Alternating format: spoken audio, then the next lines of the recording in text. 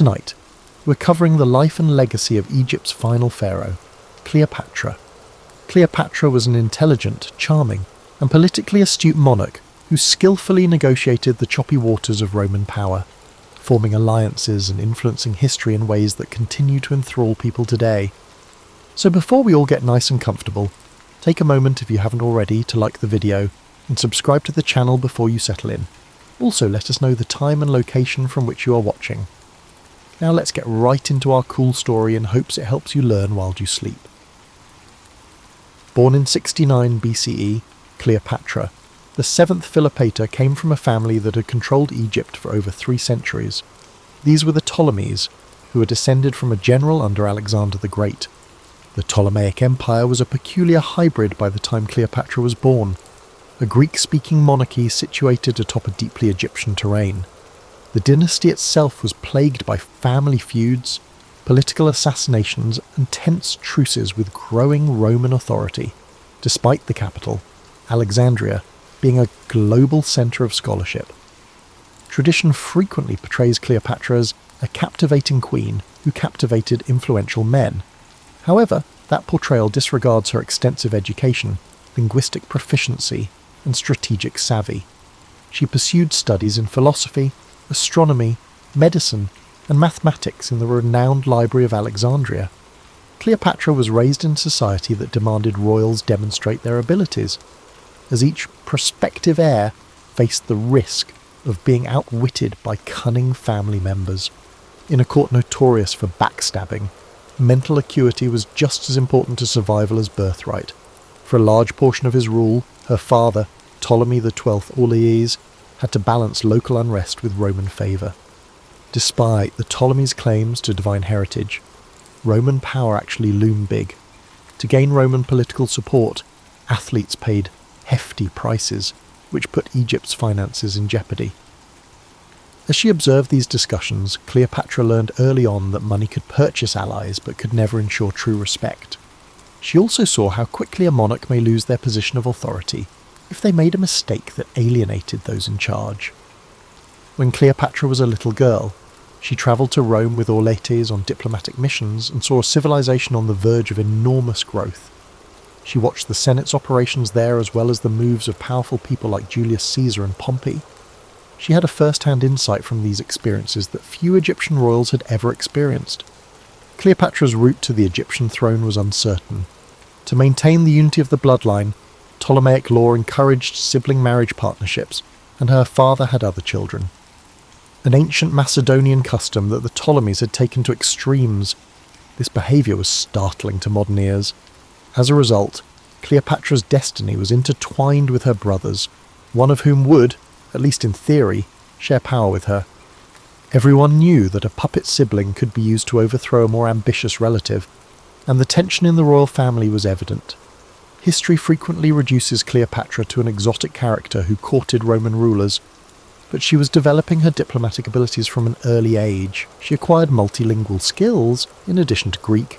She reportedly knew Aramaic, Ethiopian, and probably Hebrew well as an Egyptian, which most of her Ptolemaic predecessors never tried to master. She was able to avoid having her comments misinterpreted by interpreters by speaking to courtiers, merchants, and foreign envoys in their own tongues. Her ability to communicate directly became one of her most powerful assets, enabling her to bridge cultural gaps. The domestic politics of Egypt were very complicated. As they had done for thousands of years, priesthoods held considerable power. Careful supervision was required of the irrigation system. Grain shipments fueled the kingdom's economy by feeding both Egyptians and international markets. Cleopatra was aware of the fragility underlying the opulence of the court spectacles. In ancient times, grain was valuable, and managing the Nile's resources meant managing the money needed to survive. To keep the Roman bankers happy, the priests placated, and the crops steady, a wise ruler was required. However, when her father passed away in 51 BCE, Cleopatra was still a young woman. She and her younger brother, Ptolemy XIII, were designated as joint rulers in the will. This arrangement was less about true balance and more about ceremonial tradition. Groups in the court tried to influence the young boy king against his sister very immediately. Cleopatra had to decide whether to submit to these power struggles or to stand up for herself at the risk of starting a civil war. Cleopatra's early life prepared her for her eventual decisive actions, even though most people only recall her later involvements with Mark Antony and Julius Caesar. Her background, learning at the library, observing Roman politics, and negotiating a contentious court, formed the foundation of her strategic perspective. She was adamant that ambitious Romans should not use Egypt as a prize or a province. Although the road ahead was dangerous, Cleopatra had been well prepared by her upbringing. She wasn't a passive character. She was already planning ahead and prepared to play a political chess game that would decide her kingdom's destiny. Cleopatra, who was 18 at the time of Ptolemy XII's death, found herself sharing the kingdom with her brother, Ptolemy XIII, who was only 10 or 11 years old at the time. Although they were classified as equals in their official titles, Cleopatra was aware of the covert power structures in the royal court. The young king's advisors saw an opportunity to marginalise her by portraying her as an intrusive sister who posed a danger to the boy's legitimate authority. Political scheming by a flurry of courtiers, including the powerful regent Pothinus and a general by the name of Achilles, soon compelled Cleopatra to leave Alexandria. Cleopatra was sent into exile because she would not concede defeat. Instead of disappearing into obscurity, she gathered a small troop and set up camp east of the Nile Delta to wait. She made appeals to border troops who were devoted to her father's legacy, merchants who were upset over the mayhem in Alexandria, and local allies. Cleopatra closely monitored Rome's internal conflicts during this period. Caesar's previous ally, the Roman general Gnaeus Pompey, was now losing a civil war against his erstwhile comrade. The Alexandrian court made the tragic choice to have Pompey killed when he landed in Egypt in search of resources and safety. The killing was likely done to appease Julius Caesar, who was pursuing Pompey. However, the results of this heinous deed were not what they had hoped for. Caesar personally landed in Alexandria in the fall of 48 BCE. A stable monarchy, or at least a compliant administration that would pay for his wartime expenses, was what he hoped to discover. Instead, he found himself in a country that was embroiled in a fraternal war, with Ptolemy XIII's camp fighting for control of the city and Cleopatra in exile.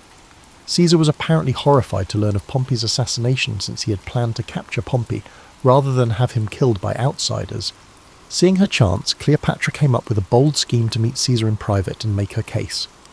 According to legend, to get past Ptolemy's guards, Cleopatra planned to be smuggled into the palace rolled up in a carpet or bag.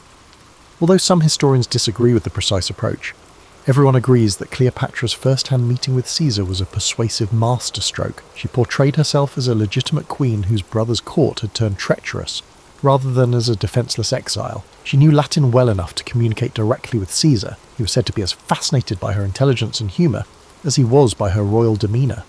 Caesar, a master strategist, believed that Cleopatra was a better ally than her younger brother in ensuring Egypt's stability. The siblings must get back together and rule together again, he said. The councillors to Ptolemy XIII refused to obey because they felt their authority was in jeopardy. As tensions increased, the Alexandrian War broke out. Alexandria's streets and docks became battlefields when Caesar's army engaged in combat with Ptolemy XIII's supporters. Although reports differ on the extent and timing of the destruction, the renowned library itself may have sustained some damage during this fight. Cleopatra remained calm in the face of chaos.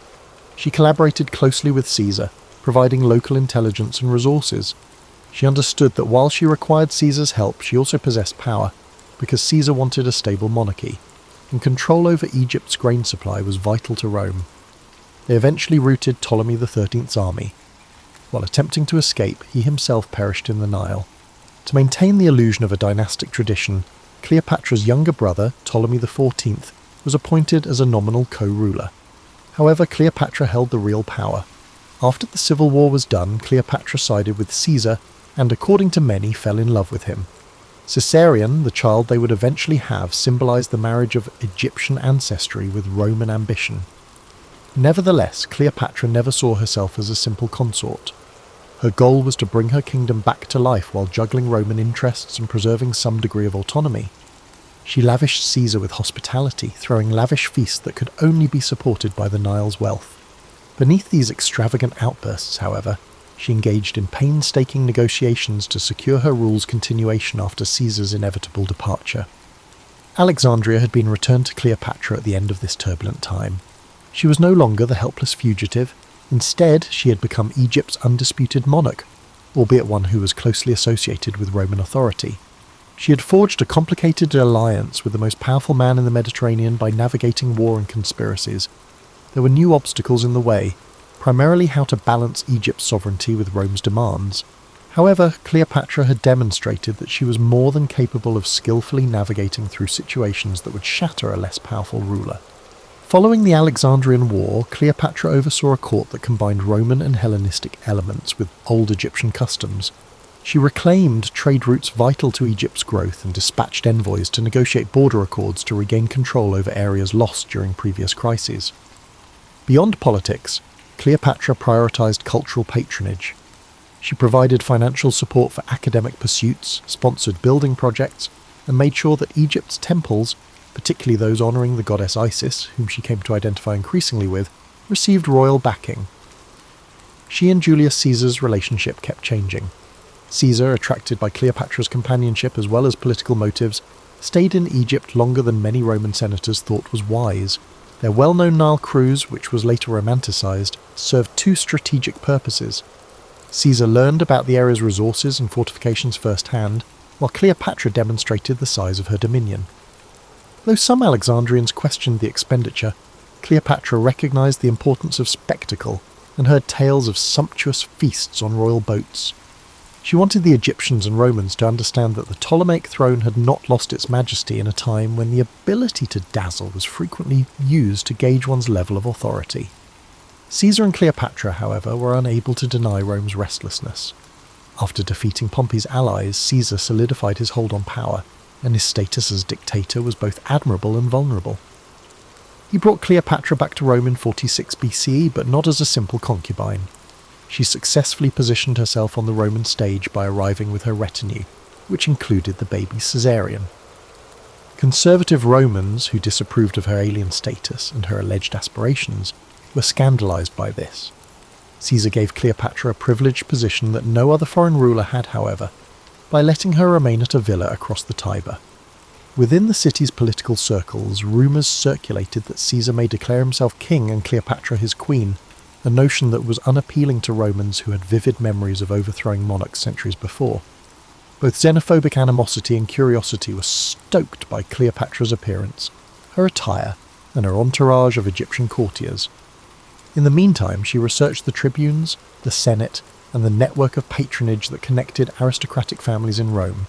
She realised how shaky Rome's acceptance of her was.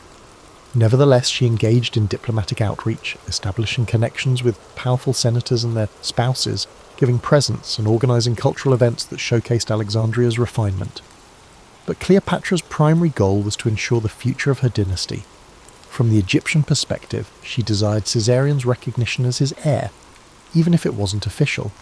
Caesar gave Caesarion preferential treatment even though he never legally declared him his son under Roman law. Caesar's continuous success appeared to be the key to the future. However, the tide of Roman politics was shifting, and many were disturbed by Caesar's acquisition of awards and display of monarchical accoutrements. Caesar was assassinated on the Ides of March in 44 BCE as a result of a conspiracy. Cleopatra, shocked and exposed, was in a dangerous situation in Rome. She swiftly retreated amid the confusion, returning to Alexandria with Caesarion and her entourage. According to some accounts, she thought about siding with Mark Antony or other groups in the ensuing power war. Cleopatra, however, was realistic. She understood that Romans would fight for the Republic once more, and before making any dangerous agreements, she needed to know who would win. Securely established in Egypt, she concentrated on bolstering the economy and defences of her realm, while she awaited the next Roman ruler to initiate contact. She made a deliberate decision to stay out of Rome during this rough time. If she had stayed,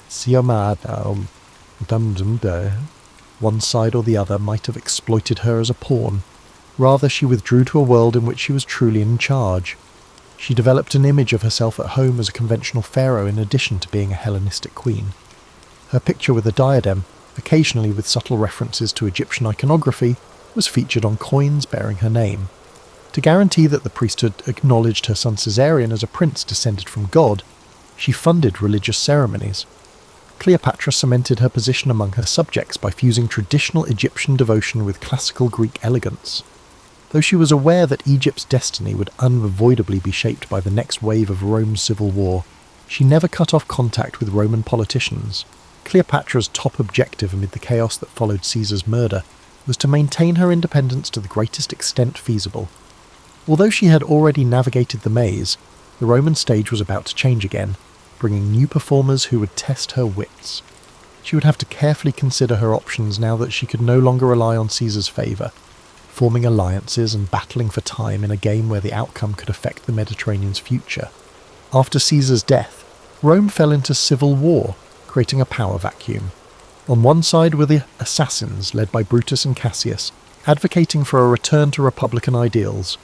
The second triumvirate brought together three important figures: Octavian, Caesar's adopted son and heir; Mark Antony, a seasoned general and close ally of Caesar; and Lepidus, whose influence quickly diminished. In the following 2 years, these factions fought for dominance. From Alexandria, Cleopatra observed, knowing Egypt's wealth could become a bargaining chip again.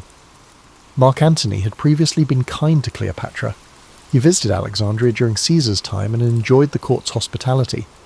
As the triumvirate faced Brutus and Cassius, Antony required resources, grain, ships and money, to strengthen his position. He called Cleopatra to Tarsus, Asia Minor, to negotiate terms. The summons was not just a polite request. Ignoring it could provoke Roman anger. Cleopatra recognized an opportunity. Negotiating from a strong position could help her gain recognition for Caesarion and assert her autonomy. Her arrival in Tarsus turned into a legendary tale.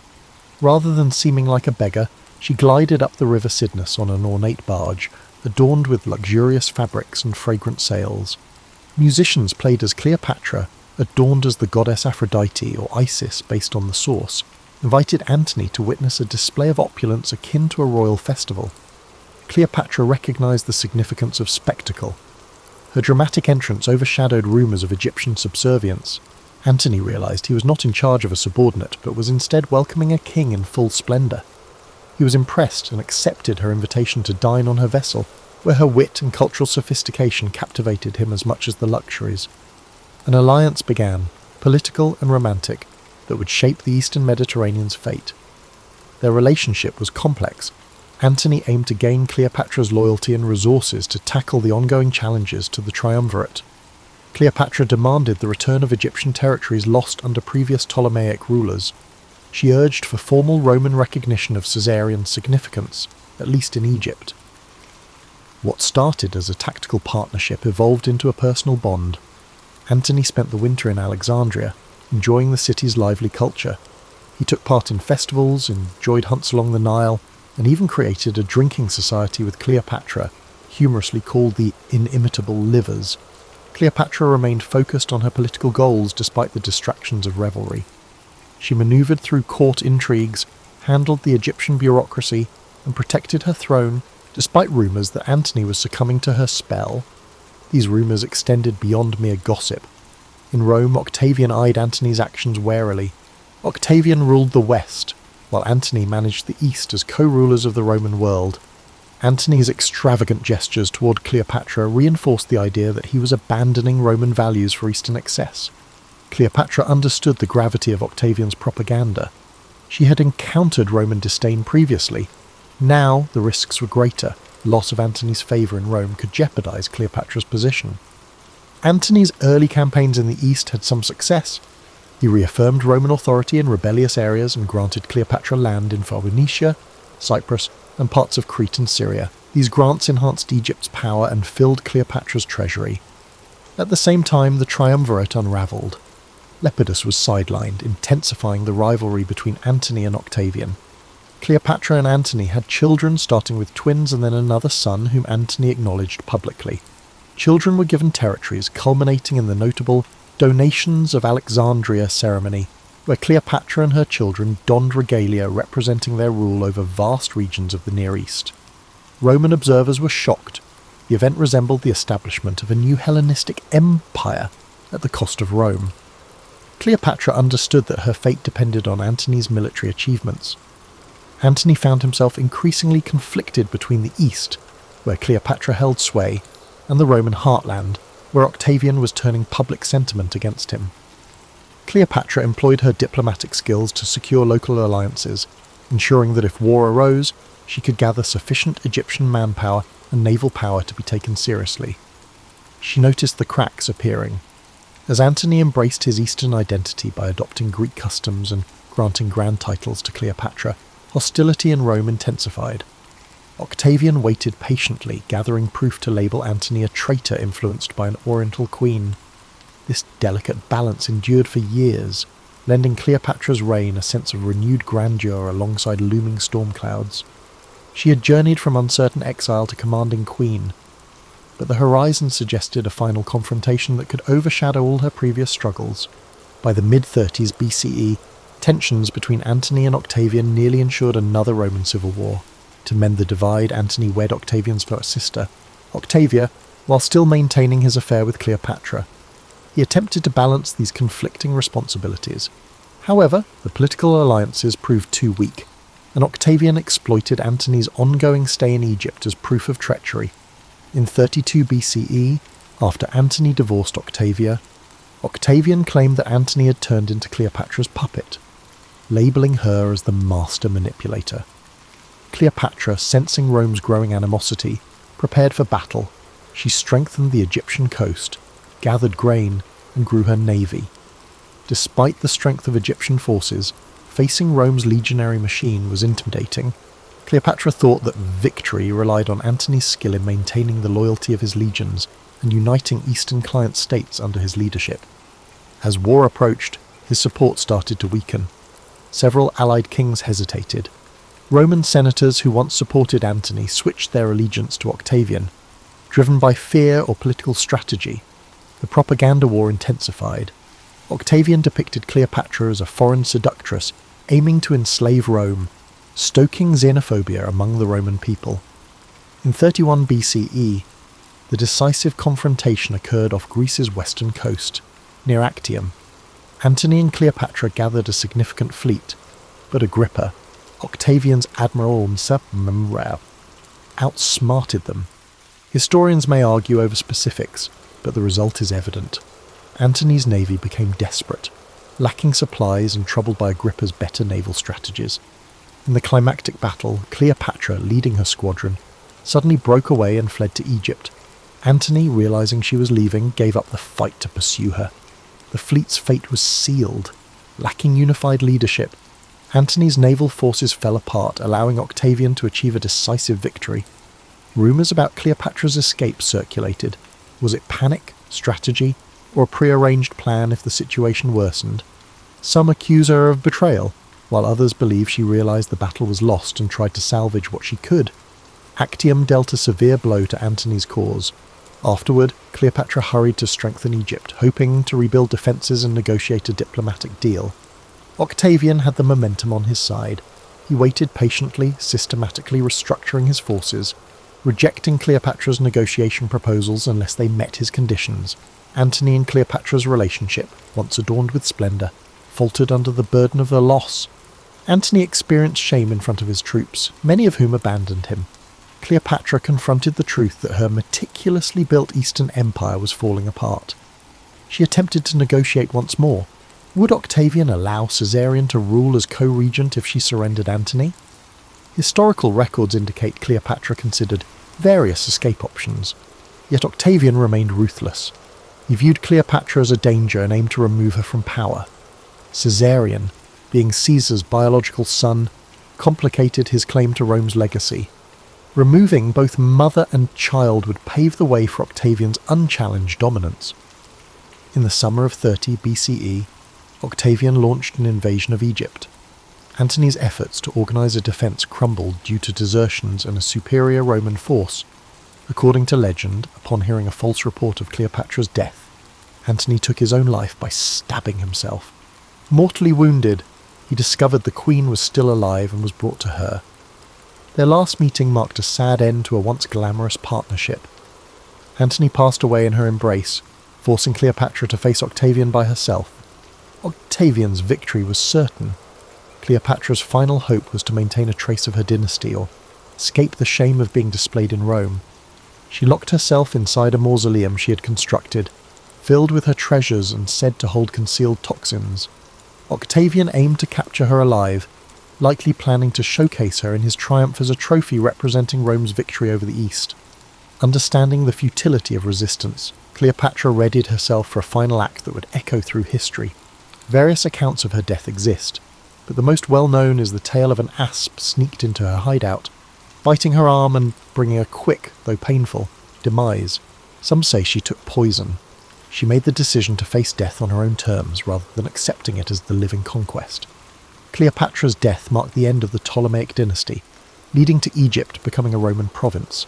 Caesarion was captured and executed on Octavian's orders, removing any threat to his rise as Rome's first emperor, Augustus. Cleopatra's reign ended, but her legend was just beginning, destined to be recounted in ways that often masked the woman behind the myth. After Cleopatra's death, Roman accounts depicted her as a cunning temptress whose ambitions led Antony astray from Roman virtue. Poets and historians aligned with Octavian, who would become Augustus, reflected the official narrative that Cleopatra represented the corrupt East. Her final stand, the gilded mausoleum, and the tale of the asp became material for moralizing treatises and sensational storytelling. Despite the Romans' vilification, they could not deny her importance. She was the final monarch of a once mighty dynasty, and her fall signified Rome's clear dominance in the Mediterranean.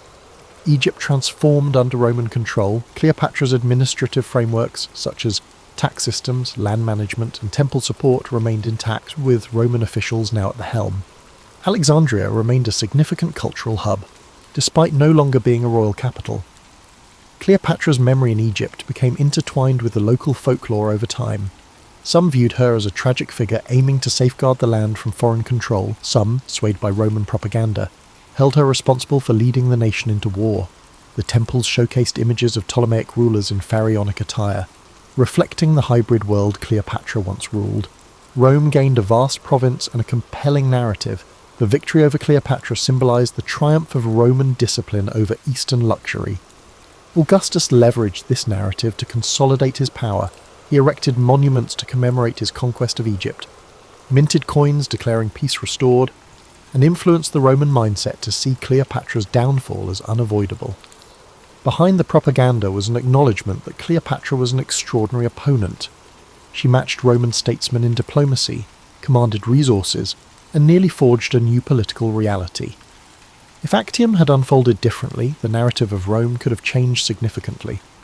Over the centuries, Cleopatra's reputation changed numerous times. Roman playwrights depicted her as a witch, captivating Antony with his potions and spells. Early Christian writers used her as a cautionary tale about the dangers of lust and power, emphasizing moral lessons. However, there were also more understanding perspectives. Chroniclers, particularly of Greek descent, lauded her intelligence, multilingual abilities, and cultural refinement. Alternative accounts reveal her negotiations with local elites, philanthropic gestures to the Alexandrian poor, and efforts to maintain Egyptian autonomy. These insights provided an alternative to the prevailing Roman story. In the medieval period, much classical literature remained in monasteries. Cleopatra appeared occasionally in moral tales or collections of notable women, frequently overshadowed by biblical figures. The Renaissance revival of classical learning sparked new curiosity. Scholars found Greek and Roman texts, revealing Cleopatra as a multifaceted figure. Artists drew inspiration from her dramatic life, creating paintings, plays, and poems.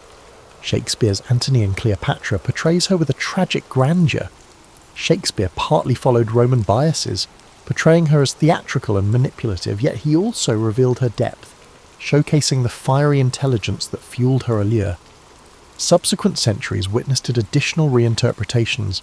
Enlightenment thinkers debated if Cleopatra was an enlightened ruler or a reckless tyrant. The Romantics saw her as a symbol of passionate defiance against a cold, practical empire. In the 19th and early 20th centuries, European Orientalist views transformed Cleopatra into the symbol of exotic allure.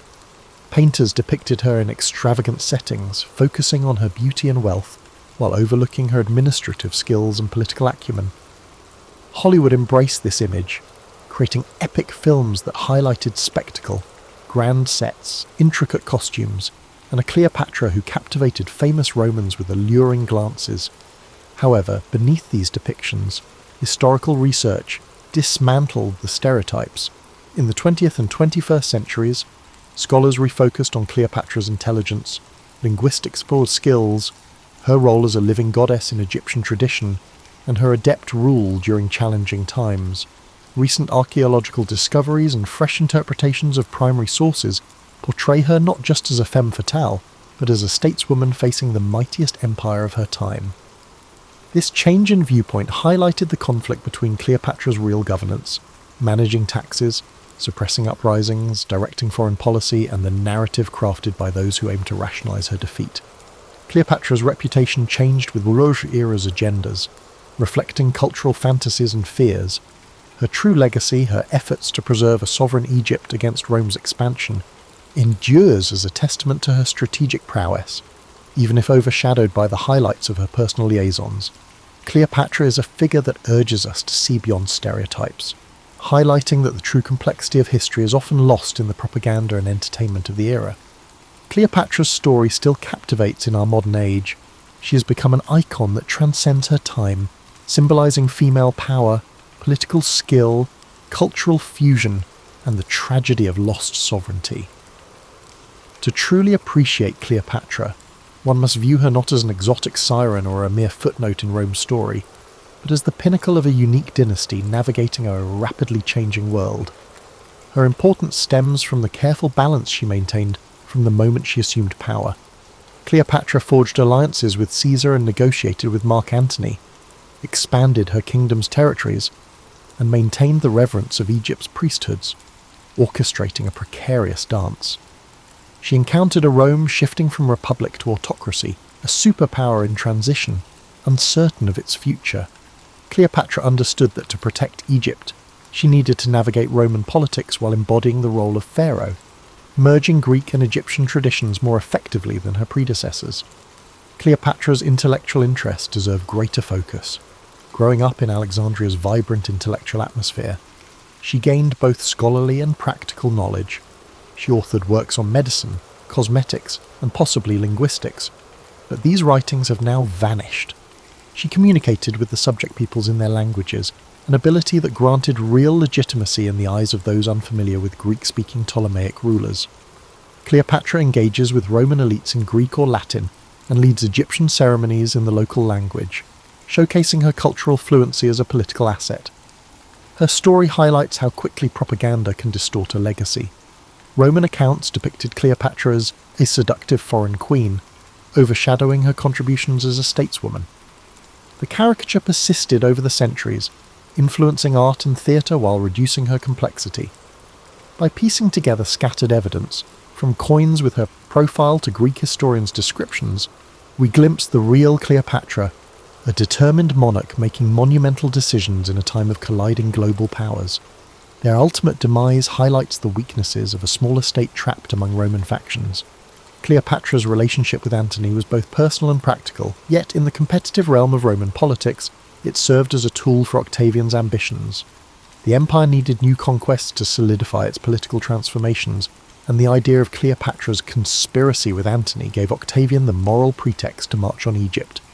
However, Cleopatra managed to outsmart him, engaging in covert negotiations until Actium irreversibly shifted the balance.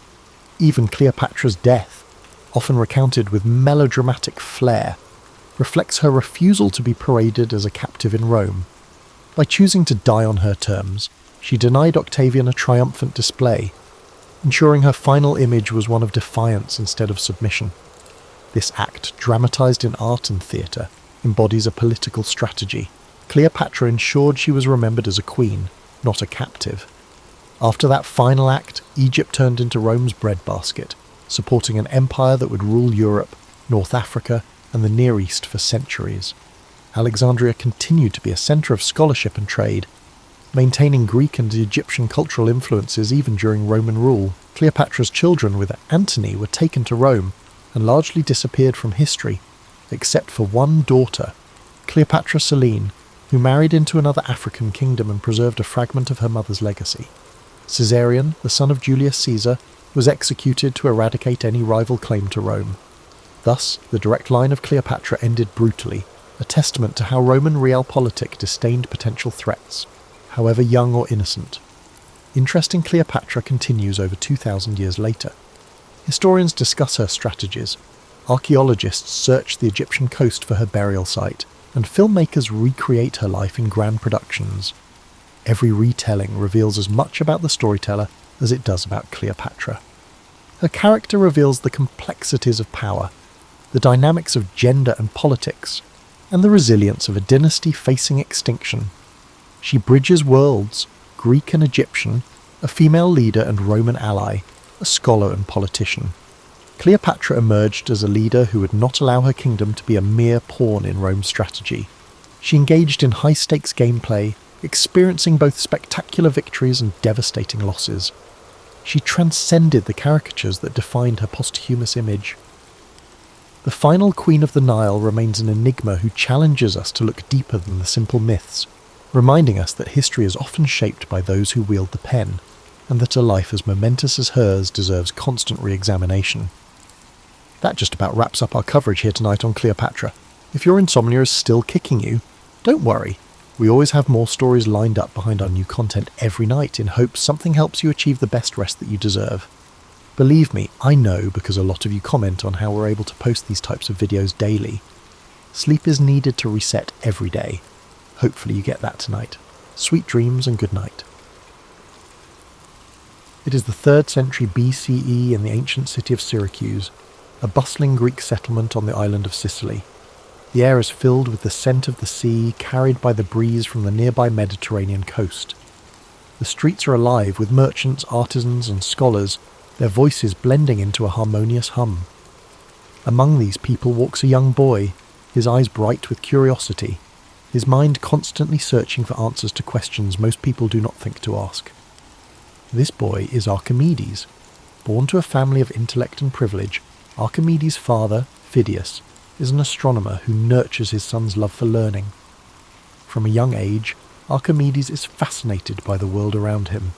The way the stars move across the night sky, the precise mechanics of gears and levers, the simple yet profound mysteries of numbers, all of these captivate his developing mind. He spends his days asking questions, pondering problems and seeking answers in the natural world. As Archimedes grows, his thirst for knowledge takes him beyond the borders of Syracuse. He travels to Alexandria in Egypt, a renowned centre of learning, home to the Great Library of Alexandria. Here he studies alongside the brightest minds of his time, absorbing knowledge like a sponge. He dives deep into the works of great thinkers, geometry, physics, astronomy. Each new concept fuels his passion for discovery, and his mind sharpens with each lesson learned. Upon returning to Syracuse, Archimedes dedicates himself to a life of study and invention. He spends his days in quiet contemplation, often retreating to his study or wandering the shores of the sea. His mind dances with ideas, equations, and theories. He is not concerned with wealth or fame, but with understanding the fundamental principles that govern the universe. One of his most famous discoveries begins in a moment of quiet observation. The story goes that King Hero II, ruler of Syracuse, asks Archimedes to determine whether a crown made for him is pure gold, or if the goldsmith has mixed in lesser metals. Pondering this problem, Archimedes relaxes into a warm bath, the water rippling around him. As he lowers his body into the tub, he notices how the water rises, displaced by his form. In that instant, a revelation strikes him, the principle of buoyancy. He realizes that by measuring how much water an object displaces, he can determine its density and thus its purity. Overcome with excitement, he leaps from the bath and runs through the streets shouting, "Eureka! Eureka!" Greek for, "I have found it." This moment, though simple, is a breakthrough in science and engineering, demonstrating Archimedes' brilliance and his ability to find solutions in the most ordinary of experiences. This principle, now known as Archimedes' principle, lays the foundation for understanding buoyancy and density, concepts that will influence science for centuries to come. Archimedes' work continues to expand. He is fascinated by the power of simple machines and begins to develop tools and mechanisms that demonstrate the incredible potential of levers, pulleys, and screws. He famously declares, "Give me a place to stand, and I will move the earth." These words reflect his deep understanding of the mechanical advantage provided by levers.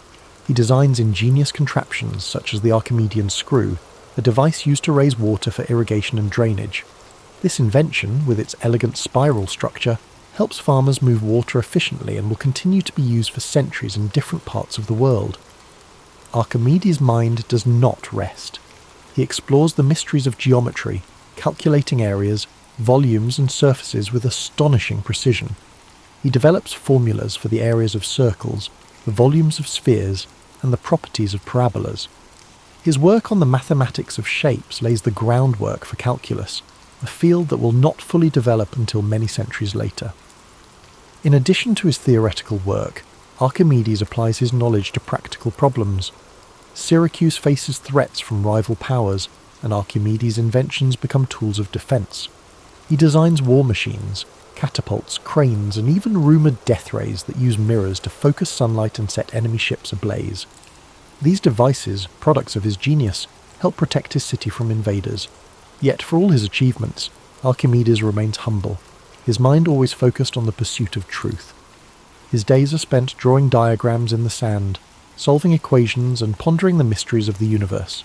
His joy lies not in the recognition of others, but in the quiet satisfaction of discovery.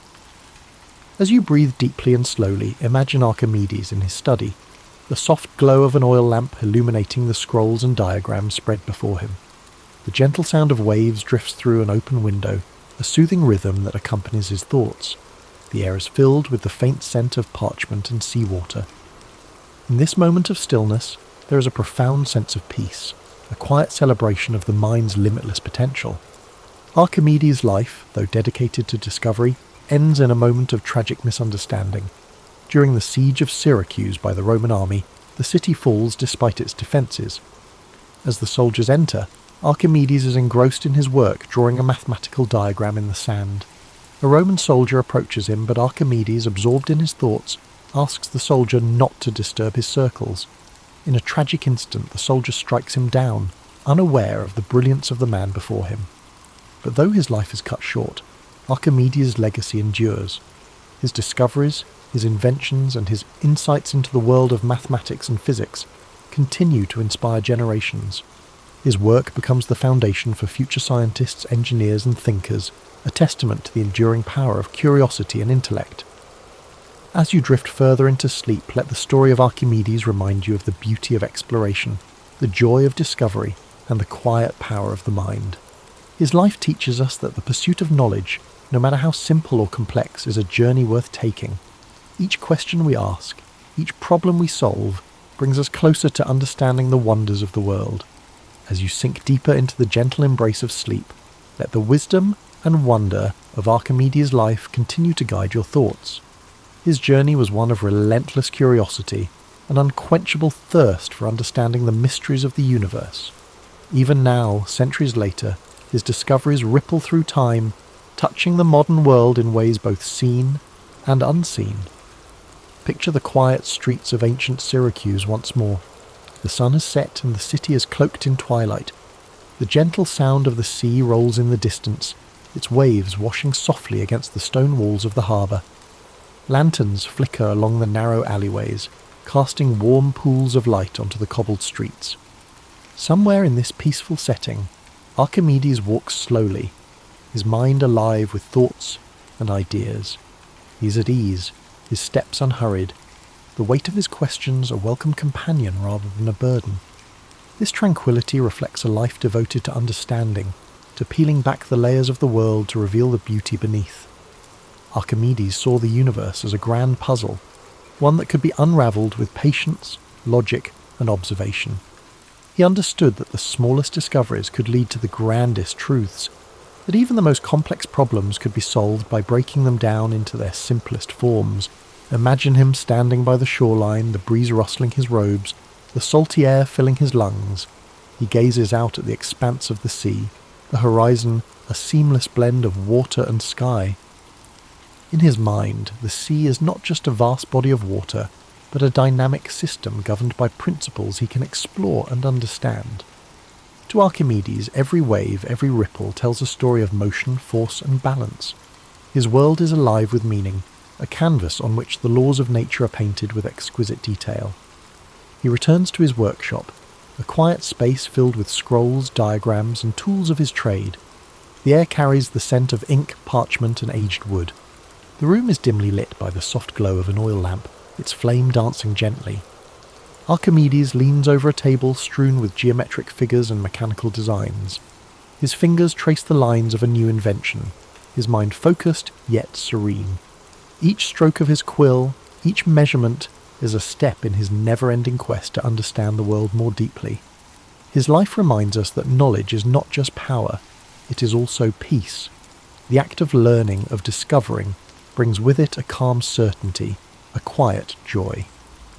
Archimedes found solace in his work, in the simple yet profound pleasure of solving a problem, of uncovering a truth that lay hidden just beneath the surface. His discoveries were not just for his time, but for all time, a gift to future generations who would build upon his legacy. Allow your mind to rest in this world of gentle discovery, where questions are welcomed and answers are earned through patience and insight. Let the image of Archimedes' quiet contemplation bring you comfort. His life shows us that there is beauty in thought, in exploration, in the pursuit of knowledge. No problem is too large, no challenge too daunting when faced with a calm and determined mind. As you breathe slowly and deeply, feel a sense of calm curiosity settle over you. The worries of the day drift away, replaced by the stillness of this moment. The gentle rhythm of your breath becomes the heartbeat of your own quiet discoveries. Like Archimedes, you're free to explore the depths of your thoughts, to wonder, to question, and to dream. The soft lapping of waves on the shore echoes in the distance, a soothing sound that anchors you to a place of peace. The stars twinkle faintly above, each one a reminder of the infinite possibilities that lie before you. Archimedes understood that the universe, vast and mysterious, is a place of endless wonder. And as you drift further into sleep, you too are part of that wonder, a being of thought, curiosity, and potential. Imagine the warmth of a gentle sun rising over the horizon, casting its golden light across the quiet city of Syracuse. The world awakens slowly, the streets coming to life with the soft sounds of morning. Archimedes' study is filled with the gentle glow of dawn, his scrolls illuminated by the first rays of light. The work continues, the questions remain, and the journey of discovery goes on. In this moment, you're wrapped in a blanket of peace and possibility. The story of Archimedes whispers to you that the pursuit of knowledge is a path without end, a journey that brings fulfillment and joy. His life is a reminder that even the smallest insights can lead to the greatest understandings, that patience and curiosity are the keys to unlocking the universe's secrets. As you drift deeper into the serene embrace of sleep, let the story of Archimedes continue to weave through your thoughts like a gentle current. His life reminds us that the universe is filled with puzzles waiting to be solved, and each quiet moment of reflection brings us closer to understanding its secrets. The night is calm now, and the echoes of his discoveries linger softly in your mind. Imagine the gentle rhythm of the sea, the waves rising and falling in a soothing eternal dance. The moon casts a silvery light upon the water, its reflection shimmering and rippling with each movement. This same sea, with its endless motion, once inspired Archimedes to develop theories of fluid mechanics, his brilliant mind observing patterns and laws hidden in the simplest of things. To him, the sea was more than just water. It was a universe of knowledge, a place where physics, geometry, and nature met in perfect harmony. Allow yourself to float upon this tranquil sea, the waves cradling you with their soft, steady motion. The worries of the day dissolve, carried away by the tides. Each breath you take is like the rise and fall of the waves, a rhythm of life, of peace, of calm. You're held safely in this space of quiet discovery, where the world's complexities fade into simplicity, and every thought leads you closer to rest. Picture Archimedes seated on a sun-warmed rock by the shoreline, a piece of parchment resting on his knee. The wind tousles his hair as he sketches shapes and equations with a steady hand.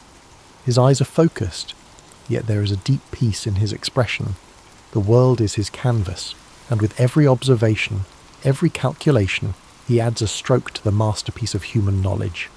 His mind is a sanctuary, a place where curiosity flows freely, unencumbered by doubt or fear. In your own mind, you too have this sanctuary, a place where thoughts drift like clouds, where questions are welcomed, and where answers are like stars twinkling softly in the night sky. There is no need to rush, no pressure to understand everything at once. The act of wondering, of exploring, is enough. This quiet space within you is a reflection of Archimedes' own calm, thoughtful mind, a place where peace and discovery coexist.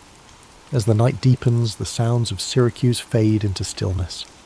The bustling markets, the clink of hammers in workshops, the calls of merchants, all grow quieter, like the world itself is gently falling asleep.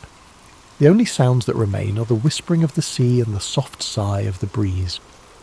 Archimedes continues his work, his mind at ease, immersed in the beauty of the world's mysteries. In his final moments, Archimedes was said to have been absorbed in thought, drawing figures in the sand. Even as chaos swirled around him, his focus remained unbroken, his mind lost in contemplation. This dedication, this unwavering love of knowledge, is a gentle reminder that we, too, can find peace in the simple act of thinking, of observing, of being present with our thoughts. As you breathe in deeply, imagine the sand beneath your feet, warm and soft.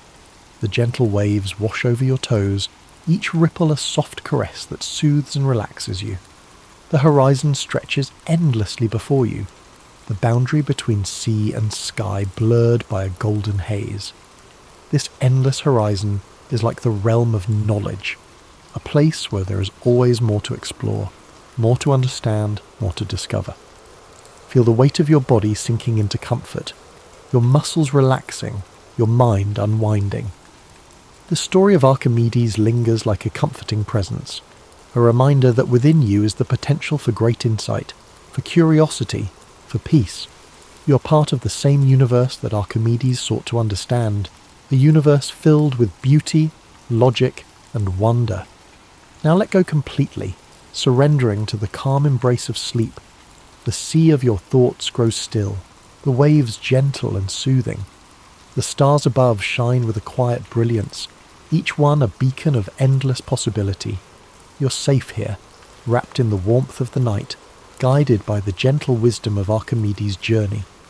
Thank you for joining us tonight on History and Sleep. May this story of discovery, resilience, and curiosity guide you into a deep, restful slumber. Let Archimedes' legacy remind you that every question, every thought, every moment of wonder is a step toward understanding the world around you. Sleep deeply, knowing that you are part of a grand, beautiful universe, and that peace and curiosity are always within your reach. To surpass it. Philip himself is not a particularly sentimental father. He loves Alexander in his own way, yet the kingdom demands more attention than his son. Under King Philip, Macedon has become stronger, more organised and more dangerous to neighbouring lands. Philip sees in Alexander the potential to carry on and expand his work. He pushes the boy to study with the best tutors in all of Greece, ensuring a potent blend of martial and intellectual preparation. Aristotle is one among many teachers, but uniquely revered. He nurtures Alexander's fascination with science, philosophy, and the fringes of knowledge. Lessons aren't rote memorization, but dialogues, full of debates that test logic and stoke curiosity. This mental discipline shapes Alexander's sense of strategy and cunning. The climate in the palace is complex. Every corner can hold a potential spy, and each dusty corridor might echo with rumours of betrayals and alliances. People talk in low tones about the tension between Philip and his wives. Alexander's mother, Olympias, is as formidable in her own right as any soldier. Devout worshipper of the god Dionysus, she's rumoured to participate in midnight rituals involving serpents, drums, and an ecstatic communion with the divine. Some say she is cunning, even a dangerous influence on Alexander. Yet to him, she is not the mysterious priestess, but the unwavering pillar of maternal warmth. Between Philip's stern discipline and Olympias's intense devotion, Alexander is shaped by a certain duality, logic wedded to the mystical, ambition guided by tradition but emboldened by dreams of grandeur. From an early age, Alexander's thirst for the glory, finds its first real test in the stables of his father.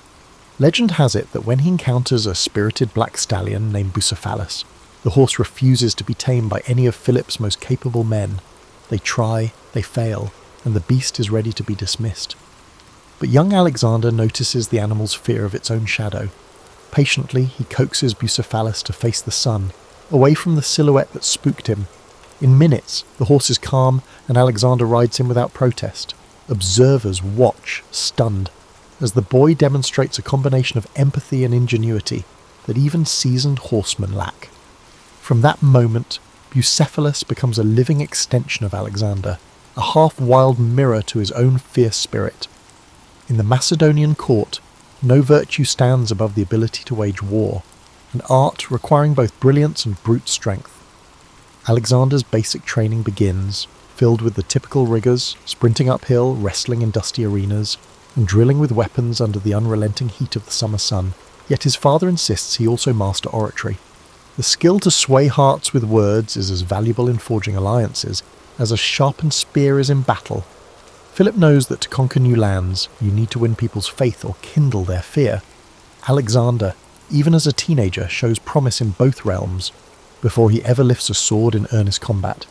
He has already convinced many of his peers he is destined for greatness. At night, after the strenuous training and political chatter, Alexander retreats to the palace library. He pores over scrolls describing the achievements of legendary heroes, Achilles most of all. When Alexander reads these stories, he doesn't see them as dusty relics, but as signposts of what is possible. Every triumph of Achilles, every cunning manoeuvre of Odysseus, becomes a clue to his own destiny. Yet he's not content to just mirror these heroes. He wants to eclipse them, to inscribe his own feats into the tapestry of myths. In his private moments, he contemplates the ephemeral nature of life. He wonders how many will remember him after centuries have passed. His conclusion is always the same: only through extraordinary deeds can one transcend mortality.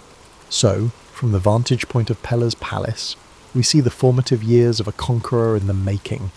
The forces shaping Alexander's character are as varied as the lands he will one day traverse. The unwavering discipline from King Philip, the fierce spiritual intensity from Olympius, the philosophical grounding from Aristotle, and the burning ambition stoked by legends of warriors past.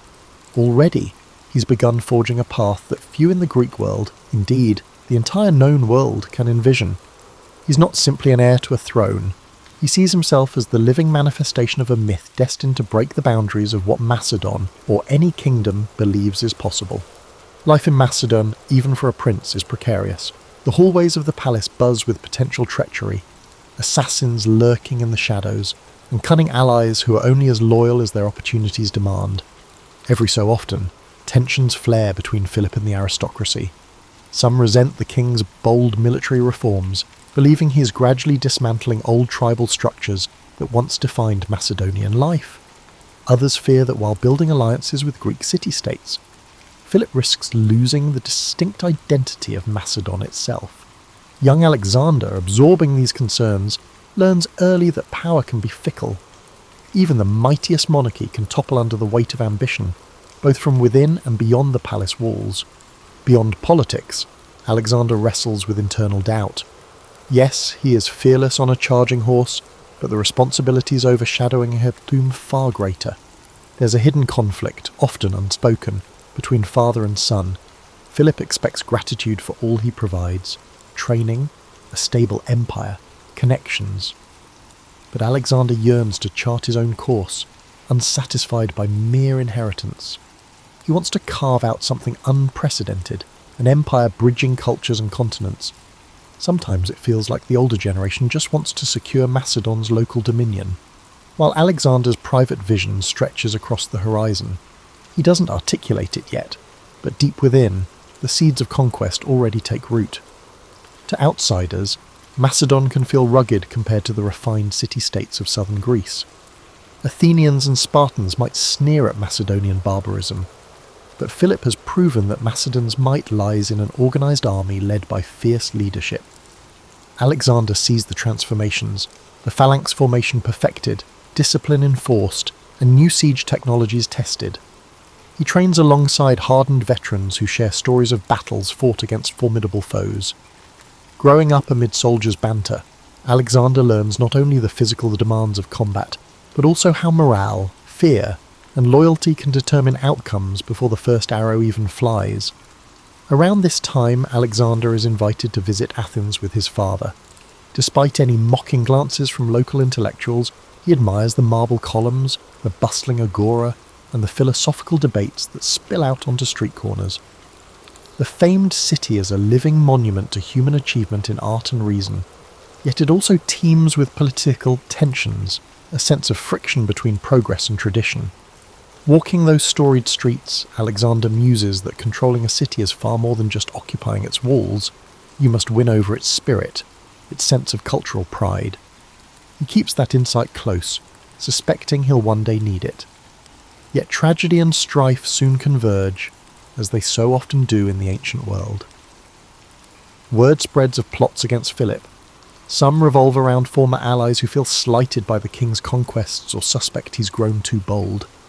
Alexander stands on the periphery, uncertain whether he should intervene, afraid that any misstep might implicate him as a conspirator. The tension boils over during a grand ceremony, one that should have been a pinnacle of Philip's prestige. In a sudden and shocking moment, an assassin plunges a blade into the king. The crowd gasps. The king of Macedon, unstoppable in battle, falls victim to a single thrust in the confusion of the celebration. Chaos erupts, with bystanders scattering and guards rushing forward.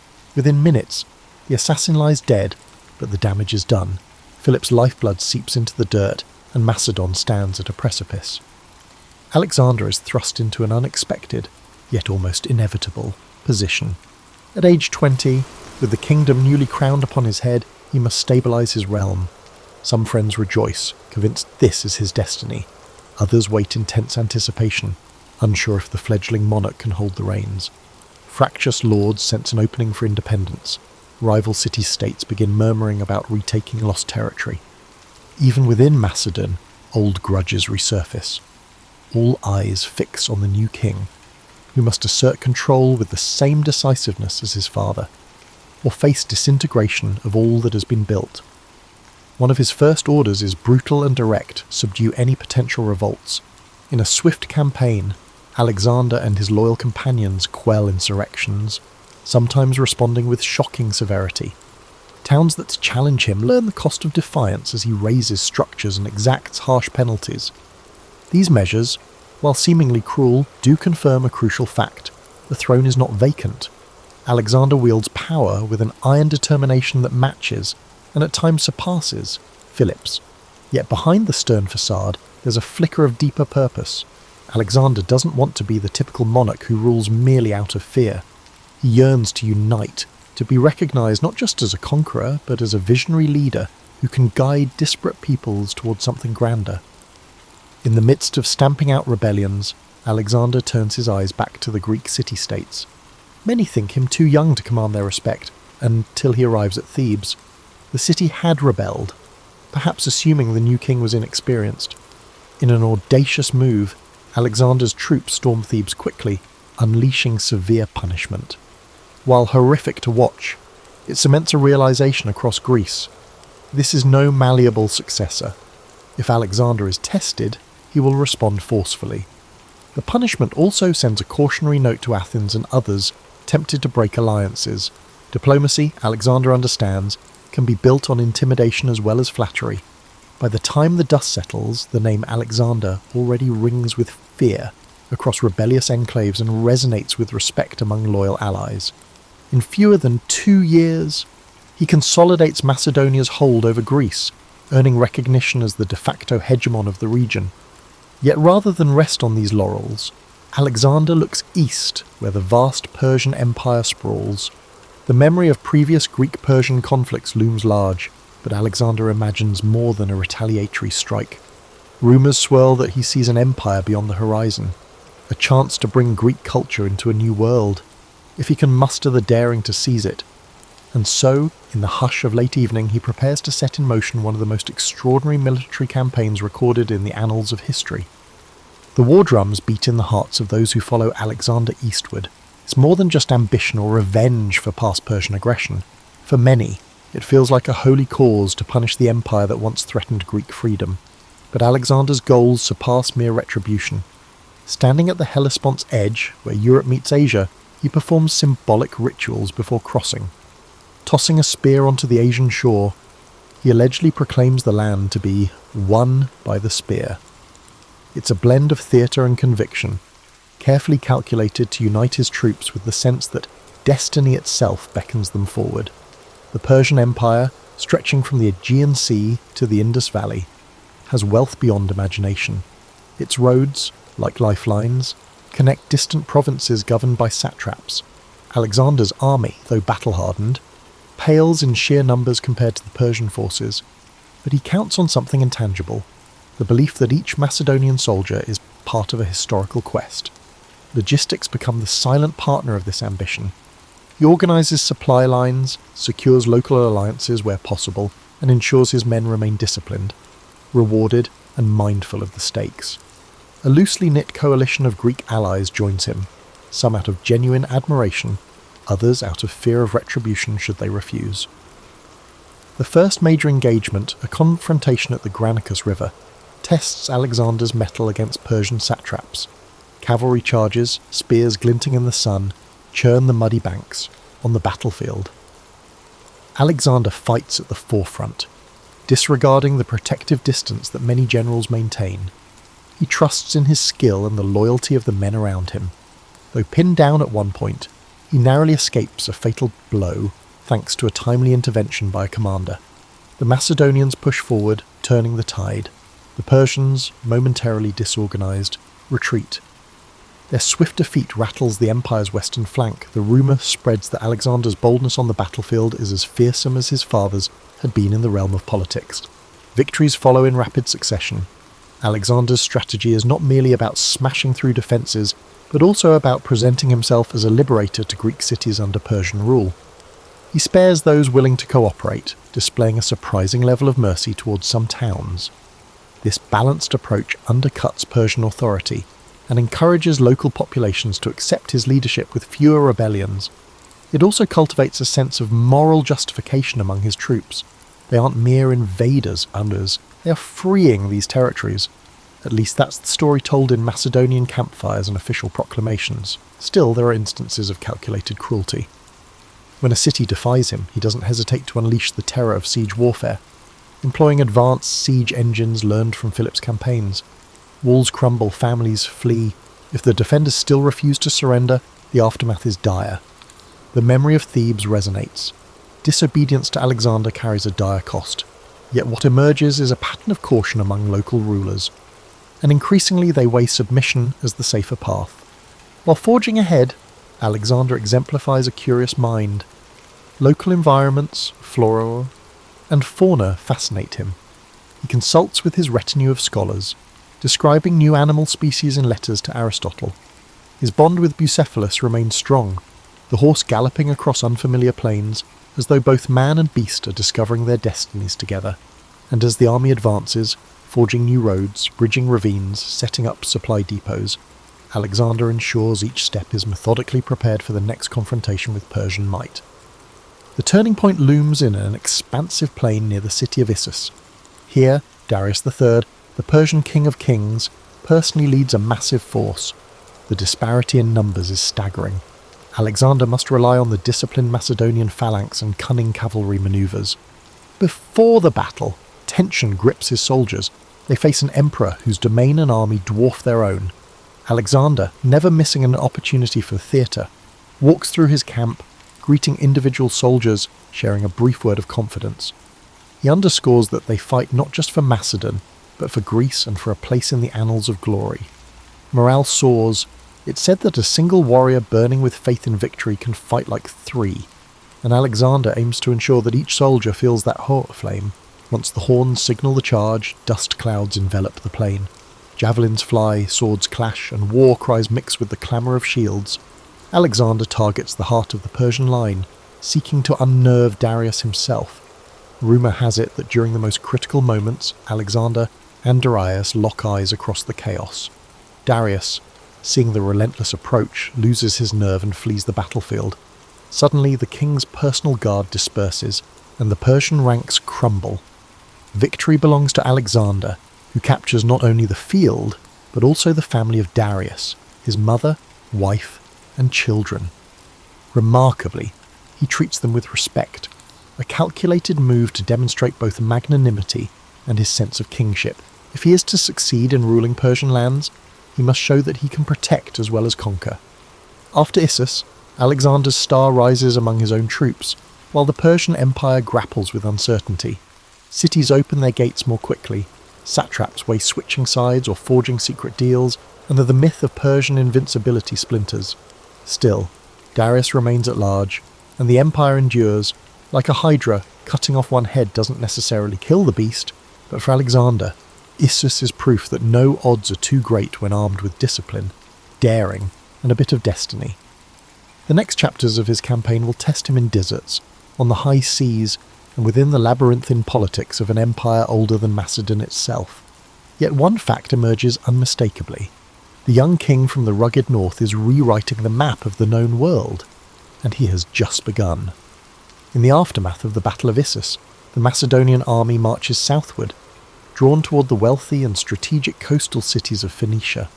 The broad objective is clear: secure the eastern Mediterranean ports and deny the Persian fleet any safe harbours. City by city, Alexander negotiates or besieges, or fostering alliances with those who bow voluntarily and subduing those who resist. At the city of Tyre, perched on an island with towering walls, Alexander meets one of his most formidable sieges yet. Tyre's defenders mock the Macedonians, convinced that their fortress is impregnable, protected by the shimmering blue waters around it. Unfazed, Alexander orders the construction of a massive causeway stretching from the mainland to the island. Day by day, the land bridge inches forward, built from timber and rubble. Tyre's defenders hurl blazing projectiles and stage daring naval raids, inflicting casualties. Still, Alexander's men persist. The siege of Tyre drags on for months, an agonizing test of perseverance and engineering. To motivate his frustrated troops, Alexander personally joins them at the construction, shoulders loaded with materials as though he were an ordinary labourer, sweat mingling with dust on his brow. This spectacle of shared hardship stiffens their resolve, forging a deeper bond. Eventually, Macedonian siege engines batter Tyre's walls. The city falls, unleashing a bloody aftermath that once again underscores Alexander's ruthless approach when denied a swift victory. The causeway, left behind in the sea, stands as a testament to his unbending will to succeed. From Tyre, Alexander's gaze shifts to Egypt. The Egyptians, long subjugated by Persia, see an opening in the young conqueror's approach. Upon arrival, Alexander is greeted less as an invader and more as a liberator, welcomed with processions and offerings. The famed city of Memphis opens its gates, and Alexander visits its temples. He's fascinated by the age-old rituals, the colossal statues of the gods, and the labyrinthine lore. For some, his admiration might seem an act, another shrewd political ploy to win hearts. But Alexander truly finds wonder in the cultural richness he encounters. Sensing the importance of Egyptian beliefs, he visits the oracle of Amun at Siwa, traversing desert expanses. Legend suggests that in the hush of the sanctuary, the oracle addresses him as the son of a god. The exact words remain hidden in the desert's silence, but from that day on, Alexander's conviction in his divine destiny intensifies. Seizing this momentum, he founds the city of Alexandria on Egypt's Mediterranean coast, his future capital in the region. Alexander envisions it as a bustling hub for trade, culture, and philosophy. He consults architects on layout and design, ensuring broad avenues to catch the sea breeze and grand public spaces that might rival Athens. Even in the midst of conquest, his mind is drawn to city planning, forging new centres of learning and commerce. For him, building an empire isn't merely about claiming land, it's about shaping the fabric of civilization. He leaves behind administrators and soldiers to cement Macedonian authority, ensuring that the nascent city will flourish once he has moved on. Returning to the broader campaign, Alexander heads back north and east to chase Darius into the heart of Persia. The next great confrontation comes at Gaugamela, a dusty plain where the Persian king assembles a massive army bolstered by scythes, chariots and war elephants. The sight intimidates, an ocean of Persian soldiers swirling with countless banners. Yet Alexander employs cunning tactics, encouraging his cavalry to feign retreats, luring enemy chariots into positions where they are easily targeted, and orchestrating the phalanx to hold firm against waves of attackers. Again, Darius flees. The Persian king's departure sends shockwaves through his ranks, inciting panic. Alexander's victory at Gaugamela effectively shatters the core of Persian military might. It's a triumph so decisive that historians later mark it as the downfall of the Achaemenid Empire. With no organised Persian resistance left, Alexander moves eastward into Babylon, a city of legendary splendour. Gold-laden temples, lush hanging gardens, and the labyrinth of ancient streets leave Alexander in awe. Babylon's populace yields to him without significant conflict, and he enters the city like a triumphant hero. Symbolic gestures follow. Alexander orders that the local temples be restored, presenting himself as a patron of Babylonian religion and traditions. Each region he conquers, he strives to affirm its culture and worship, forging an image of himself as a unifier rather than a mere plunderer. Beneath the spectacle, though, is a shrewd realization. To rule lands as vast as Persia, intimidation alone won't suffice. Understanding and respecting local customs will secure loyalty far more effectively than perpetuating fear.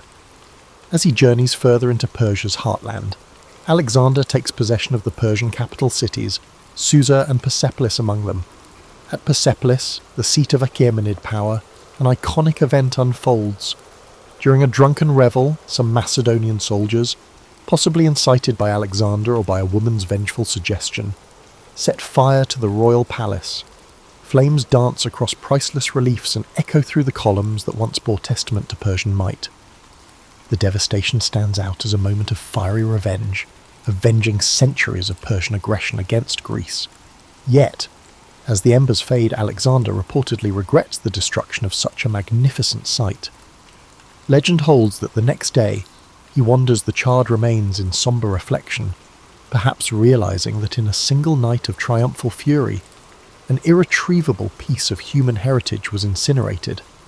By now, Alexander has all but dethroned Darius, who flees east with a few loyalists, yet the empire's total subjugation remains incomplete. Vast territories in Central Asia remain unconquered. Rebellious satraps and local warlords refuse to acknowledge Macedonian rule. The campaign that began with dreams of bridging Europe and Asia now stretches into a sprawling pursuit across deserts, mountains and unfamiliar realms. Alexander, undeterred, pushes onward. The once modest Macedonian force has evolved into a complex, multicultural army, incorporating Persians, Egyptians, and other peoples. Still, the spirit of Macedonia endures in the discipline of its core phalanx and the leadership of Alexander himself. No rumour of a hostile warlord or a rebellious city can quell his determination.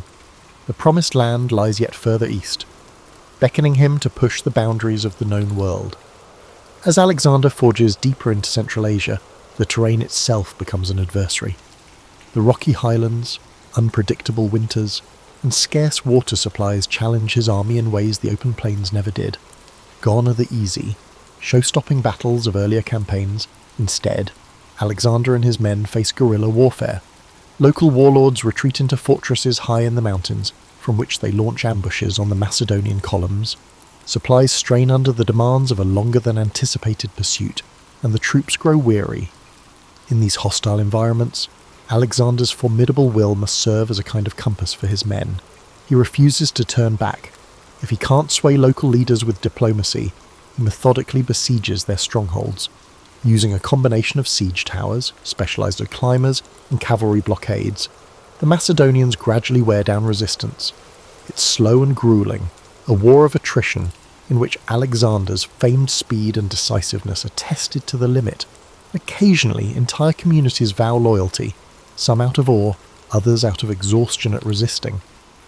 Alexander seizes such opportunities to integrate them into his growing empire, placing local leaders in positions of governance if they pledge allegiance. He's discovered that a balanced approach of magnanimity and unrelenting force can be potent. Central Asia also introduces him to new customs and cultures. The region's vibrant tapestries, horse-breeding traditions, and local myths intrigue him. Even the architecture, mud brick fortresses perched on precipitous cliffs, provides lessons in resourceful building methods. Though the campaign is physically draining, Alexander seems mentally alive, soaking up every experience as if it might offer a clue to how worlds might merge under his rule. As the army trudges forward, Alexander's increasingly elaborate attire, sometimes blending Persian finery with Macedonian practicality, sparks disquiet among his veteran officers. They mutter that he's adopting foreign ways too eagerly. Alexander is aware of the whispers, but believes that to govern effectively, he must visibly embrace the cultures under his dominion. For the older Macedonians, though, these gestures threaten the very identity they fought to protect. Tension simmers. One controversy that ignites this tension is Alexander's adoption of the Persian court practice known as proskinesis, bowing or prostrating oneself before the king. Among Persians, it symbolizes respect for a ruler believed to be quasi-divine. However, for Macedonians and Greeks, bowing to another mortal man seems like servile flattery, even blasphemy. When Alexander begins expecting his courtiers to perform the gesture, he faces a quiet but potent backlash. It's not outright mutiny, but murmurs drift through the camp that their once-beloved leader is succumbing to arrogance, forgetting that the bond between commander and soldier in the Macedonian tradition was forged through a shared sense of mortal equality. Alexander, for his part, sees proskinesis as a means to unify the traditions of East and West under a single court protocol, but the friction underscores the growing distance between him and the rank and file who once found him so relatable. Adding to this strife is the case of Philotas, a high-ranking officer and son of Alexander's cherished general, Parmenion. Accusations arise that Philotas is embroiled in a conspiracy to assassinate Alexander. Whether real or fabricated, Alexander reacts swiftly. Philotas is tortured into confession and executed. Fearing Parmenion might seek vengeance, Alexander orders the older general's murder preemptively. The effect ripples through the army, striking fear and sowing doubt. Even close companions realize Alexander's paranoia has grown. No one is untouchable in the face of suspected betrayal. Rumours swirl that his mother, Olympias, had once warned him about trusting anyone too deeply. The triple blow of adoptive Persian customs, harsh punishment of perceived traitors, and the creeping sense that Alexander is evolving into a distant figure combine to erode some of the camaraderie that once fueled his men's devotion. Yet if the internal climate is fractious, the external campaign continues to expand Alexander's legend. In the region known as Bactria and Sogdiana, roughly modern Afghanistan and parts of Central Asia, Alexander marries Roxana, the daughter of a local noble. Historians debate his reasons. Is it genuine affection? Stories describe her as strikingly intelligent and beautiful, or a strategic move to legitimize his claim over the newly subjugated territories? Possibly both.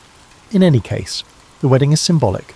It merges Macedonian power with Central Asian lineage, hinting at Alexander's deeper ambition to create a blended aristocracy that transcends old boundaries.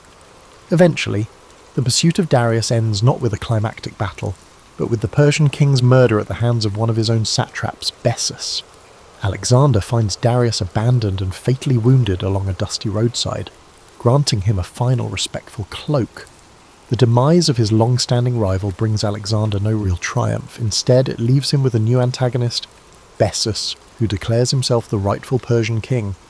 To avenge Darius and maintain the semblance of continuity, a clever tactic to rally Persian loyalists under his banner, Alexander pursues Bessus until the usurper is captured and executed.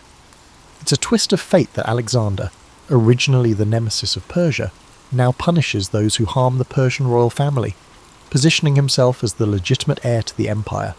With that, Alexander effectively becomes King of Asia, though the label falls short of capturing the enormity of what he's achieved. He's already governed territories from Greece to the eastern edges of the Iranian plateau, but the horizon beckons him yet again, this time toward the far-flung lands of the Indus Valley. Having extended his empire across deserts and mountains, he thirsts for new challenges. No ancient map fully satisfies him. If oceans define the world's boundary, he wants to see that boundary for himself and possibly cross it. Marching into the Indian subcontinent, the vast Indus region, Alexander confronts not a monolithic empire but a tapestry of kingdoms, each with its own traditions, warriors, and alliances. The land is lush, with tropical forests and rivers that swell during monsoon rains. As he advances, he sends envoys to local rulers, hoping to forge alliances or demand submission.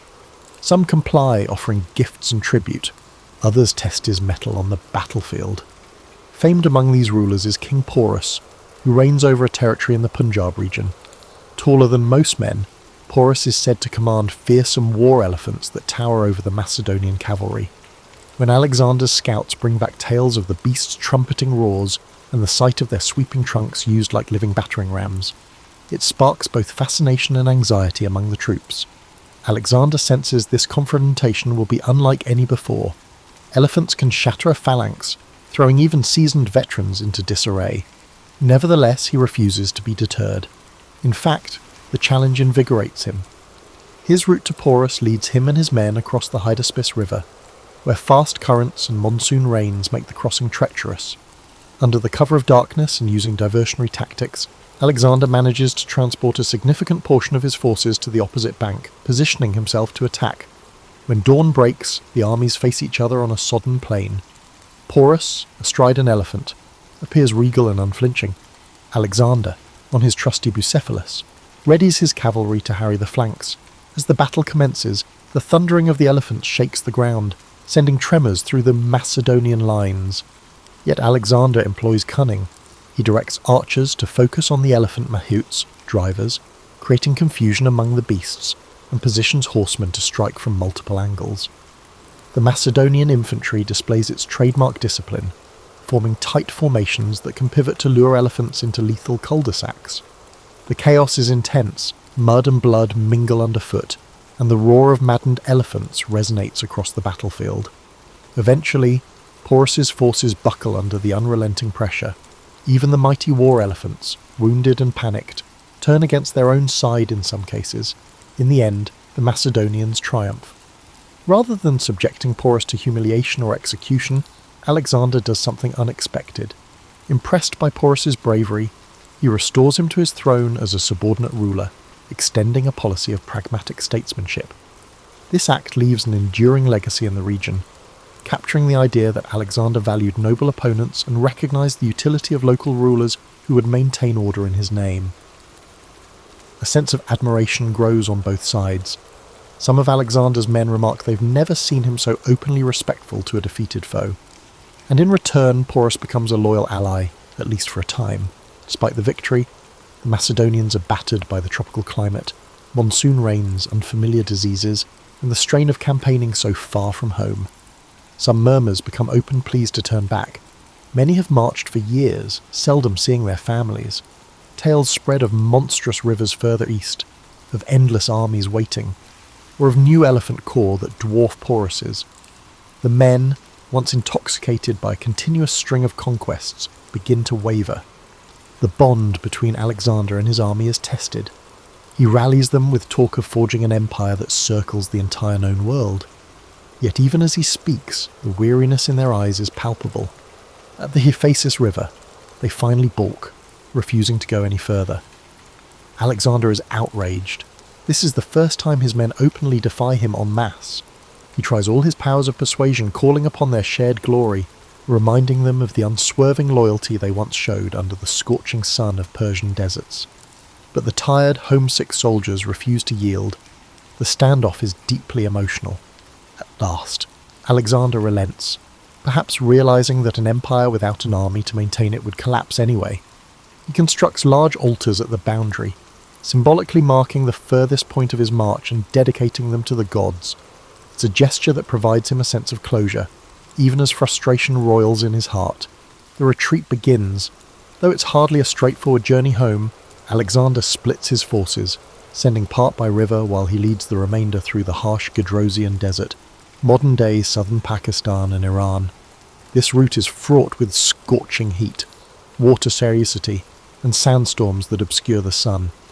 Many men succumb to thirst, exhaustion, and disease, leaving their bleached bones on the barren dunes. The retreat, in a way, becomes more of a trial than any of the battles waged. Alexander shares in the hardships. He famously pours out a helmet of offered water onto the sand rather than drinking it himself when his men have none. Such acts rekindle a measure of respect, though no one can forget the scale of the suffering they endure. At length, the battered army reunites near the Persian heartland. In place of triumphal parades, there is subdued relief. They have conquered more territory than any Greek or Macedonian ever dreamed possible. Yet the human toll is devastating. Alexander now stands at the apex of his power, in theory the ruler of everything from the Ionian Sea to the fringes of India. He has tested the boundaries of the world as known to him, but he can't escape an inevitable question. What does one do after conquering so much? There's an unease in the air, a sense that the unstoppable force of Alexander's ambition might have reached its outer limit. In the final years, Alexander's empire is vast yet fragile. He understands that simply conquering land doesn't guarantee permanence. Cracks appear among his generals, each harbouring personal ambitions. Ethnic tensions flare between Macedonians, who consider themselves the rightful rulers, and Persians, who resent foreign occupation, but also resent each other. Alexander attempts a radical solution. He pushes for a fusion of the races, encouraging mass marriages between Macedonian officers and Persian women, even presiding over a grand ceremony in Susa. Thousands of couples wed under lavish canopies, the event choreographed to signal unity. While it's a breathtaking spectacle, it doesn't fully ease the undercurrents of distrust. Many marriages end as soon as the official feasts conclude. The shift in Alexander's personal demeanour also causes unease. He drinks more heavily, at times losing the composure that once set him apart. Gone is the simplicity that marked his early campaigns. Now he's surrounded by an entourage of courtiers, many eager to flatter or manipulate. Some suspect that guilt over the killing of old friends haunts him, that the war-weary ghosts of campaigns past weigh on his conscience. Anger flares unpredictably. In one infamous episode, during a heated argument, he fatally stabs Clytus the Black, the same officer who once saved Alexander's life at the Battle of the Granicus. Immediately remorseful, Alexander is inconsolable for days, shutting himself away in anguish. But the damage is done. The old Macedonian veterans now see their king as a dangerous blend of paranoia and absolute power. Despite these tensions, Alexander doesn't abandon governance. He plans administrative reforms, carving the empire into provinces run by both Macedonian and local officials. He invests in roads, trade routes, and the expansion of cities. Alexandria in Egypt blossoms into a vibrant metropolis, a beacon of Hellenistic culture. Similar foundations or refoundations across Asia create a network of Alexandrias, each intended as a focal point of Greek influence entwined with local customs. Scholars travel these routes, exchanging knowledge from Athens, Babylon, and beyond. Alexander envisions a cosmopolitan tapestry, though whether such a vision can survive him remains uncertain. He even contemplates new campaigns. Rumours swirl that he wants to press into the Arabian Peninsula, that he might return to India with a fresh army, or sail around Africa to find a western sea route. The man who once stood restless in the courtyard of Pella still cannot resist the siren call of uncharted horizons. Yet fate intervenes. While residing in Babylon, his chosen administrative centre, Alexander falls ill after a prolonged banquet. High fever grips him. Some whisper it's the result of poisoning. Others claim it's malaria, typhoid, or complications from old battle wounds. The unstoppable conqueror, only in his early 30s, finds himself bedridden. As his condition deteriorates, Alexander's high commanders gather anxiously. Each wonders who will inherit an empire so colossal that it defies any single heir. Roxana is pregnant, but an unborn child can't rule a realm in chaos. On his deathbed, voice rasping, Alexander is said to murmur cryptic statements about leaving his empire to the strongest. Or maybe he names no successor at all. The records vary, reflecting the swirling confusion of that moment. He offers his signet ring to a trusted general, but the gesture's meaning is ambiguous. Was it a personal bequest or a declaration of succession? In the humid Babylonian nights, the mighty conqueror succumbs. Soldiers gather outside the palace gates, refusing to believe the rumours. They beg to see him one last time. Legend says the dying Alexander is carried to an antechamber, where he silently acknowledges his troops with his eyes. Too weak to speak, sorrow envelops them.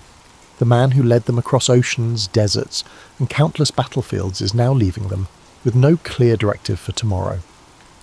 With Alexander's death, the empire he created trembles on the brink of fragmentation.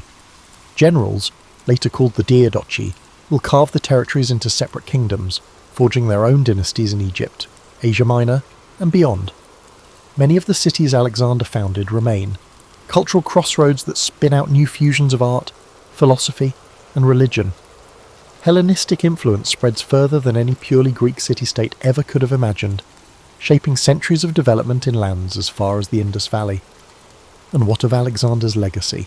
For some, he is a brilliant strategist who rewrote the art of warfare, a king who integrated peoples and stoked the fires of cross-cultural exchange. To others, he is a figure of tragic hubris, dragging thousands into a long, bloody march fueled by personal ambition. Stories from the Indus to the Nile, from the Oxus River to the Aegean Sea, carry fragments of his legend. Over centuries, the raw details morph into myths. Poets transform him into a demigod.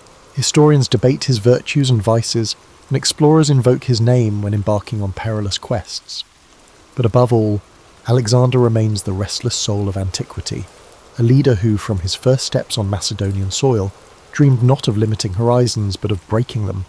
His life stands as a testament to the sheer, and sometimes terrifying, force of will, forever leaving questions about how one man's drive can alter the course of nations for good or ill.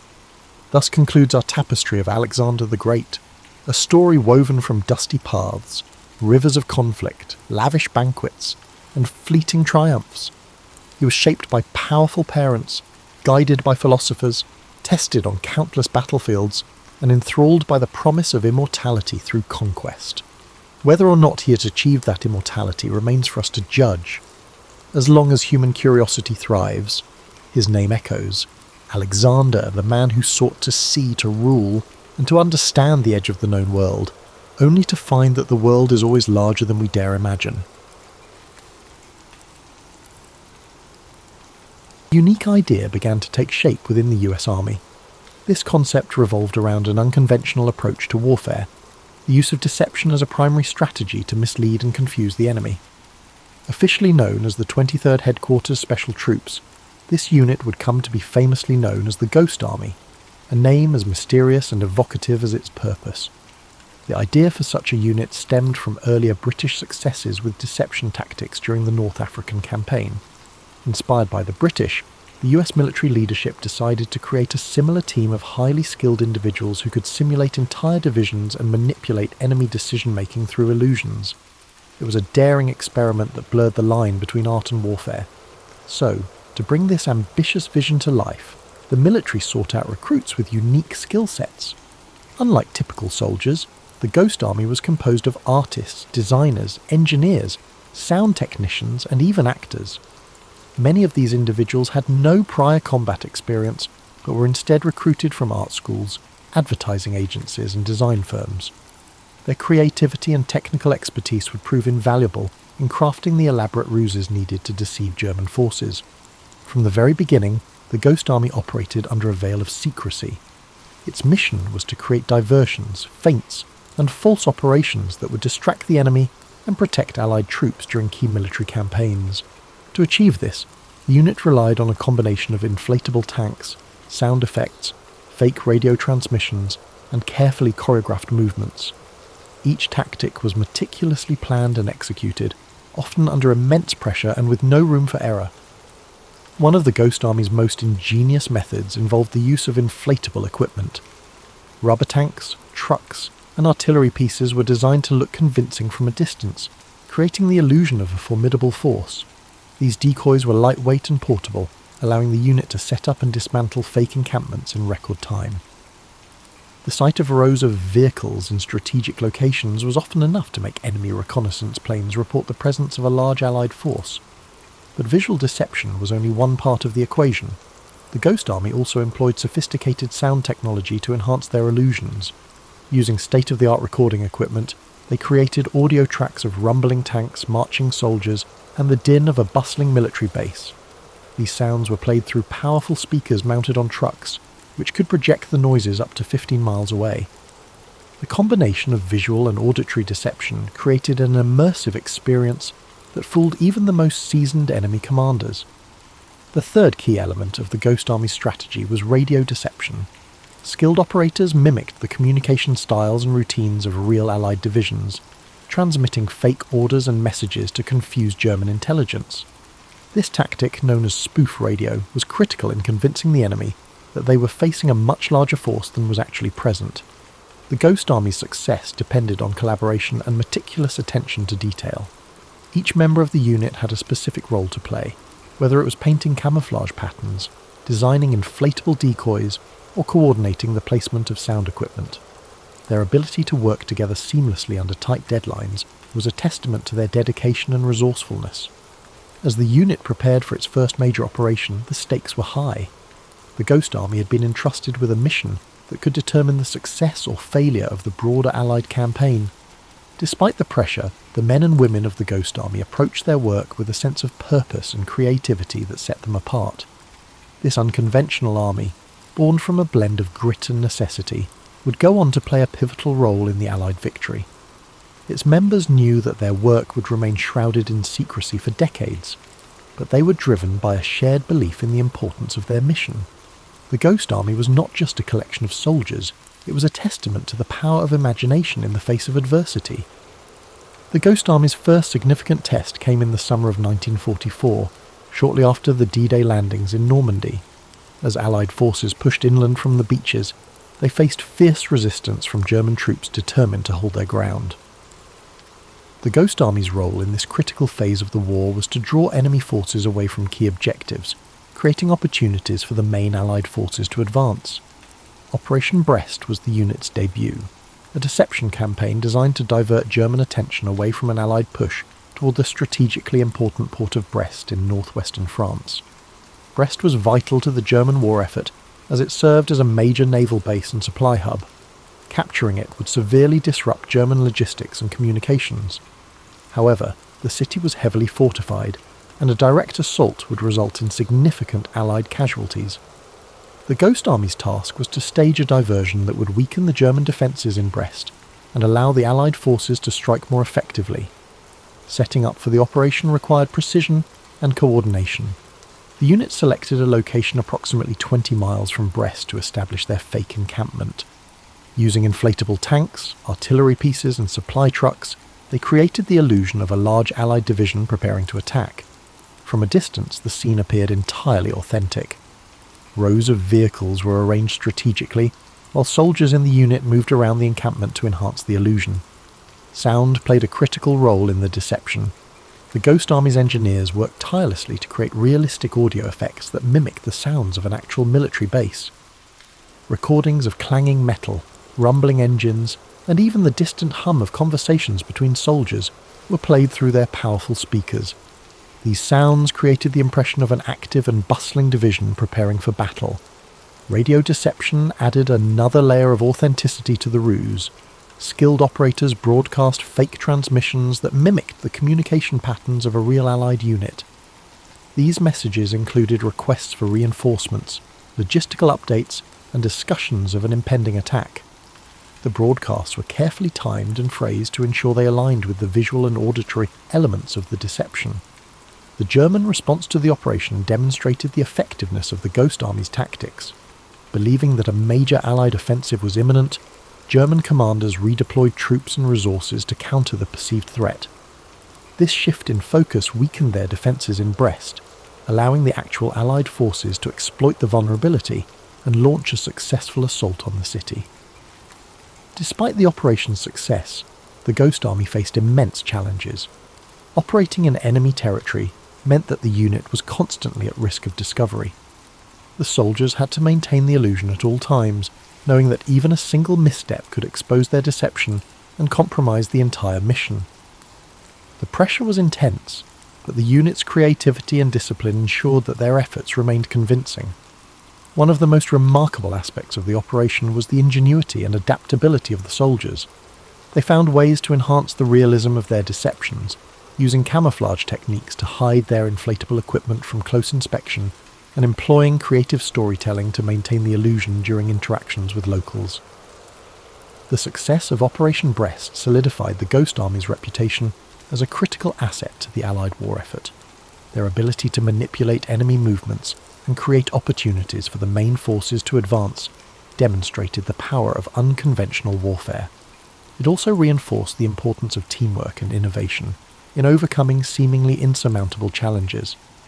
As the Ghost Army prepared for future missions, they carried the lessons of Operation Breast with them. The experience had tested their resolve and resourcefulness, but it had also proven that their unique approach to warfare could have a profound impact on the outcome of the conflict.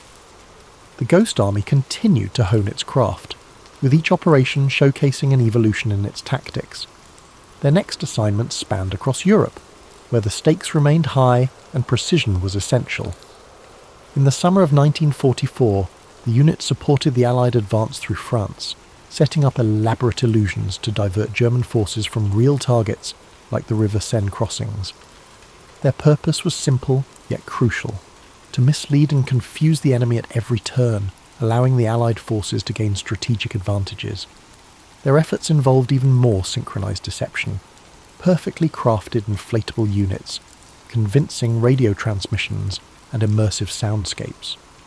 As the war progressed, the unit's techniques became increasingly sophisticated, with inflatable tanks, trucks, and artillery pieces designed to look even more realistic. These decoys, placed at key locations, tricked German reconnaissance aircraft into reporting large concentrations of Allied forces, buying the real Allied troops precious time. The Ghost Army also refined their use of sound. Engineers strategically placed speakers to project the noises of marching soldiers, machinery and military equipment, rumbles and roars that mimicked an army on the move. Every detail was crafted to ensure the illusion of a bustling military operation. The sound of distant engines, the hum of generators, and the steady murmur of soldiers' conversations were all carefully arranged to create an environment that felt real from miles away.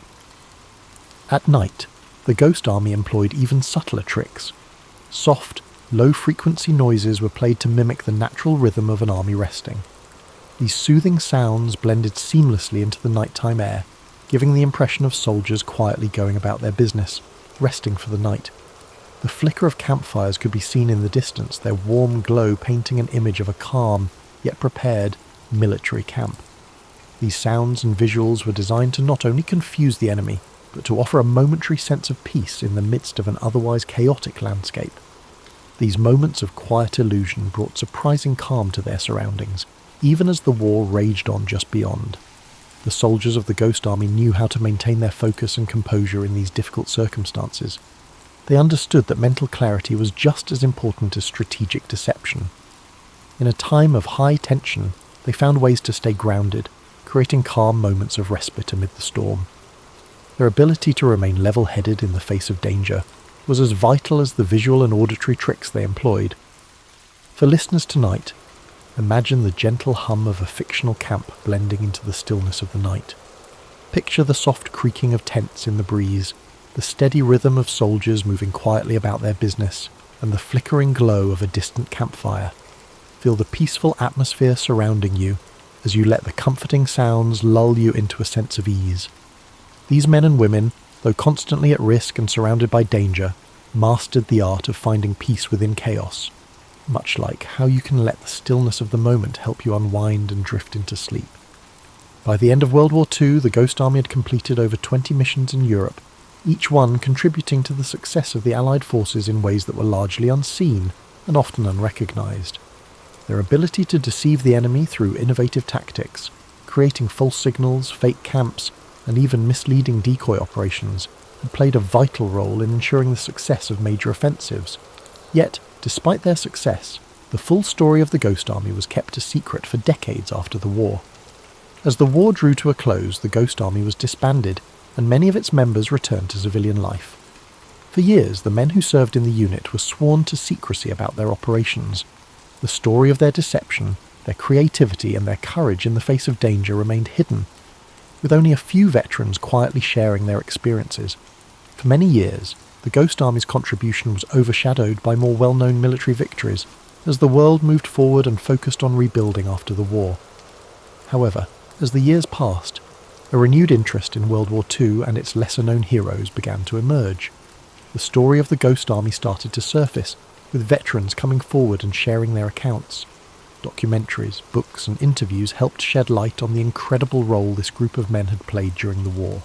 slowly the world began to recognize the significance of their work and the ingenuity behind their methods of deception. For those who had served in the Ghost Army, their experience was a mix of pride and humility. They had been part of a covert operation that required tremendous skill, teamwork, and bravery. Yet their efforts had often gone unnoticed by the general public. As they shared their stories, they also spoke of the deep bonds formed among the members of the unit, the camaraderie that had sustained them in the face of danger, and the immense satisfaction of knowing they had helped bring an end to one of the darkest chapters in history. As time passed, the Ghost Army became a symbol of how ingenuity and creative thinking can make a difference in the most difficult of circumstances. Their legacy is one of perseverance, resourcefulness, and the ability to turn the tide of battle with nothing more than illusion. The Ghost Army proved that even in the most dire situations, the human spirit can find a way to rise above adversity. Think of how the men of the Ghost Army must have felt as they walked away from their missions, knowing they had made an impact in a war that shaped the world. Their contributions, though not widely known at the time, were just as significant as any traditional battle fought on the front lines. Just as the Ghost Army worked quietly and methodically to achieve their goals, you too can find peace and calm in the quiet moments, allowing your mind to unwind and your body to rest. Their story is a reminder that sometimes the most profound victories are those achieved in silence, in the stillness of the night when no one is watching. And as you settle into this peaceful moment, you can take solace in the knowledge that even the smallest actions can have a far-reaching impact. Feel the weight of the day lifting from you, just as the Ghost Army lifted the burden of deception from the shoulders of the Allied forces. Although the Ghost Army's work was shrouded in secrecy during and immediately after World War II, their legacy would not remain hidden forever. In the years following the war, the significance of their contribution began to emerge, as historians, veterans, and the public began to recognize their invaluable role in shaping the outcome of the war. What began as a covert operation to mislead the enemy had become a model of ingenuity, resourcefulness, and courage. The methods developed by the Ghost Army using sound, deception, and visual illusions would go on to influence military strategies for years to come. The concept of psychological warfare, where the mind is targeted as much as the body, became more widely accepted. These tactics would inform future military operations, as the lessons learned from the Ghost Army's success were incorporated into modern military doctrine. In addition to their impact on military strategy, the Ghost Army story had an emotional and cultural effect. For many years, their deeds went largely unrecognised, but as veterans began to speak out, their experiences resonated with people around the world.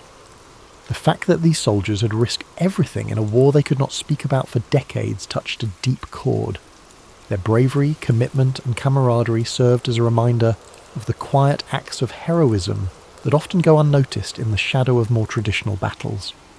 The Ghost Army's efforts also began to be recognised in popular culture. Films, books, and documentaries began to tell their story, ensuring that future generations would understand the significance of their work. Their role in World War II became more than just a historical footnote. It became a symbol of how innovation and creativity could be wielded in the service of a greater cause. Let this story of unexpected heroism inspire you. The men who served in the Ghost Army did not seek fame or glory. Instead, they focused on a mission that was far greater than themselves. Their quiet dedication to their craft echoes in the background of history, just as the calm sounds of the world around you do now. As you relax deeper, allow this story to calm your mind like a sweet melody, or a peaceful nightfall that quietly surrounds you. The knowledge that these men contributed in ways that were largely unseen allows us to reflect on how every action, no matter how small or seemingly insignificant, can contribute to something much larger. The Ghost Army may have operated in silence, but the echoes of their efforts resonate still, offering a reminder that there is power in subtlety, in quiet strength, and in the peaceful moments when we step back to reflect. As decades passed, the Ghost Army's influence continued to ripple through both military strategy and cultural memory. The quiet genius of their operations, blending deception with cutting-edge technology, was not just a wartime tactic, but a profound lesson in the value of innovation under pressure. While the techniques they pioneered were initially dismissed as a curiosity, they eventually became essential components of modern military operations, especially in the realms of psychological warfare and tactical deception. Following the war, the value of the Ghost Army's contribution was recognised in unexpected ways. The unit had shown that military success didn't always require sheer force. Sometimes it was the ability to create uncertainty in the enemy's mind, to disorient, confuse, and mislead. This shift in understanding emphasised the power of non-violent methods in warfare, laying the groundwork for the evolution of modern intelligence operations. Beyond their impact on military tactics, the Ghost Army became a symbol of strength, something that went beyond traditional acts of greatness. The members of this unique unit, ordinary men who found extraordinary ways to serve their country, reminded us that contributions to a greater cause often come in unconventional forms. Veterans who had served in the unit began to tell their stories, and these accounts related deeply with people across the world. The idea that such a vital part of World War II was unsolved for so long made up for the overlooked contributions of everyday individuals. It helped reshape the way we perceive wartime contributions and made it clear that only large, obvious victories are worth remembering. Over time, museums, documentaries, and even novels began to explore their story, bringing to light the importance of creativity in warfare. It wasn't just about military strategy. It was about the courage to think outside the box and confront the enemy with tactics that weren't rooted in physical might, but in the power of perception. These stories remind us that we too can find strength in quiet persistence, and that the solutions to challenges may lie not in confrontation, but in innovation. Now, as you find yourself in a state of ease, the quiet whisper of history lingers. The Ghost Army's legacy teaches us that even in the most uncertain times, there is power in calm and quiet strategy. Feel the weight of your body easing, each muscle unwinding and softening, as you allow yourself to drift deeper into calm rest like a warm blanket. Just like the Ghost Army's methods that brought clarity and purpose amidst chaos, this quiet moment brings peace to your mind and body. This isn't necessarily the ending of our story, but the beginning of a restful journey into the stillness of sleep. Sweet dreams. As the 16th century dawned, Italy stood as one of the most vibrant and culturally rich regions in Europe. It was the heart of the Renaissance, its cities alive with art, science, and intellectual thought. Yet beneath this brilliance lay a fragmented political landscape that would spark decades of turmoil. Unlike the unified kingdoms of France and Spain, Italy was a collection of fiercely independent city-states and kingdoms, each vying for dominance. From the maritime might of Venice to the artistic hub of Florence, from the papal states wielding both spiritual and temporal authority, to the militarized Duchy of Milan, the Italian peninsula was a patchwork of ambition and rivalry. This division made Italy uniquely vulnerable. The city-states frequently clashed over territory and trade routes, expending resources and forming unstable alliances. Instead of uniting against external threats, they often sought outside powers as allies in their internal disputes. France, Spain, and the Holy Roman Empire, each with their eyes on Italy's wealth and strategic importance, were quick to exploit these divisions. To them, Italy was not just a cultural treasure trove, it was a gateway to greater influence in Europe and the Mediterranean. Adding to this complex web of politics was the immense power of the papacy. Popes of this era were not merely religious leaders, but political figures deeply involved in Italy's affairs. They negotiated alliances, raised armies, and often pursued personal and familial ambitions under the guise of defending Christendom. The Church's wealth and land holdings made it a significant player in the power struggles that shaped the region. Popes like Alexander VI and Julius II used their positions to influence the balance of power, turning Rome into both a battleground and a prize. The Renaissance further heightened the stakes. Italian cities were not only politically and economically important, they were also cultural beacons. The competition among states to sponsor the greatest artists, thinkers, and architects added another layer of rivalry. Florence became synonymous with innovation, Venice dominated trade, and Milan built its reputation on military strength and strategic alliances. These states, despite their brilliance, often overestimated their ability to control the forces they unleashed when inviting foreign powers to intervene in their disputes. The spark that ignited the Italian wars came in 1494, when Charles VIII of France, claiming a dynastic right to the Kingdom of Naples, marched his army across the Alps. His invasion was the result of years of political manoeuvring and alliances gone awry. Florence, Naples and Milan had all played roles in drawing France into Italian affairs, hoping to use Charles's ambitions to their advantage. Instead, they unleashed a force far greater than they anticipated. The French army, with its modern artillery and disciplined soldiers, overwhelmed local defences, setting off a chain reaction that drew in Spain, the Holy Roman Empire, and eventually even the Ottoman Empire. The Italian wars were not a single conflict, but a series of battles and campaigns lasting over 6 decades. They were fought not just for territorial control, but for dominance over Europe itself. Italy became the battleground where the ambitions of France, Spain, and the Holy Roman Empire clashed, with Italian city-states caught in the middle. The fragmented nature of the Italian peninsula, once a source of cultural diversity and wealth, now became its greatest vulnerability. As you reflect on this intricate political landscape, imagine the bustling cities of Renaissance Italy, filled with life and brilliance, yet shadowed by uncertainty. Picture the delicate balance of power, like a fine thread stretched too tightly, waiting to unravel. Let the rhythm of this story settle over you, its complexity and beauty easing your mind as you relax further into a state of calm. The first act of the Italian Wars began in 1494 when Charles VIII of France launched his invasion of Italy, claiming his dynastic right to the Kingdom of Naples. This campaign marked the first time a major European power would openly stake its claim to Italian lands, setting off a chain reaction that would embroil the continent in conflict for over 60 years. The decision to invade was driven by a combination of ambition, opportunity, and the fractured political state of Italy itself. Charles VIII saw Italy as a land of immense wealth and prestige, its city-states filled with treasures that could bolster his power and finance his ambitions in Europe. Yet his claim to Naples was not entirely self-driven. He had been encouraged by Ludovico Sforza, the Duke of Milan, who sought to use French support to consolidate his own power and counter his rivals in Florence and Venice. This invitation would prove a double-edged sword, for while Charles's army marched with incredible strength, it also disrupted the delicate balance of power that had kept Italy relatively stable. The French army was unlike anything Italy had faced before. Equipped with advanced artillery and professional soldiers, it swept through northern Italy with alarming speed. The city-states, unprepared for such a modern force, quickly capitulated or offered little resistance. Florence, long a hub of Renaissance brilliance, was forced to submit to Charles's demands, its leader Piero de' Medici attempting to placate the French with territorial concessions.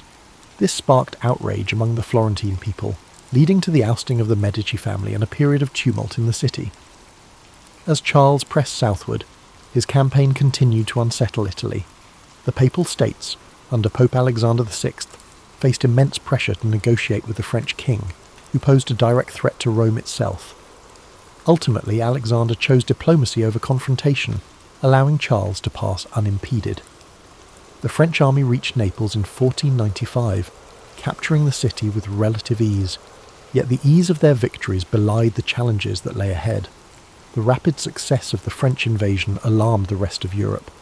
Ferdinand II of Aragon, whose Spanish crown had claims to Naples, saw the French presence as a direct threat to his interests. He joined forces with the Holy Roman Empire, Venice and Milan in the formation of the League of Venice, a coalition designed to expel the French and restore balance to Italy. This alliance marked the beginning of a prolonged and complex series of conflicts that would characterize the Italian Wars. Charles VIII's return journey to France was fraught with difficulty. At the Battle of Fornovo in 1495, the League of Venice confronted the French forces in a fierce engagement. Though Charles managed to escape with most of his army intact, his dream of holding Naples dissolved as Spanish forces moved to reclaim the city. This marked a turning point. While the French had demonstrated their military might, their inability to sustain control over Italy revealed the limits of their power. The first invasion set the tone for the Italian Wars, a conflict defined by shifting alliances, brutal battles, and the constant interference of foreign powers in Italian affairs. For the Italian city-states, the war underscored their vulnerability. Their reliance on external allies often backfired, leaving them at the mercy of larger powers whose interests rarely aligned with their own. As you reflect on this chapter of the story, picture the vast French armies marching through the Italian countryside, their movements echoing the ambitions of kings and the fragility of states. Imagine the Renaissance cities, so full of life and beauty, now shadowed by the weight of war. Let the rhythm of these thoughts guide you into deeper relaxation, the flow of history calming your mind and easing your spirit. As the Italian wars progressed, Spain emerged as a dominant force, reshaping the balance of power across Europe and the Italian peninsula. Following Charles VIII's retreat, Ferdinand II of Aragon sought to strengthen Spain's influence, focusing on reclaiming Naples, a key prize in the struggle for Italian supremacy. Spain's military, under the leadership of Gonzalo Fernández de Córdoba, revered as the Great Captain, introduced innovative battlefield strategies.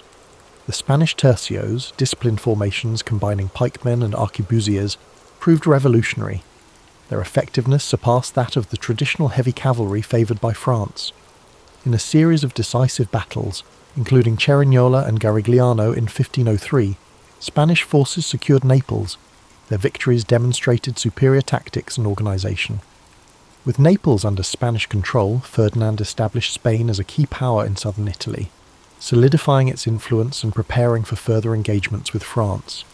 Yet the French were far from deterred. In 1515, Francis I ascended to the French throne and reignited his nation's ambitions. His forces achieved a major victory at the Battle of Marignano, reclaiming Milan and briefly restoring French dominance in northern Italy. This resurgence set the stage for an intense rivalry between Francis III and Charles V of the Habsburg dynasty. Charles, inheriting a vast empire that included Spain, the Holy Roman Empire, and territories in the Americas, wielded immense resources. His ambitions extended far beyond Italy, but the peninsula became a crucial theatre of war. The pivotal Battle of Pavia in 1525 marked a turning point. Spanish forces decisively defeated the French army, capturing Francis I in the process. This victory shattered French momentum and solidified Spanish Habsburg dominance in Italy. Milan fell under Habsburg influence, and Spain's position became unassailable. Despite these triumphs, the Italian wars were far from settled. France continued its efforts to reclaim lost ground. However, Spain's wealth from its burgeoning empire in the Americas provided the resources needed to sustain prolonged campaigns. This economic advantage, combined with strategic alliances and military innovation, ensured Spain's supremacy. Italian city-states such as Venice, Florence, and the Papal States became entangled in this larger conflict. Their independence increasingly compromised as foreign powers dictated the region's fate. The conflict reshaped Italy, turning it into the epicenter of European power struggles. Its vibrant cities and cultural landmarks endured cycles of war and occupation. Yet through it all, the resilience of its people shone.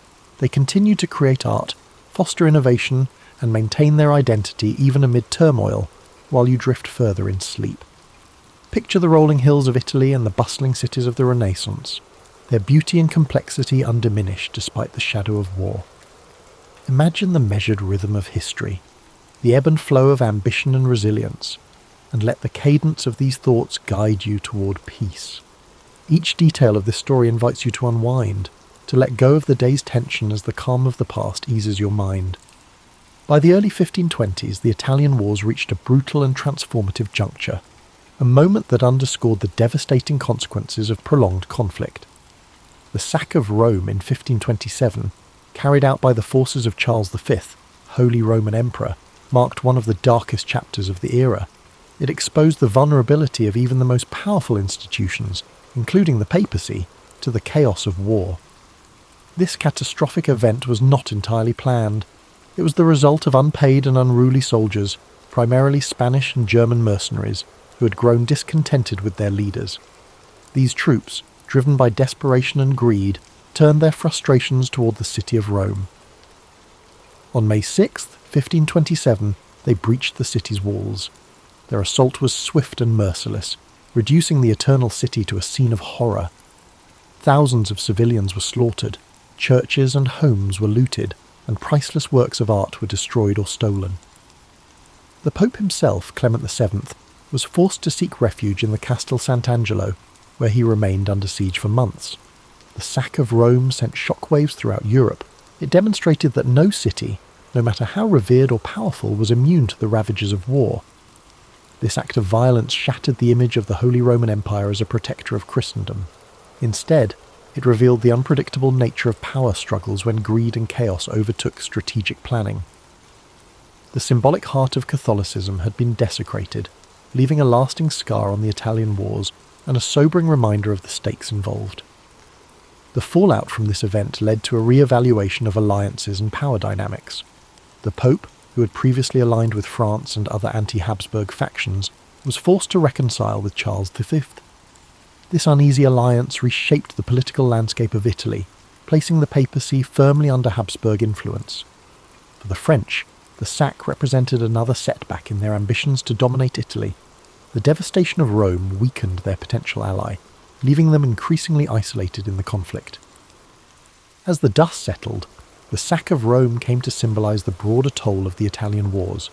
The conflict had begun as a battle for territorial control, but it had evolved into a far-reaching struggle that disrupted the cultural, economic and political fabric of Italy. The Renaissance ideals of beauty, innovation and humanism were overshadowed by the relentless march of armies and the ambitions of rulers. Even amid this devastation, Italy's resilience persisted. The people of Rome began to rebuild their city, reclaiming their identity and striving to restore its former glory. Artists, writers and thinkers carried forward the flame of the Renaissance, their works a testament to the enduring spirit of a land caught in the crossfire of history. As you look back on this pivotal moment, imagine the quiet streets of Rome after the storm, the strength of its people as they turned chaos into renewal. Let these thoughts ease your mind, and the flow of history soothe your spirit as you drift into deeper relaxation. The story of the sack of Rome reminds us that even in the darkest times, recovery and renewal are possible. The Italian wars, though technically concluded with various treaties and shifting allegiances, left Italy deeply fragmented and politically unstable.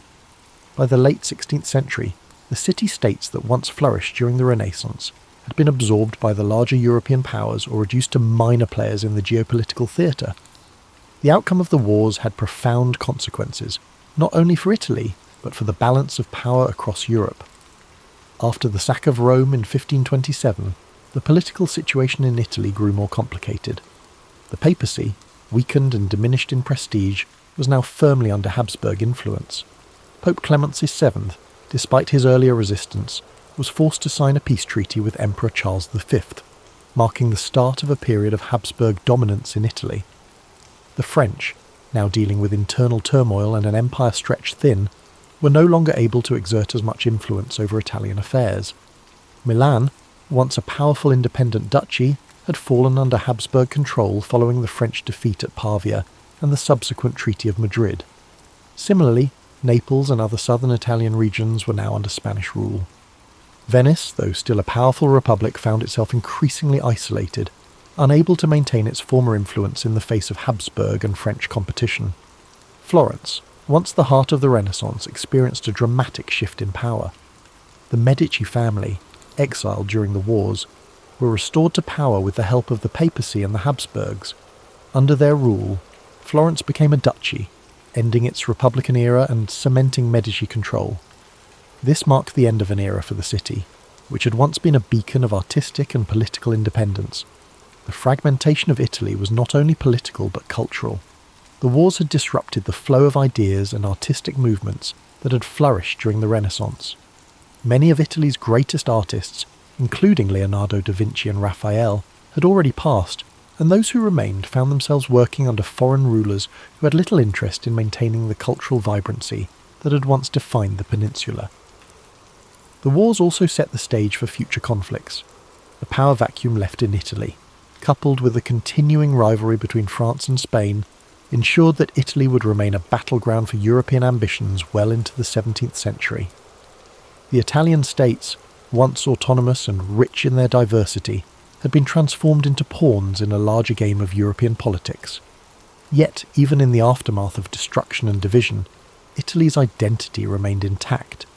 The Renaissance had planted seeds of intellectual, artistic and scientific achievement that would continue to influence the world long after the wars had ended. Italy's cities, though scarred by years of warfare, would eventually rise again, fueled by the legacy of those who had once shaped the course of history. As you reflect on this final phase of the Italian wars, picture Italy, its cities, landscapes and people, rebuilding in the wake of centuries of conflict. Let these thoughts soothe your mind, the quiet endurance of a nation marked by the passage of time. Feel the ebb and flow of history calm your spirit as the struggles of the past slowly fade into the background, leaving only peace. As we bring this story to a close, it's important to summarise the deep legacy left behind by the Italian wars. Though the wars themselves were marked by conflict, power struggles and shifting allegiances, Italy's resilience and cultural spirit endured beyond the violence. The wars may have fragmented the peninsula politically. However, the intellectual, artistic and cultural achievements that flourished during the Renaissance would continue to shape the world for generations to come. The devastating toll of the wars, especially the sack of Rome and the subsequent political upheavals, left visible scars on Italy's landscape. But even in the midst of destruction, Italy's cities, its people, and its rich cultural heritage would rise again. Florence, Venice, Rome, and Milan, though under foreign rule, maintained the essence of their identity, always connected to their storied past, and each continuing to contribute to the broader European narrative. As you lie back and reflect on this powerful chapter in history, allow yourself to feel the weight of time, the rise and fall of empires, the rebuilding of cities, and the ever-present determination of the people. Imagine the sun setting gently over the Italian hills, the soft whisper of the wind as it sweeps over the ancient streets, a reminder of both struggle and renewal. It's easy to be caught in the frenzy of the world around us, but history has a way of slowing us down, letting us reflect on the cyclical nature of life, conflict, and peace. Let the story of the Italian wars be a reminder of resilience, of the strength it takes to overcome adversity, and of the beauty that rises from the ashes. Now, as we transition to the peaceful sounds of rain and soft melodies, let your mind settle into the rhythm of nature, allowing the soothing sounds to wash over you, easing you into a deep and restful sleep.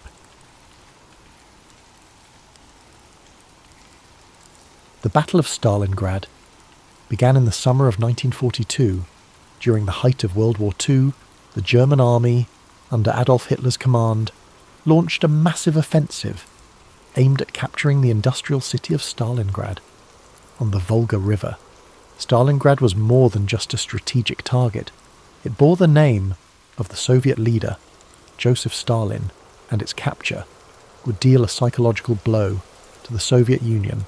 For Hitler, taking Stalingrad was as much about prestige as it was about military strategy. Stalingrad was a vital industrial hub, producing weapons, ammunition, and supplies. Crucial to the Soviet war effort, its location on the Volga River made it a key transportation route linking the northern and southern regions of the Soviet Union. For Stalin, the city's defense was non-negotiable.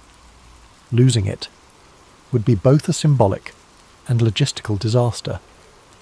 In August 1942, the German Sixth Army, led by General Friedrich Paulus, began its advance on Stalingrad. The city, a sprawling industrial expanse with factories, railways, and residential areas, became the site of one of the most grueling battles in history. The Germans were initially confident of a swift victory, but the Soviet defenders, under the command of General Vasily Chuikov, were determined to resist. At all costs, the fighting in Stalingrad was unlike anything the world had seen before. Urban warfare turned every street, building, and factory into a battleground. The Germans and Soviets engaged in brutal close-quarters combat, often fighting, room by room, floor by floor. The city became a labyrinth of destruction, with rubble and debris transforming entire neighborhoods into treacherous landscapes. The Soviets adopted a strategy of hugging the German forces, staying as close as possible, to avoid being targeted by German airstrikes and artillery. This forced the Germans into relentless hand-to-hand combat, draining their resources and morale. Soviet snipers, hidden in the ruins, became a deadly force, picking off German soldiers with precision. One of the most famous snipers, Vasily Zaitsev, became a symbol of Soviet resilience, his actions inspiring defenders across the city. As the weeks turned into months, the harsh Russian winter set in, adding another layer of misery to the already dire conditions. Temperatures plummeted, and both sides struggled to survive in the freezing cold. Supplies dwindled, and hunger and disease took their toll. Yet, despite the suffering, the Soviets held firm. Reinforcements and supplies continued to trickle into the city across the frozen Volga River, ensuring that the defenders could maintain their resistance. The turning point in the Battle of Stalingrad came in November 1942 with the launch of Operation Uranus. The Soviet High Command, led by General Georgy Zhukov, devised a bold counteroffensive to encircle the German Sixth Army. While the Germans were focused on their assault within the city, the Soviets launched massive attacks on the weaker flanks of the German forces held by Romanian and Italian troops. The plan was a success. Within days, the Soviet pincers closed around Stalingrad, trapping the German Sixth Army inside the city. What followed was a desperate struggle for survival. The encircled German forces, numbering over 300,000 men, were cut off from supplies and reinforcements. Hitler, refusing to allow a retreat, ordered Paulus to hold the city at all costs. The Luftwaffe attempted to airlift supplies to the encircled troops, but the efforts were insufficient. The soldiers inside the pocket faced starvation, freezing temperatures, and relentless Soviet attacks. The Soviets tightened their grip on the city, systematically destroying the remaining German positions. The defenders' situation became increasingly hopeless, and morale plummeted. In January 1943, the Soviets launched their final assault to crush the pocket. By this time, Paulus and his men were exhausted, demoralized, and out of options. On February 2nd, 1943, Paulus surrendered, marking the end of the Battle of Stalingrad. The Soviet victory was a turning point in the war, shattering the myth of German invincibility and shifting the momentum in favor of the Allies. It was a devastating blow to Hitler's ambitions, and the loss of the Sixth Army was a humiliation from which Germany would never fully recover. The cost of the battle, however, was staggering. Over 2 million soldiers and civilians were killed, wounded, or captured. During the 5 months of fighting, Stalingrad itself was left in ruins, its streets and buildings reduced to rubble. The human suffering on both sides was immense, with countless families forever altered by the loss of loved ones. Despite the devastation, the Soviet victory at Stalingrad became a symbol of resilience and determination. It demonstrated the power of unity and the will to endure. Even the most harrowing of circumstances, the people of Stalingrad, who had endured unimaginable hardship, became heroes in the eyes of their nation. In the years following the war, Stalingrad was rebuilt, its scars serving as a reminder of the sacrifices made to defend it. Monuments and memorials were erected to honor the fallen, including the iconic Mamayev Kurgan, a hill that saw some of the fiercest fighting during the battle. At its summit stands the towering statue of the Motherland Calls, a symbol of the Soviet Union's strength and resilience. The Battle of Stalingrad remains one of the most studied and remembered events of World War II. It serves as a testament to the courage and determination of those who fought, and as a reminder of the horrors of war. The sacrifices made at Stalingrad helped shape the course of history, paving the way for the eventual Allied victory.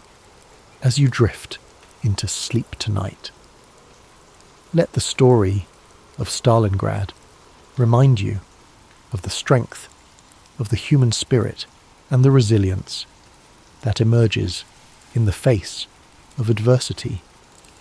Imagine the quiet, snow-covered streets of the rebuilt city, the echoes of history carried gently on the wind. Let the bravery and sacrifice of those who endured inspire a sense of gratitude and peace within you.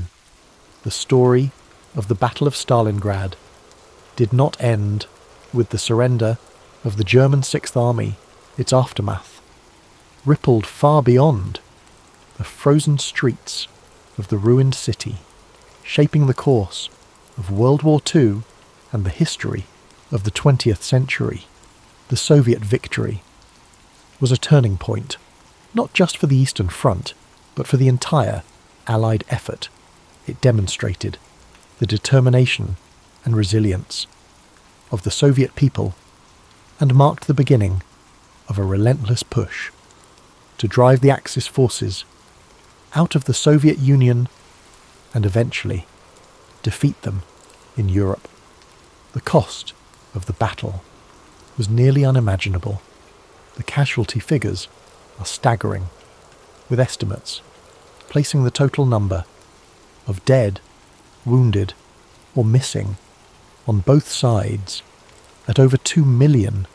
Civilians caught in the crossfire endured unimaginable suffering as the city they called home became a war zone of unthinkable destruction. Homes were destroyed, families torn apart, and lives forever altered by the relentless tide of war. For the survivors of Stalingrad, the end of the battle brought no immediate relief. The city, once a thriving industrial centre, lay in ruins. Entire neighbourhoods had been reduced to rubble, and the infrastructure was necessary for daily life, water, electricity, food supplies, was obliterated. The people of Stalingrad faced the monumental task of rebuilding their lives and their city from the ashes. Yet, even in the face of such devastation, there was a sense of pride and determination among the survivors. They had endured the unendurable and emerged victorious. The Soviet government worked swiftly to rebuild Stalingrad. The city became a symbol of resilience and sacrifice, a beacon of Soviet strength and determination. Propaganda celebrated the victory as a triumph of socialism and the indomitable spirit of the Soviet people. The rebuilding effort was immense, and though the scars of war were not easily erased, the city slowly rose from its ashes. For the German army, the defeat at Stalingrad was a catastrophe from which it would never fully recover. The loss of the Sixth Army, one of Germany's most experienced and well-equipped fighting forces, was a devastating blow. Morale among German troops on the Eastern Front plummeted, and the aura of invincibility that had surrounded the Wehrmacht since the beginning of the war was shattered. Hitler's refusal to allow a retreat, his insistence on holding Stalingrad at all costs, and the ultimate surrender of Paulus and his forces exposed the flaws in Germany's military strategy and leadership. The Soviets capitalized on their victory at Stalingrad, launching a series of offensives that pushed the Germans further and further west.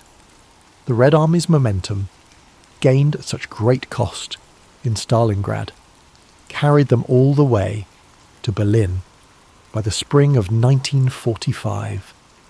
The victory at Stalingrad was the foundation upon which the eventual Soviet triumph in World War II was built. Beyond its military significance, the Battle of Stalingrad left a profound legacy in the collective memory of the world. It became a symbol of resilience, sacrifice, and the unyielding human spirit. The stories of the soldiers and civilians who endured the battle, stories of heroism, endurance, and survival, continue to resonate. Their experiences remind us of the horrors of war, the cost of conflict, and the strength of the human will to persevere. For the people of Stalingrad, their city's name became synonymous with courage and defiance. In 1961, during a wave of de-Stalinization in the Soviet Union, the city was renamed Volgograd, yet the memory of the Battle of Stalingrad remained deeply embedded in the hearts of those who lived through it and those who came after. The name Stalingrad continues to evoke the profound sacrifices made during those grueling months of battle. The battlefields of Stalingrad have since been preserved as places of remembrance and reflection. The Myrmiev Kurgan Memorial Complex, with its towering statue of the Motherland Calls, stands as a testament to the courage and sacrifice of those who fought and died there. Visitors from around the world come to walk the hallowed ground, to honour the memory of the fallen, and to reflect on the lessons of history. As we look back on the Battle of Stalingrad, it serves as a reminder of the resilience of the human spirit in the face of unimaginable adversity. It is a story of sacrifice and survival, of hope and determination, and of the enduring belief in the possibility of a better future. As you rest tonight, let the story of Stalingrad remind you of the strength that lies within us all. Imagine the quiet streets of the rebuilt city, the soft whispers of the Volga River, and the stillness that now blankets a place once filled with chaos. Let the courage and sacrifice of those who endured inspire peace and gratitude in your heart. The legacy of the Battle of Stalingrad extends beyond its historical and military significance. It has become a symbol of human endurance, the cost of war, and the hope for reconciliation. The rebuilding of Stalingrad, later renamed Volgograd, was not merely a physical endeavour, but an emotional and cultural journey. Every stone laid, every home rebuilt, was a testament to the resilience of the people who survived the horrors of war. In the aftermath of the battle, the city became a focal point for the Soviet Union's narrative of victory and sacrifice. Monuments were erected to commemorate the bravery of those who fought, such as the eternal flame that burns in memory of the fallen. The massive statue of the motherland calls, one of the tallest statues in the world, towers over the landscape as a powerful reminder of the battle's significance. It is not just a symbol of victory, but a tribute to the unbreakable will of the defenders and the civilians who endured unimaginable suffering. For decades, the memory of Stalingrad shaped the Soviet Union's identity, and its portrayal on the global stage. The battle was celebrated in films, literature, and art, each retelling emphasizing the unity and determination of the Soviet people. The city became a pilgrimage site for veterans, their families, and historians seeking to understand the profound impact of this defining moment in history on a more personal level. The stories of those who fought and survived the battle have been passed down through generations. Veterans shared their experiences with their children and grandchildren, ensuring that the sacrifices made at Stalingrad would never be forgotten. These personal accounts, filled with both sorrow and pride, add depth to the historical narrative and remind us of the humanity behind the statistics. Globally, Stalingrad has become a symbol of resistance and perseverance. Its name is invoked in discussions of strategy, endurance, and the high cost of war for historians and military scholars. The battle offers countless lessons on tactics, leadership, and the interplay of morale and logistics for ordinary people.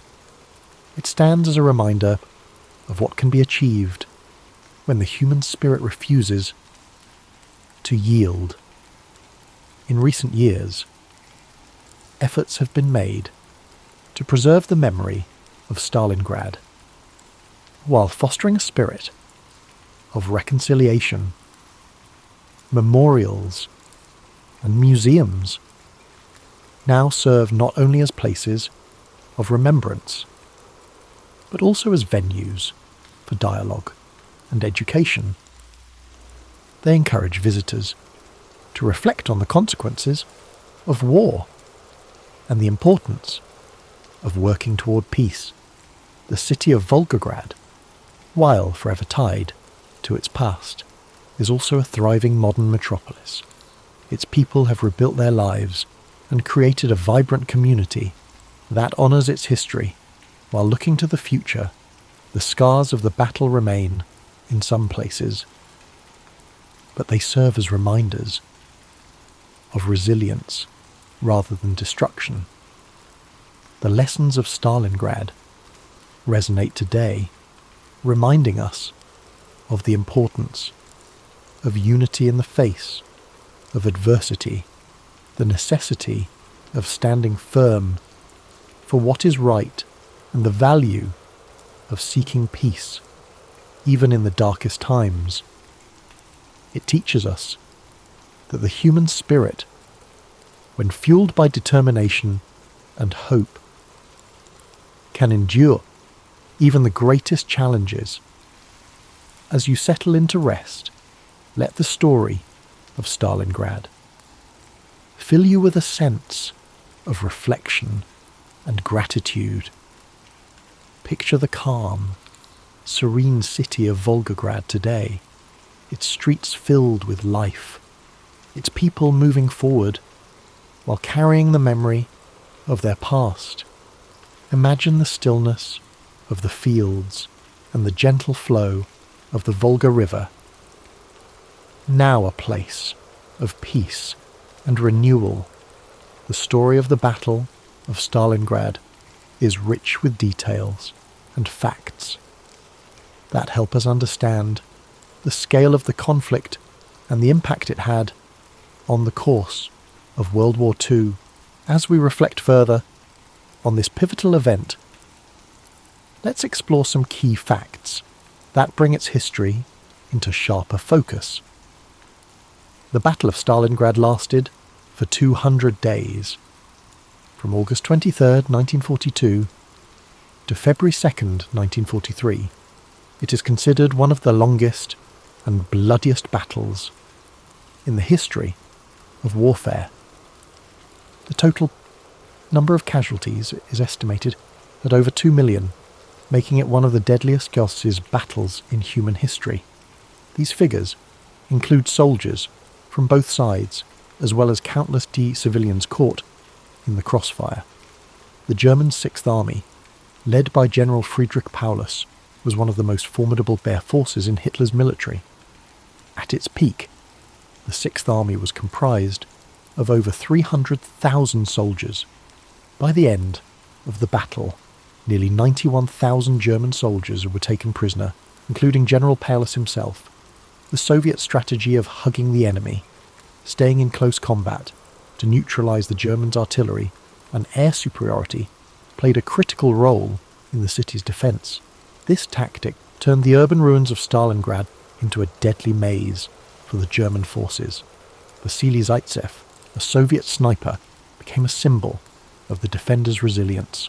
During the battle, he is credited with killing over 225 German soldiers, including enemy snipers, which boosted the morale of his comrades. Operation Uranus, a Soviet counteroffensive launched in November 1942, was a brilliantly executed maneuver.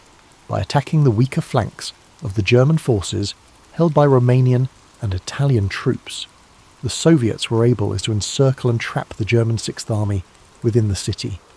The German soldiers trapped in the encirclement known as the Kessel, or cauldron, endured horrific conditions. They faced starvation, freezing temperatures, and relentless Soviet assaults. Supplies delivered by air were woefully inadequate, leading to widespread suffering and death. One of the defining moments of the battle was Hitler's refusal to allow Paulus to retreat or break out of the encirclement. This decision sealed the fate of the Sixth Army and marked a significant turning point within the war. When General Paulus surrendered on February 2nd, 1943, it was the first time in history that a German field marshal had been captured alive. This was a major humiliation for Hitler and a symbolic victory for the Allies. The Soviet victory at Stalingrad marked the beginning of a series of offensives that pushed the German forces back across Eastern Europe. It was a critical turning point that shifted the momentum of the war in favour of the Allies. The city of Stalingrad, renamed Volgograd in 1961, has become a place of remembrance. Monuments like the Mamayev Kurgan and the Motherland Calls serve as powerful tributes to those who fought and died during the battle.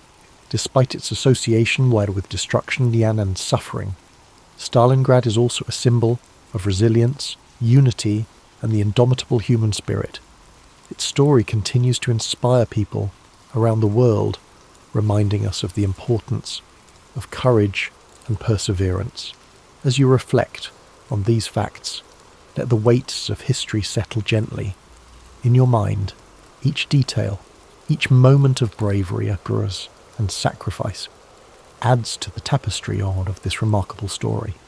Imagine the quiet streets of Volgograd today, a city that has risen from the ashes of war, standing as a testament to the enduring strength of the human spirit. In the year 1162, amidst the sweeping steppes of Mongolia, a child was born into a world of cold winds and endless plains.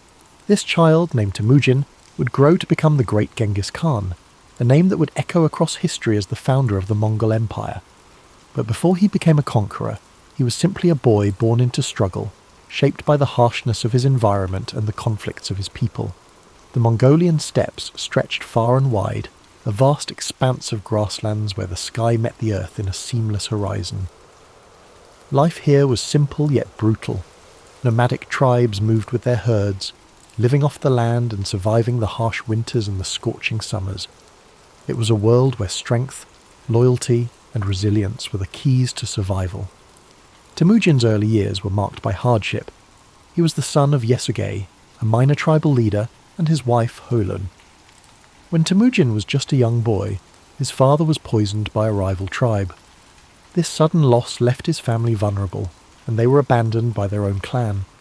His mother, Holun, took on the responsibility of raising Temujin and his siblings alone.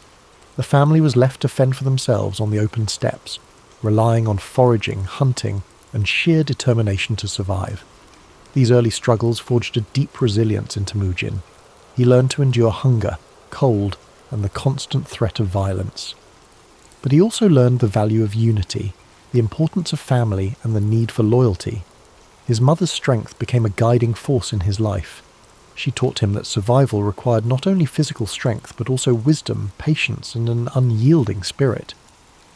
As Temujin grew older, he began to understand the fragmented world of the Mongol tribes. There were endless feuds, shifting alliances, and a constant struggle for power. He saw how disunity left his people vulnerable. He dreamed of something greater, of a world where the tribes could be united, where the endless conflicts could be replaced with a shared purpose. But before he could realize this vision, he faced countless challenges. Betrayal was a constant threat. One of his closest friends, Jamuka, who had once sworn brotherhood with him, would later become his rival. Temujin's path was marked by moments of capture, imprisonment, and escape. Each setback hardened his resolve. He believed that strength was found not just in the sword, but in the unity of purpose and loyalty.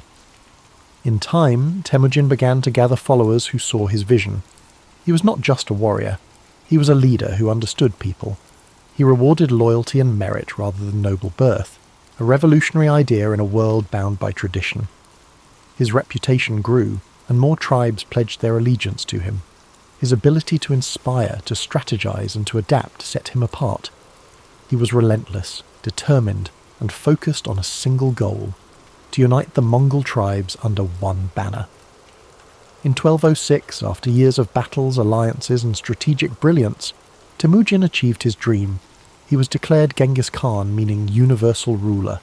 It was a title that reflected his role as the unifier of the Mongols, a leader who'd brought together the once fractured tribes into a formidable force.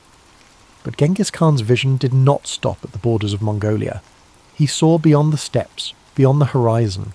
His ambition was to create a world where his people could thrive, where the divisions that had weakened them for centuries could be replaced by a new order.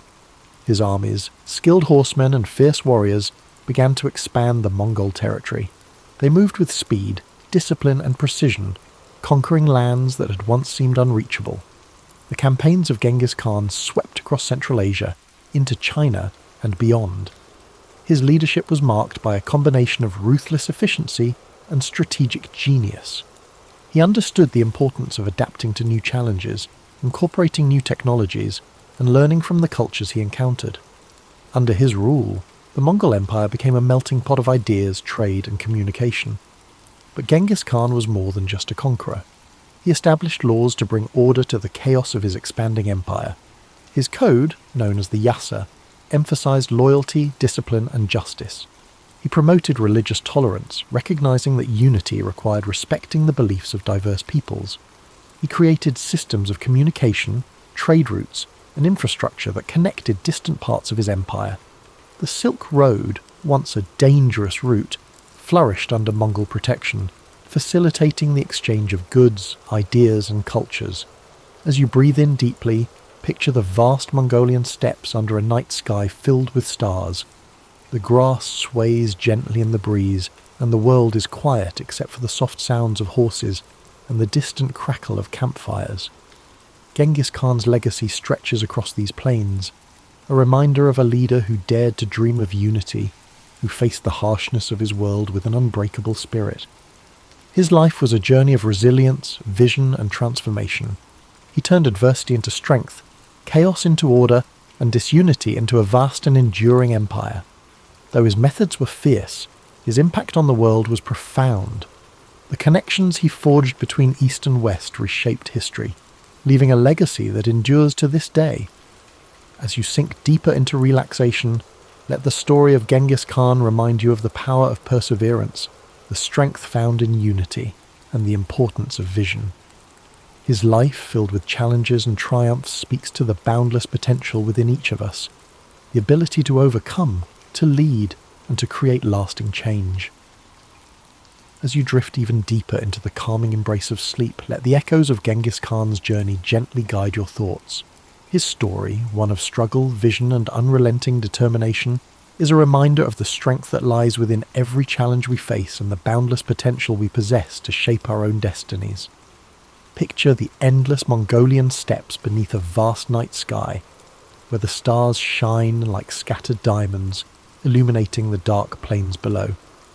The wind moves softly, whispering tales of ancient conquests and unification, carrying with it the faint scent of grasslands and distant fires. This is the world where Genghis Khan forged his legacy, a world where survival was harsh, but the spirit of resilience was even stronger. As his empire expanded, so too did his influence. His conquests stretched from the mountains of China to the deserts of Persia, from the plains of Russia to the cities of the Middle East. But beyond the battles and the victories, Genghis Khan's mind remained focused on a singular goal: creating a world where his people could thrive. He was not driven purely by conquest, but by the desire to establish order where there was once chaos, to bring unity to lands divided by endless feuds. The Mongol Empire under his leadership was not just vast but interconnected. Trade routes flourished under his protection, allowing merchants, scholars and travellers to move more freely than ever before. This period of stability and security, often referred to as the Pax Mongolica, allowed ideas, cultures and innovations to flow across continents. Paper, gunpowder and art travelled from east to west, while philosophies, religions and scientific discoveries spread in return. Imagine the caravans moving slowly across the Silk Road, their lanterns glowing softly in the dark, their footsteps measured and steady, the gentle clinking of goods, the murmur of languages blending together. This was a world where once isolated cultures began to connect, creating a tapestry of shared human experience. Genghis Khan's vision of an interconnected world laid the foundation for this exchange, bridging the gaps between civilizations and opening pathways that had once seemed impassable. As you breathe in slowly, picture the vast expanse of his empire, the lands stretching beyond sight. Mountains rise in the distance, rivers carve paths through fertile valleys, and open plains roll endlessly toward the horizon. Each part of this landscape, once divided, is now united under a common rule, a testament to the power of a shared purpose. Genghis Khan's dream of unity has become a reality, one shaped by his unwavering will and strategic brilliance. But even as his empire grew, Genghis Khan remained tied to the simplicity of his roots. He lived a life close to the earth, surrounded by the people who had followed him from the very beginning. He never allowed himself to be consumed by luxury or excess. His strength lay in his ability to understand both the warrior's path and the leader's burden, to balance the ferocity of conquest with the wisdom of governance. As the years passed, Genghis Khan continued to guide his people, his vision extending beyond his own lifetime. He established systems of law and order, ensuring that justice and discipline held his empire together. His code, the Yasa, provided structure and fairness, holding even the highest-ranking leaders accountable. This commitment to order and loyalty became the backbone of the Mongol Empire, a legacy that would endure long after his death. In 1227, Genghis Khan's journey came to an end. He passed away during a military campaign. His body returned to the land he had known since childhood. His burial place remains a mystery, hidden somewhere in the vast steppes, a secret held tightly by those who revered him. But though his physical presence faded, his legacy continued to shape the world. His descendants carried his vision forward, expanding the empire and cementing his place in history. As you breathe deeply, feel the quiet power of Genghis Khan's story resonating within you. His life teaches us that, even in the face of unimaginable challenges, a determined spirit can overcome, a clear vision can unify, and resilience can shape the course of history. He transformed his hardships into strength, his struggles into purpose, and his dreams into reality. Imagine the steppes once more, now calm under the vast night sky. The stars continue their silent watch. The wind carries a sense of timelessness, and the land stretches out in quiet peace. The world rests much like you do now, embracing the stillness that follows the storm, the calm that comes after a journey well travelled. Allow yourself to let go completely, to surrender to this peaceful stillness. The story of Genghis Khan has taken you across endless plains, through battles, struggles, and victories. Now, you rest, knowing that strength, resilience, and vision lie within you, just as they did within him. The journey of discovery, growth, and purpose is yours to continue when you awaken. As you sink deeper into the embrace of sleep, let the echoes of Genghis Khan's legacy ripple through your mind like a soft, steady current. His journey was vast, stretching across endless plains and through the annals of history, yet his life was also a reflection of universal truths: strength in adversity, vision beyond boundaries, and the enduring power of unity. Imagine the stillness of the steppes at dawn, the first light of day casting a golden hue across the endless grasslands. The world holds its breath in quiet anticipation, a moment suspended between night and day. This is the same land that shaped Temujin, the boy who became Genghis Khan. The cold winds, the hardships, the endless horizons, all these elements forged his spirit, teaching him to endure, to adapt, and to lead. As you breathe deeply, let that same sense of quiet resilience settle within you. Just as the steppes stretched beyond sight, so too do the possibilities within your own life. The journey of Genghis Khan reminds us that no matter how vast the challenges before us, the human spirit is capable of incredible endurance and transformation. In your mind's eye, picture the endless caravans that travelled the Silk Road under the protection of the Mongol Empire. Merchants from distant lands move steadily along ancient routes, their carts loaded with silks, spices, and knowledge. The world is connected in ways it had never been before, ideas flowing freely across continents. These connections, once fragile and uncertain, now weave a tapestry of shared human experience. Genghis Khan's vision brought people together, creating pathways where there had once been barriers. His legacy lives not just in the conquests, but in the bridges he built between cultures, the systems of order he established, and the idea that unity, even amidst diversity, is possible. Now, let your thoughts drift further into the stillness of night. The campfires have burned down to embers, their soft glow casting faint light across the faces of warriors, nomads, and travellers. The air is filled with the faint scent of smoke and the quiet murmur of people at rest.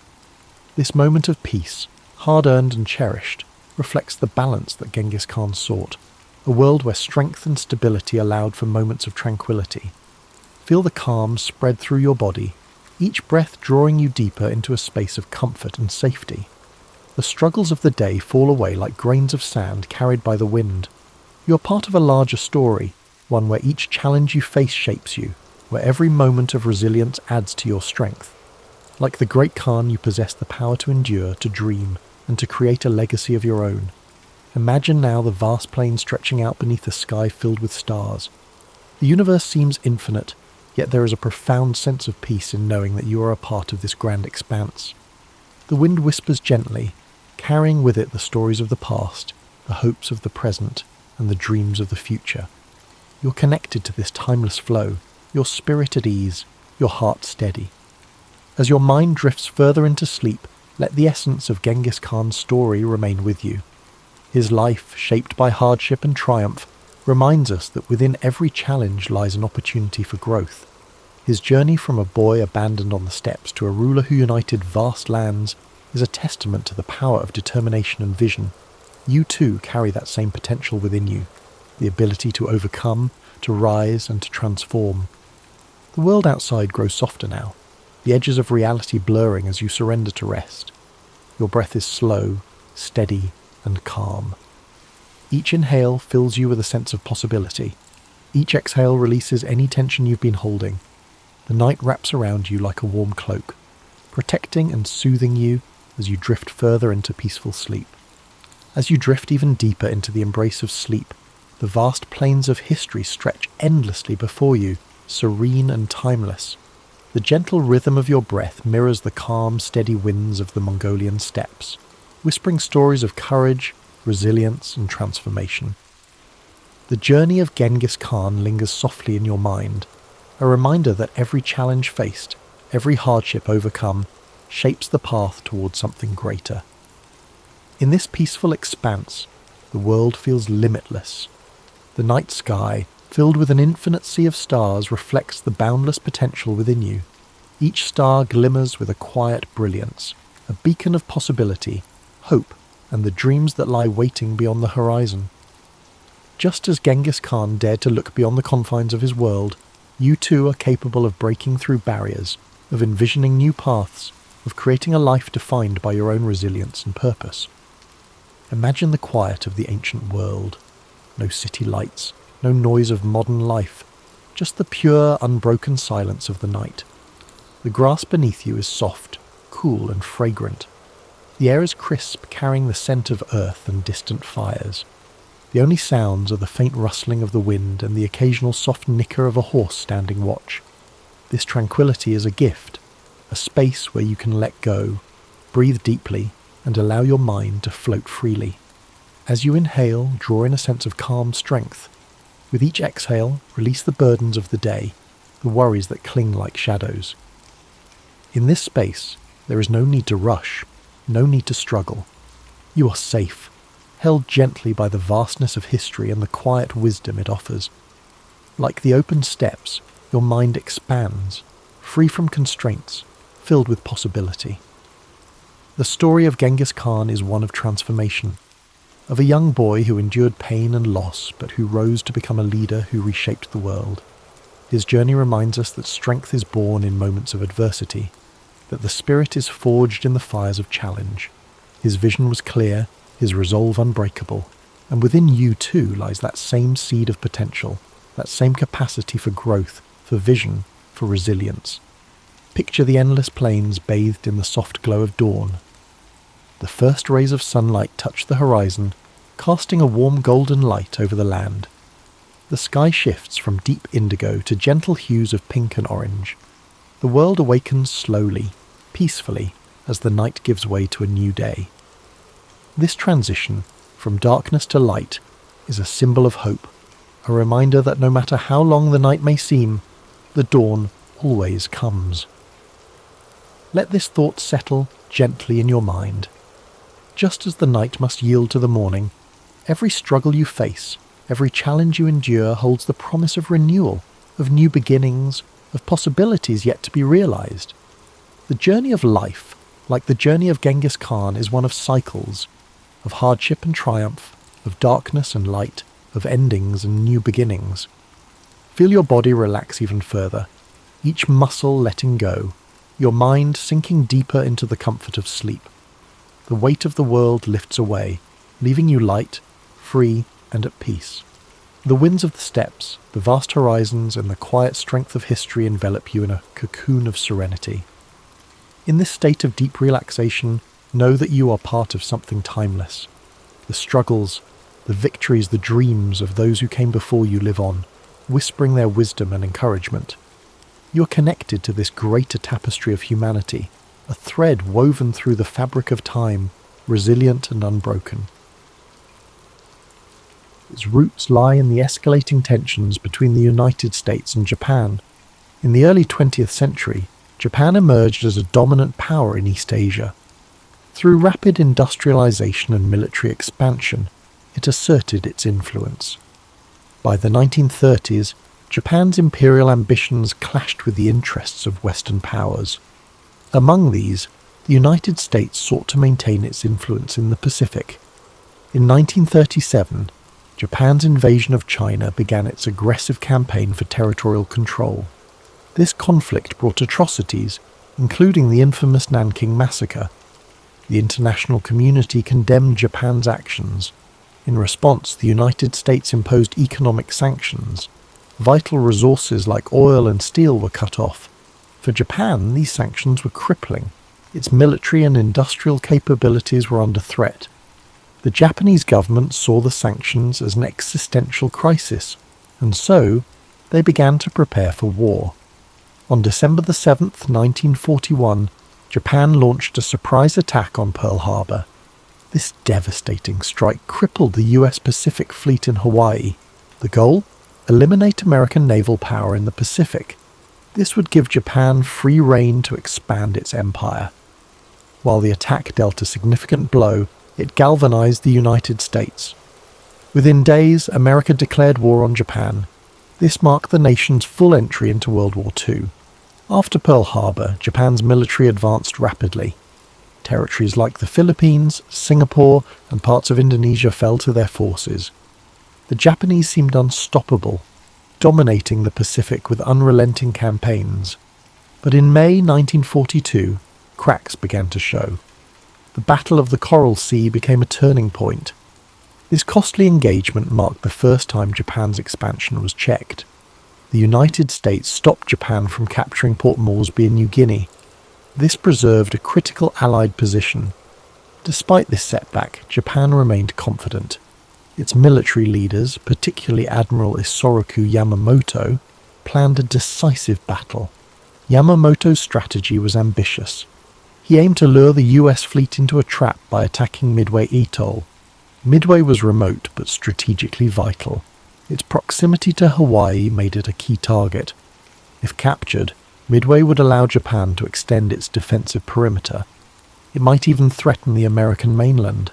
Unbeknownst to the Japanese, the United States had a crucial advantage.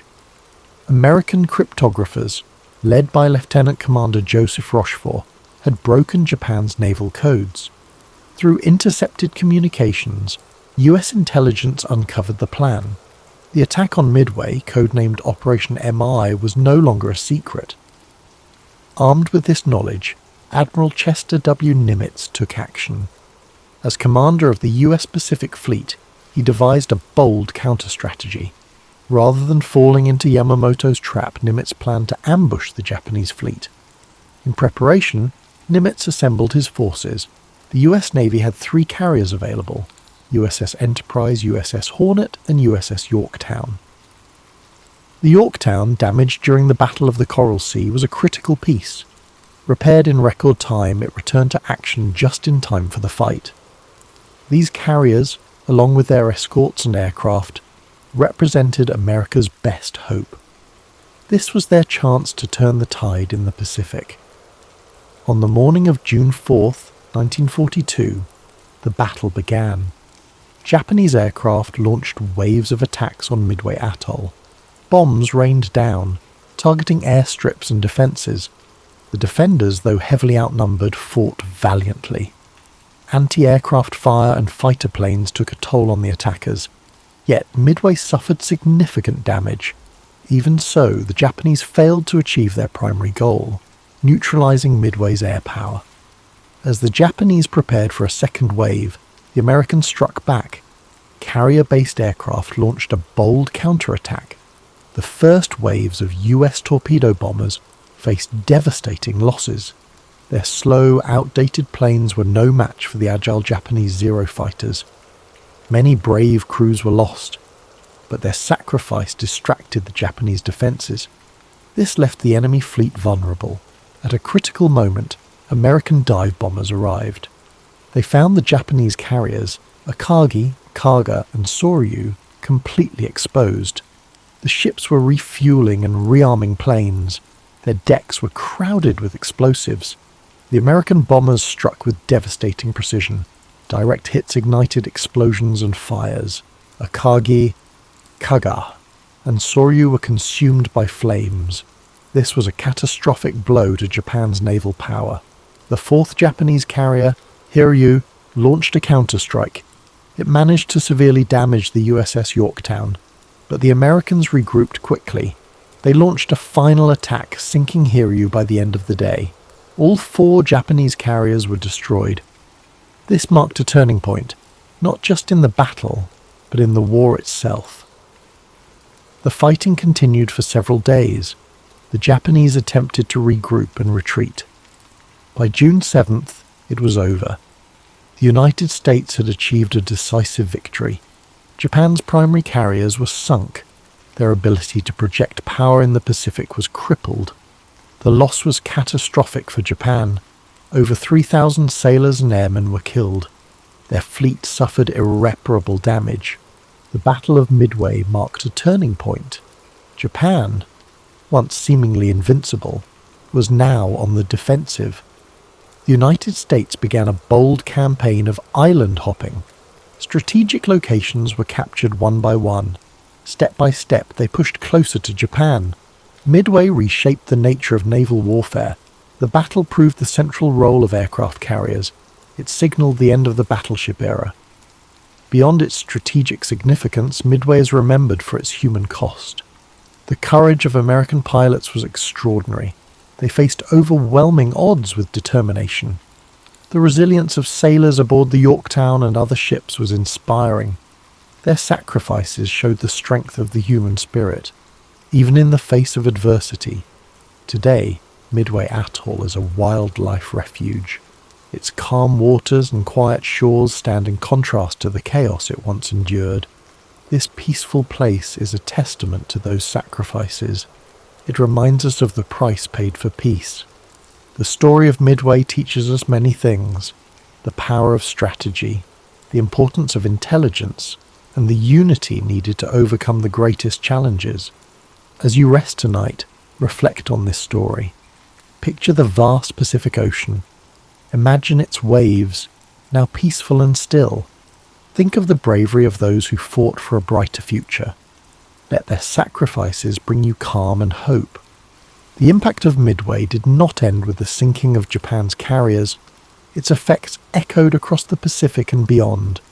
For Japan, the loss was a strategic disaster.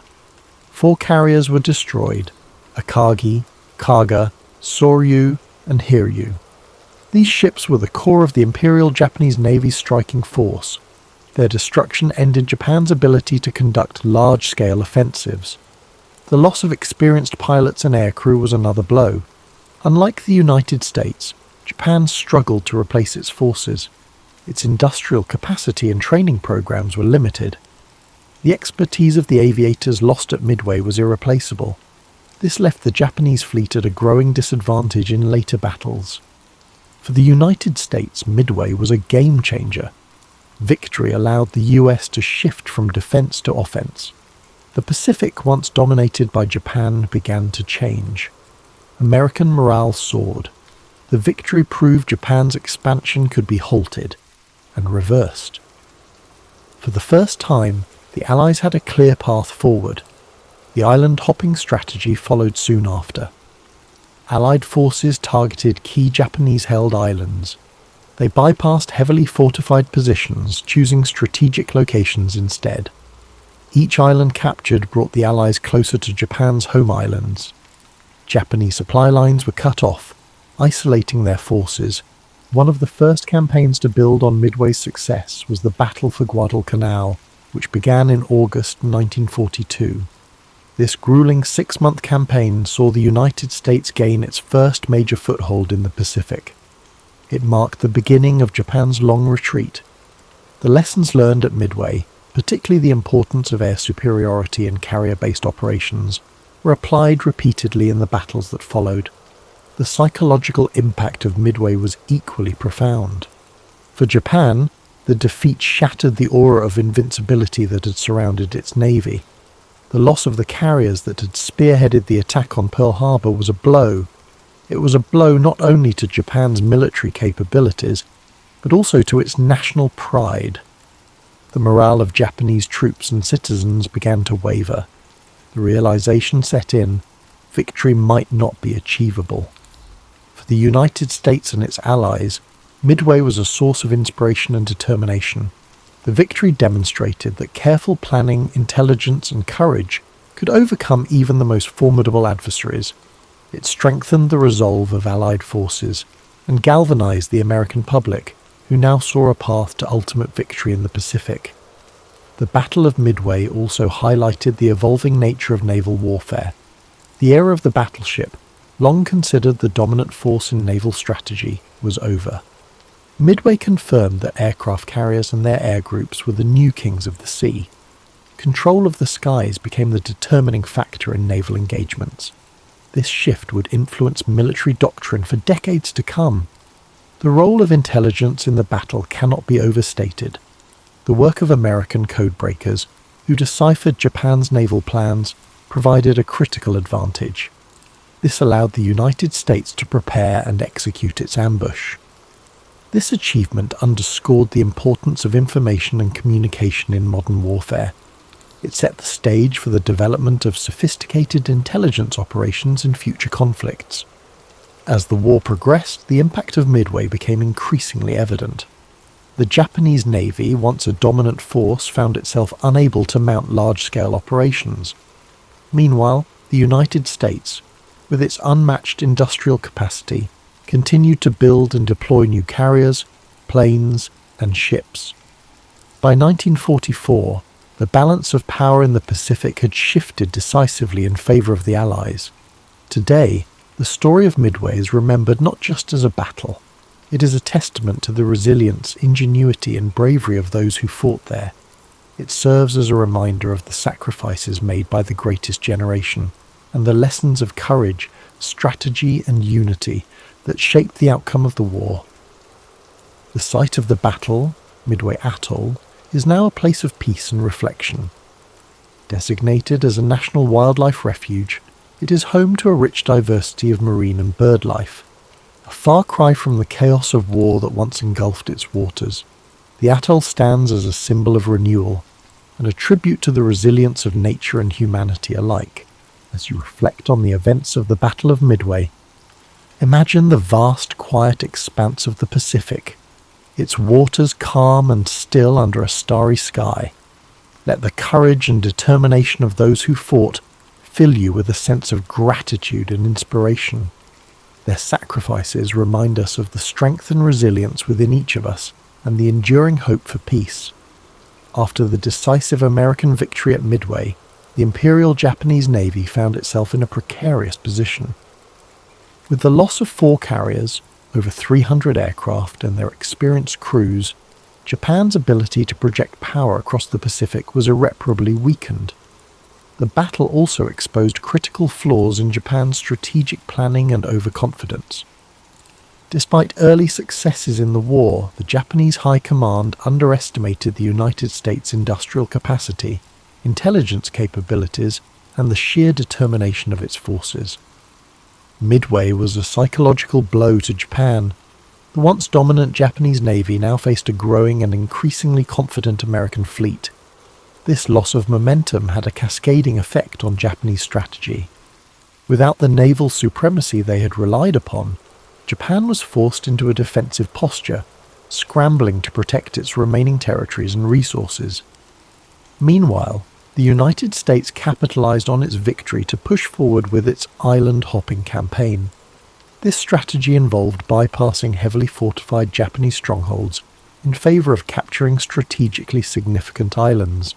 Each island seized became a stepping stone toward Japan itself, providing bases for air operations, supply lines, and staging areas for future assaults. One of the first major campaigns following Midway was the Battle for Guadalcanal, which began in August 1942. Guadalcanal was a grueling and protracted campaign, lasting 6 months and testing the endurance of both American and Japanese forces. The lessons learned at Midway played a crucial role in this battle, particularly the importance of air superiority and naval coordination. Guadalcanal marked the first significant offensive by Allied forces in the Pacific and further demonstrated Japan's inability to sustain its initial advances. The importance of logistics and industrial capacity, highlighted by Midway, became even more apparent as the war progressed. The United States, with its vast industrial resources, was able to replace ships, aircraft, and personnel at a pace that Japan could not match. For every carrier Japan lost at Midway, the US was building multiple new carriers, along with the planes and crews needed to operate them. This overwhelming production capacity allowed the Allies to maintain pressure on Japan across multiple fronts. The Battle of Midway also influenced the development of naval warfare tactics and technology. The battle demonstrated the importance of aircraft carriers as the centerpiece of naval strategy. relegating battleships to a secondary role. The lessons learned at Midway shaped the way future naval engagements were fought, with an emphasis on air power, intelligence, and mobility. Intelligence gathering, which had played such a pivotal role at Midway, continued to be a critical factor in the Allied war effort. The success of American cryptographers in breaking Japanese codes allowed the US to anticipate and counter Japanese moves throughout the war. This advantage helped secure victories in battles such as the Philippine Sea and Leyte Gulf, further eroding Japan's ability to wage war. As the war drew closer to Japan's home islands, the effects of Midway became even more pronounced. The loss of carriers and pilots at Midway created a gap in Japan's naval and air capabilities that it could never fully close. By the time of the Battle of the Philippine Sea in 1944, often referred to as the Great Marianas Turkey Shoot, Japanese pilots were so inexperienced that American forces decimated them with relative ease. This imbalance in skill and resources can be traced back to the setbacks Japan suffered at Midway. The legacy of Midway extends beyond its military and strategic implications. It became a symbol of resilience, ingenuity, and the importance of unity in the face of adversity. For the United States, the victory at Midway represented a turning point in a war that had begun with the devastating losses at Pearl Harbor. It demonstrated that the American spirit, coupled with innovation and strategy, could overcome even the most formidable challenges. The men who fought at Midway left a lasting impact on history. Their courage and sacrifice are remembered not just in the annals of military history, but also in the hearts of those who understand the profound cost of war. Many of the pilots, sailors, and officers who served in the battle went on to play key roles in subsequent campaigns, carrying with them the lessons and experiences of Midway. Today, the site of the battle remains a place of quiet reflection. Midway Atoll, now a national wildlife refuge, is home to diverse marine and bird life, a stark contrast to the chaos that once engulfed its waters. The peaceful serenity of the atoll serves as a poignant reminder of the cost of war and the enduring hope for peace. The story of Midway is one of triumph and tragedy, of strategy and sacrifice. It is a reminder of the resilience of the human spirit and the importance of standing firm in the face of adversity. As we reflect on this pivotal moment in history, let us remember the bravery of those who fought, the lessons they taught us, and the enduring legacy of their actions. Picture the calm waters of the Pacific, the waves gently lapping against the shores of the atoll. Imagine the bravery of those who took to the skies and seas, their sacrifices shaping the course of history. Let their legacy remind you of the strength and resilience within us all.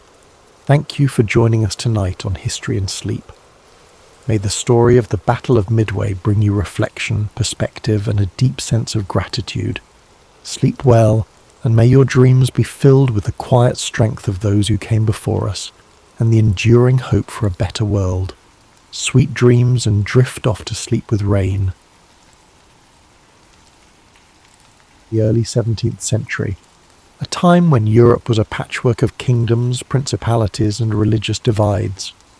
At the heart of this patchwork lay the Holy Roman Empire, a vast and fragmented realm that stretched across much of Central Europe.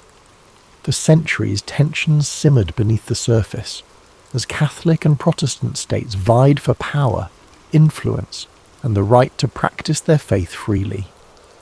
The spark that ignited this long and devastating conflict came in the form of a defiant act in the city of Prague.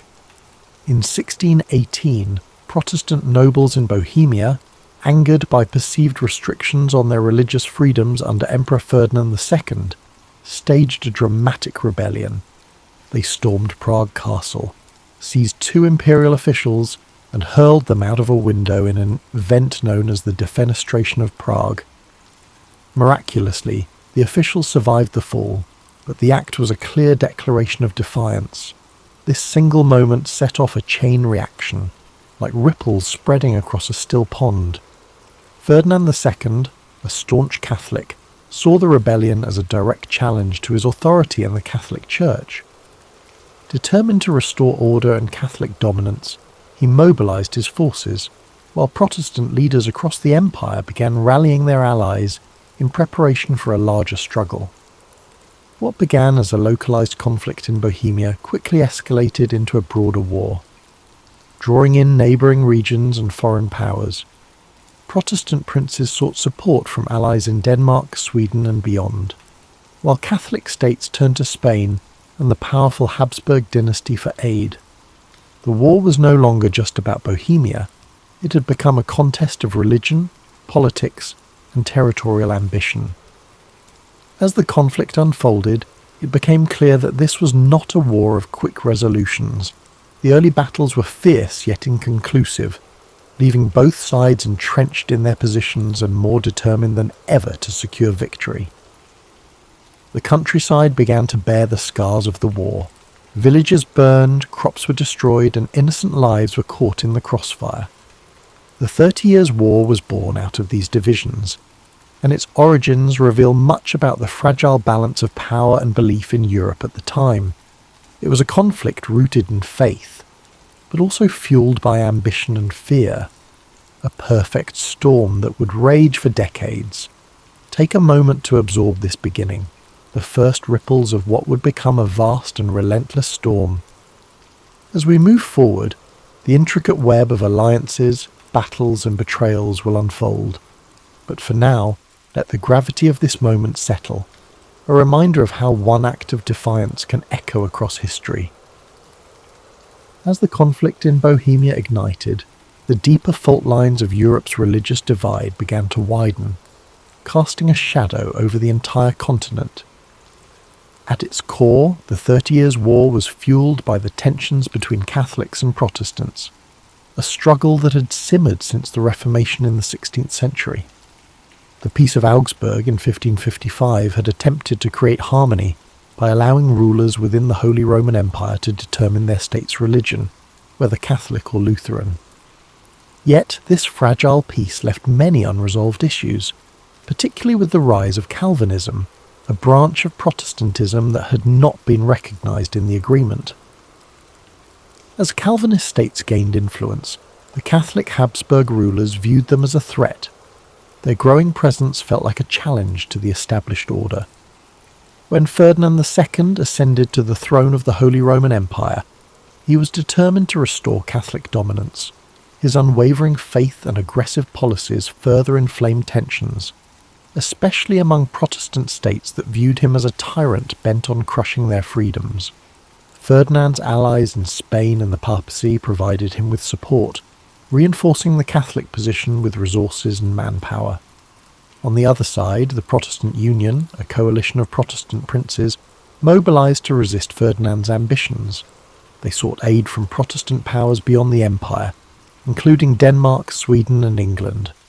These nations saw the conflict not only as a religious struggle, but also as an opportunity to weaken the Habsburgs and expand their own influence. The war spread beyond Bohemia, spilling into regions such as the Palatinate, Saxony and Bavaria.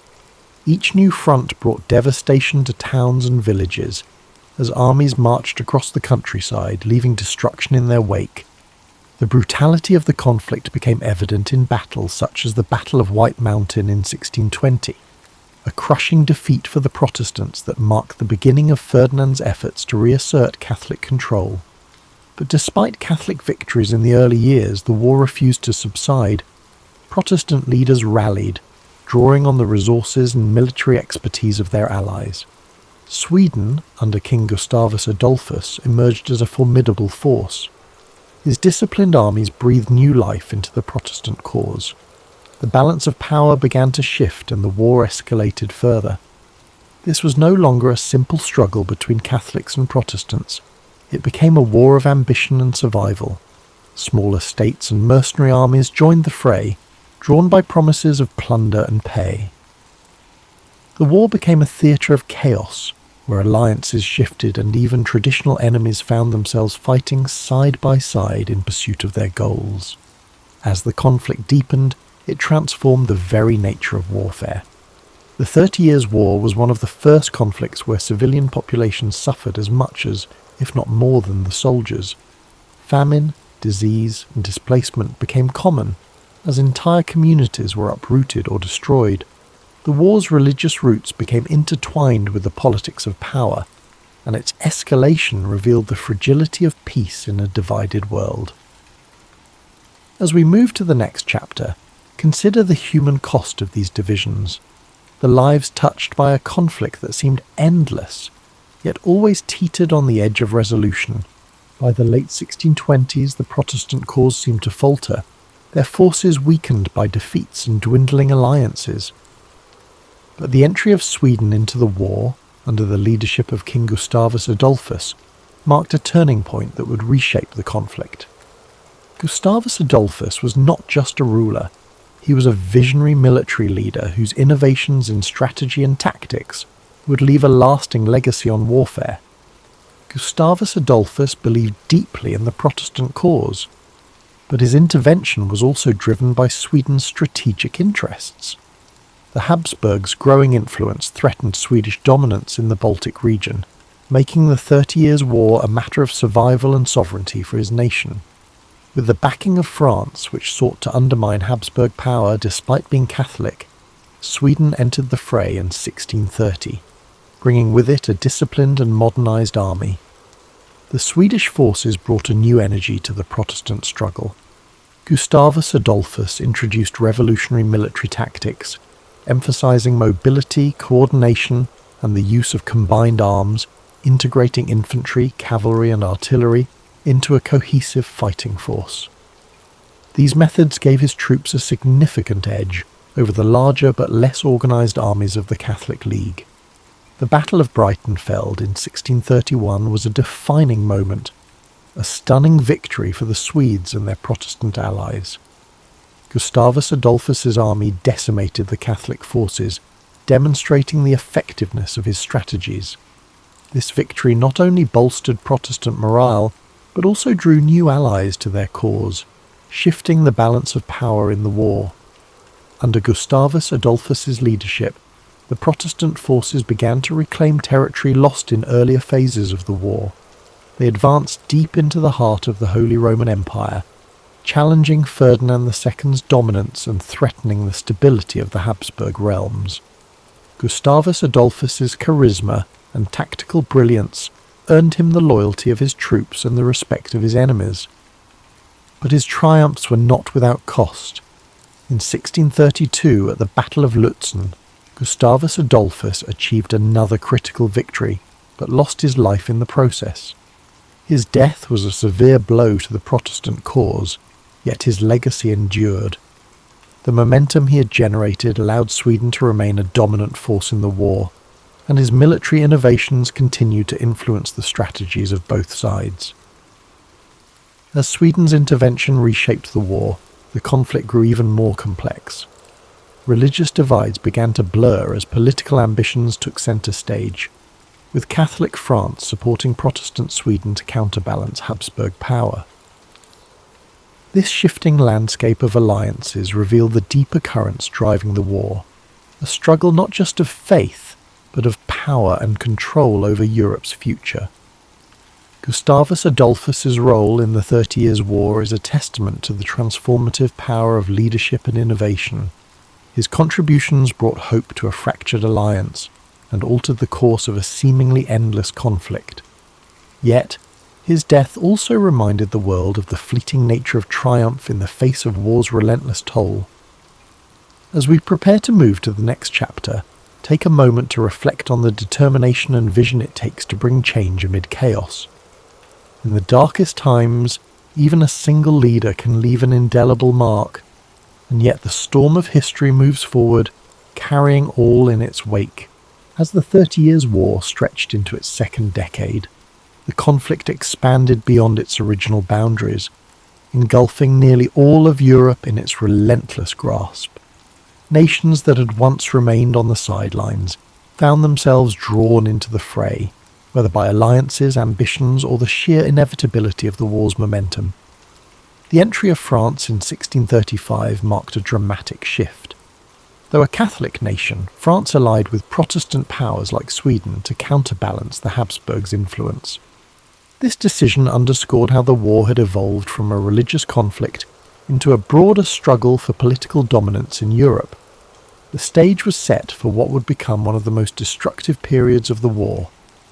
As alliances grew ever more complex and battles became increasingly brutal.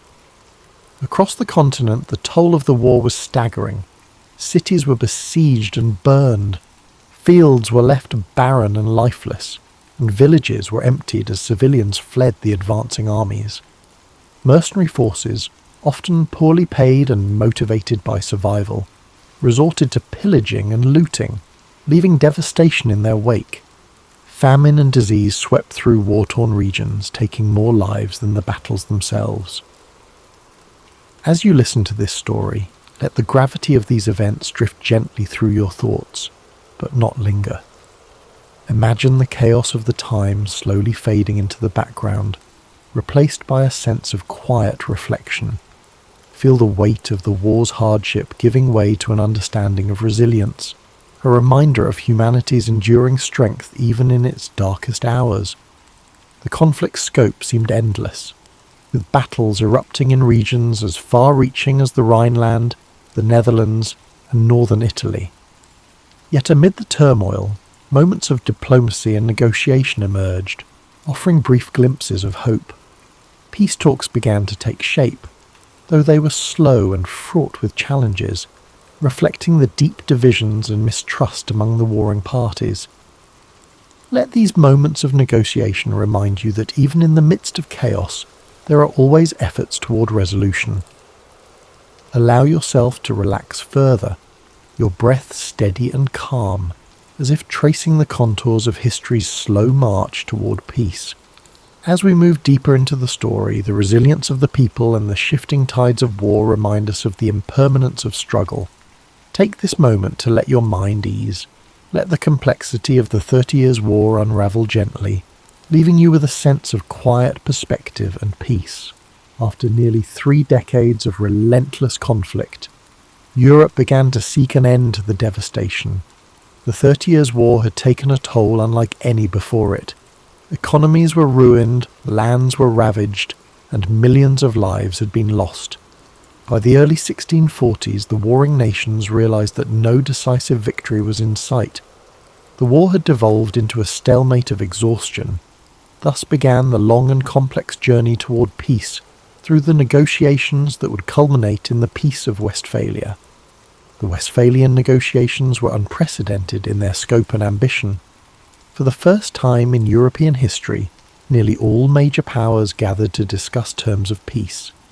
Delegates from Catholic and Protestant states, as well as representatives from France, Sweden, Spain, and the Holy Roman Empire, met in the towns of Münster and Osnabrück. These talks would last for years, reflecting the complexity of the issues at hand and the deep mistrust between the parties. As the negotiations unfolded, the participants wrestled with questions of religion, sovereignty, and the balance of power. The Peace of Westphalia sought to establish a new order in Europe, one that would recognize the religious and political realities that had emerged from the war. Protestant and Catholic states agreed to a form of mutual tolerance, reaffirming the principle that rulers could determine their state's religion, while also granting greater freedoms to minority faiths. The treaty also redefined the concept of sovereignty. It marked the beginning of the modern state system, where nations recognized each other's territorial boundaries and agreed not to interfere in one another's internal affairs. This idea of state sovereignty would become a cornerstone of international relations for centuries to come. While the Peace of Westphalia brought an end to the 30 Years' War, its provisions were not without compromise. No side emerged as a clear victor, and many of the underlying tensions remained unresolved. Yet, the treaty succeeded in ending the immediate bloodshed and creating a framework for coexistence in a fractured Europe. As you listen to the conclusion of this chapter, let the idea of resolution fill your thoughts. Picture the weary negotiators, coming together after years of strife, finding common ground in the hope of a better future. Let this image remind you that even in the most challenging times, peace is always within reach. The road to peace was long and arduous, Yet it proved that dialogue and compromise can overcome even the deepest divisions. Allow this lesson to settle within you as you relax further, your mind at ease, as the echoes of war fade into the calm promise of resolution. As the Peace of Westphalia brought an end to the 30 Years' War, Europe began to rebuild from the ashes of its most devastating conflict. The war left an indelible mark on the continent, shaping the course of history in profound ways. Nations that had been battered and broken emerged with new identities, while the concept of sovereignty laid the foundation for the modern nation-state system. The war's legacy extended beyond politics and borders. It changed the way conflicts were waged, highlighting the immense cost of prolonged war and the devastating impact on civilian populations. The lessons of the 30 Years' War echoed across generations, reminding humanity of the importance of diplomacy, tolerance, and restraint. This story of destruction and eventual reconciliation carries a timeless message. Even in the darkest of times, there is always a path forward, a path forged through perseverance, negotiation, and the willingness to find common ground. The 30 Years' War may have scarred Europe, but it also served as a turning point, proving that peace, though hard won, is always worth striving for. As we close this chapter of history, take a moment to reflect on the resilience of the human spirit. Let the story of the 30 Years' War remind you of the strength found in unity and the power of resolution. Think of the nations and individuals who rebuilt after so much loss, their journey, though difficult, leading to a more stable and interconnected future. Now let the soothing sounds of rain guide you to a place of peace and relaxation. Imagine gentle raindrops falling softly on leaves, washing away the echoes of history's struggles. Feel the rhythm of the rain bringing calm to your mind and a sense of quiet to your soul. In the cool dawn of February 12th, 1809, a boy was born in a small one-room log cabin in Hardin County, Kentucky, an area now known as LaRue County. His name was Abraham Lincoln, a name that would one day become synonymous with perseverance, justice, and the struggle to unite a divided nation. But on that day, he was simply the son of Thomas Lincoln and Nancy Hanks Lincoln, a humble family living in the rugged wilderness. Abraham's childhood was one of simplicity, hardship, and constant toil.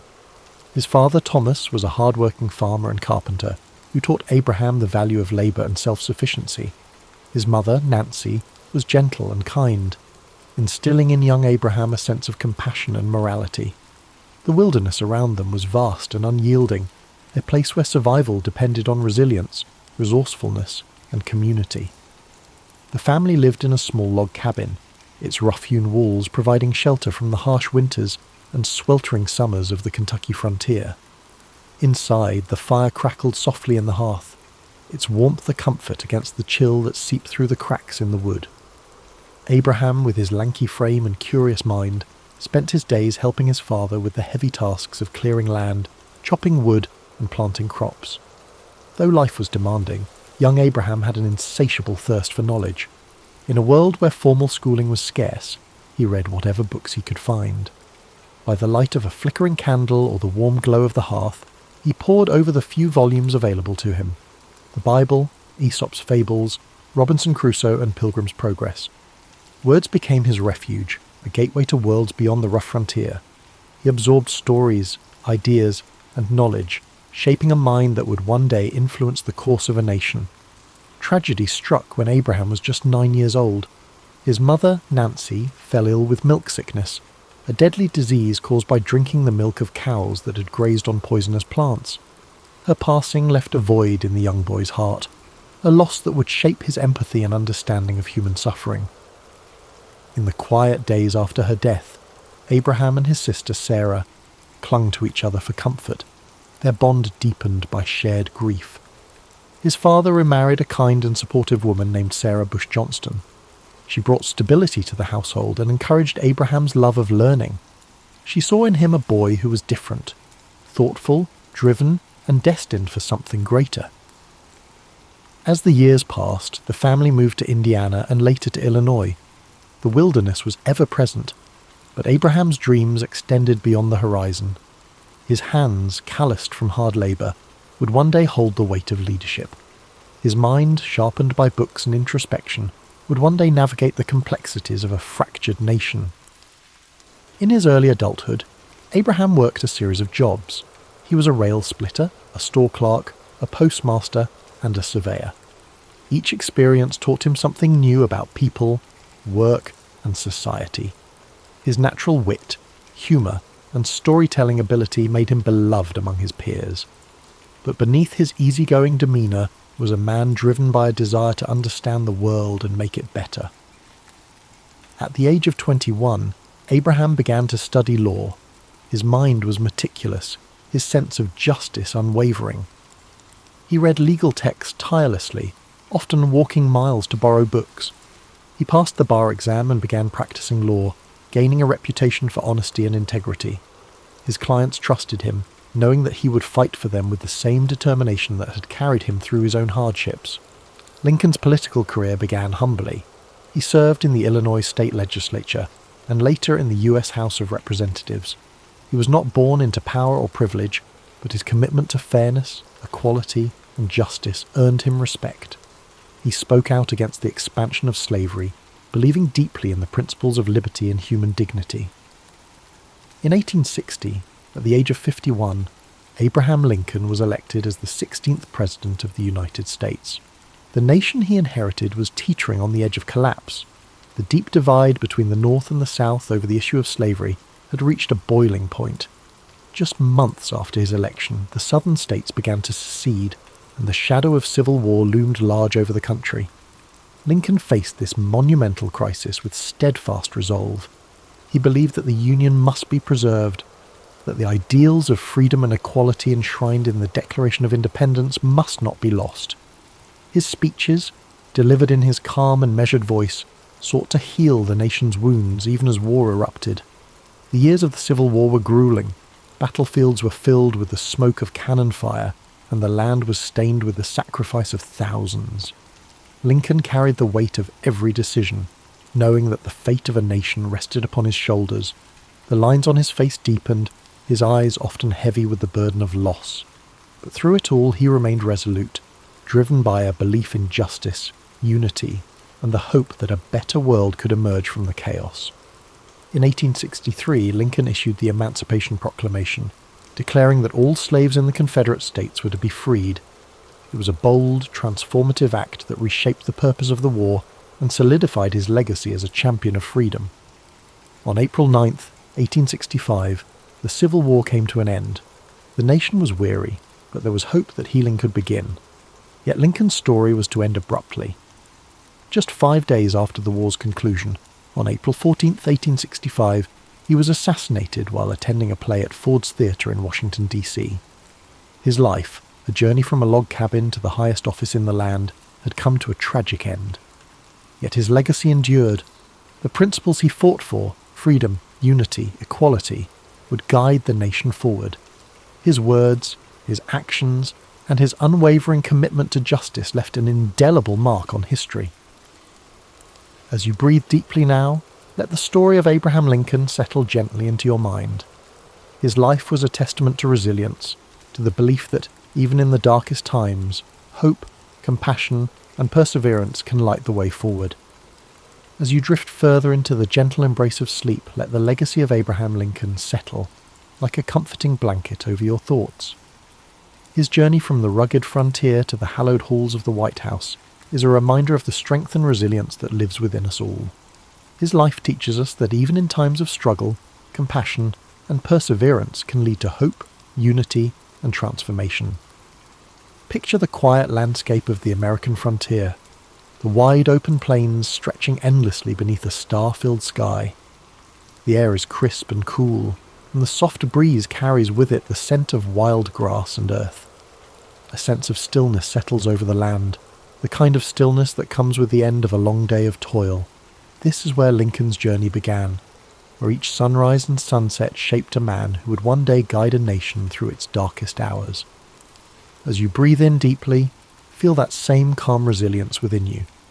The steady rhythm of your breath mirrors the gentle sway of the tall grasses, their tips shimmering in the pale moonlight.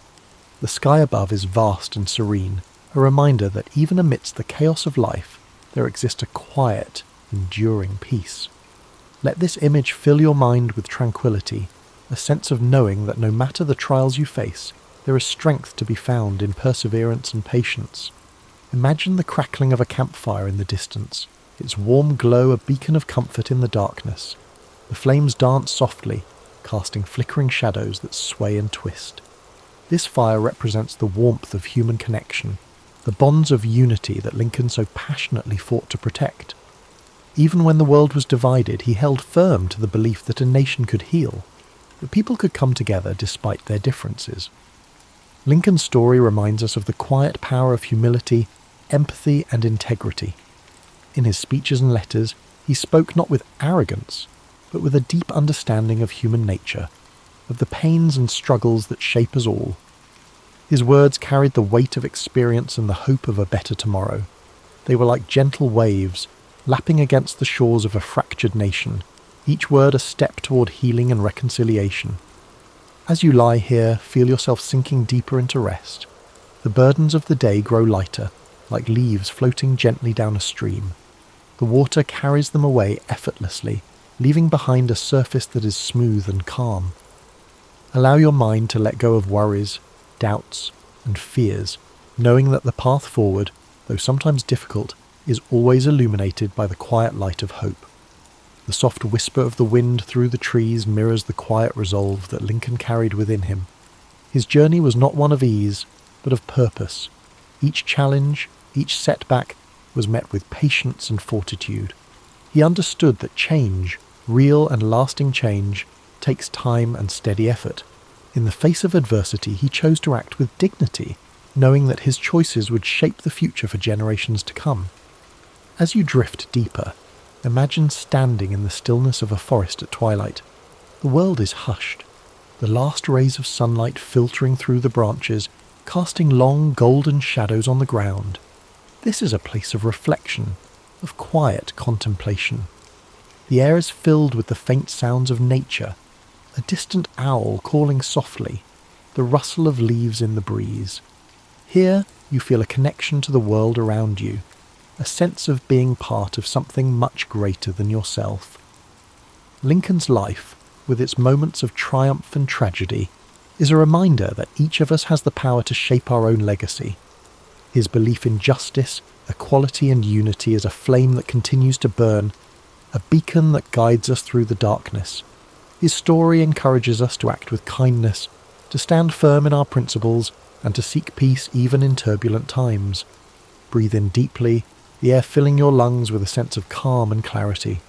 With each exhale, let go of any tension or unease. Feel your body relax further, each muscle softening, your mind becoming lighter. The steady rhythm of your heart is like a gentle drumbeat, grounding you in this peaceful moment. The night envelops you now, a cocoon of warmth and safety. The stars above shimmer softly, their light a reminder that even in the vastness of the universe you're not alone. You are part of a story that stretches across time and space, connected to the dreams, struggles, and triumphs of those who came before you. As you continue to relax, let Lincoln's story inspire a sense of quiet resolve within you. His life is a testament to the idea that courage, empathy, and perseverance can overcome even the greatest challenges. His journey, though filled with hardship, ultimately brought hope and healing to a fractured world. You too carry that potential within you, the power to face challenges with grace and to find peace in the midst of uncertainty. Thank you for joining us tonight on History and Sleep. May the story of Abraham Lincoln fill your dreams with calm, strength, and the knowledge that you are capable of overcoming any obstacle. Remember to like, comment, and subscribe for more soothing stories of history's greatest figures. Now, let go completely. The night holds you gently, the stars keep watch, and your dreams unfold like the quiet pages of a storybook. Sleep deeply, knowing that you are safe, that you are strong, and that tomorrow holds new possibilities, new paths to explore, and new moments of peace. As you drift even deeper into the comforting depths of sleep, let the quiet strength of Abraham Lincoln's story continue to guide you. His journey, one marked by perseverance, compassion, and unwavering resolve, reminds you that within every moment of stillness lies the potential for growth and healing.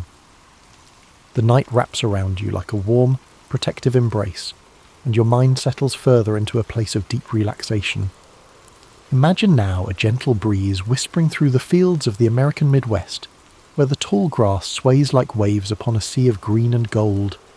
The landscape is bathed in the silvery light of the moon, casting long shadows that dance across the open plains. This is the land where Lincoln grew up, where he learned the value of hard work, the weight of responsibility, and the simple joys of a life lived close to nature. The distant sound of a slow-moving river meanders through the air, its waters reflecting the soft light of the stars. Each ripple is like a thought, gentle and fluid, carrying away the worries of the day. You're standing on the banks of this tranquil river, feeling the cool, damp earth beneath your feet.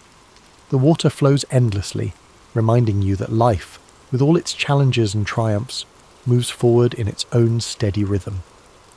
In the distance, you see a campfire glowing softly, its flickering flames casting a warm, golden light. The warmth of the fire reaches out to you, offering comfort and reassurance. It represents the quiet resolve and inner strength that guided Lincoln throughout his life. The flames dance and sway, whispering stories of perseverance, courage, and the enduring power of hope. Lincoln's life, though filled with challenges and loss, was also a testament to the beauty of simple joys, the laughter of loved ones, the satisfaction of hard work, and the solace of quiet reflection. His humility and integrity, even in the face of great adversity, remind us that true strength is not always loud or forceful. Sometimes it is found in the quiet determination to do what is right. As you breathe in deeply, feel that same sense of quiet strength fill your being. Each breath brings with it a wave of calm, washing away tension and worry. With every exhale, you release the weight of the day, allowing your mind to sink further into the peaceful flow of the night. The world around you is hushed, the night filled with a serene stillness. The stars twinkle softly above, like tiny beacons of hope, each one a reminder of the infinite possibilities that lie within you. Their gentle light is a guide, leading you through the darkness and into a place of rest and renewal. Imagine now that you are walking along a well-worn path, the soft grass cushioning your every step.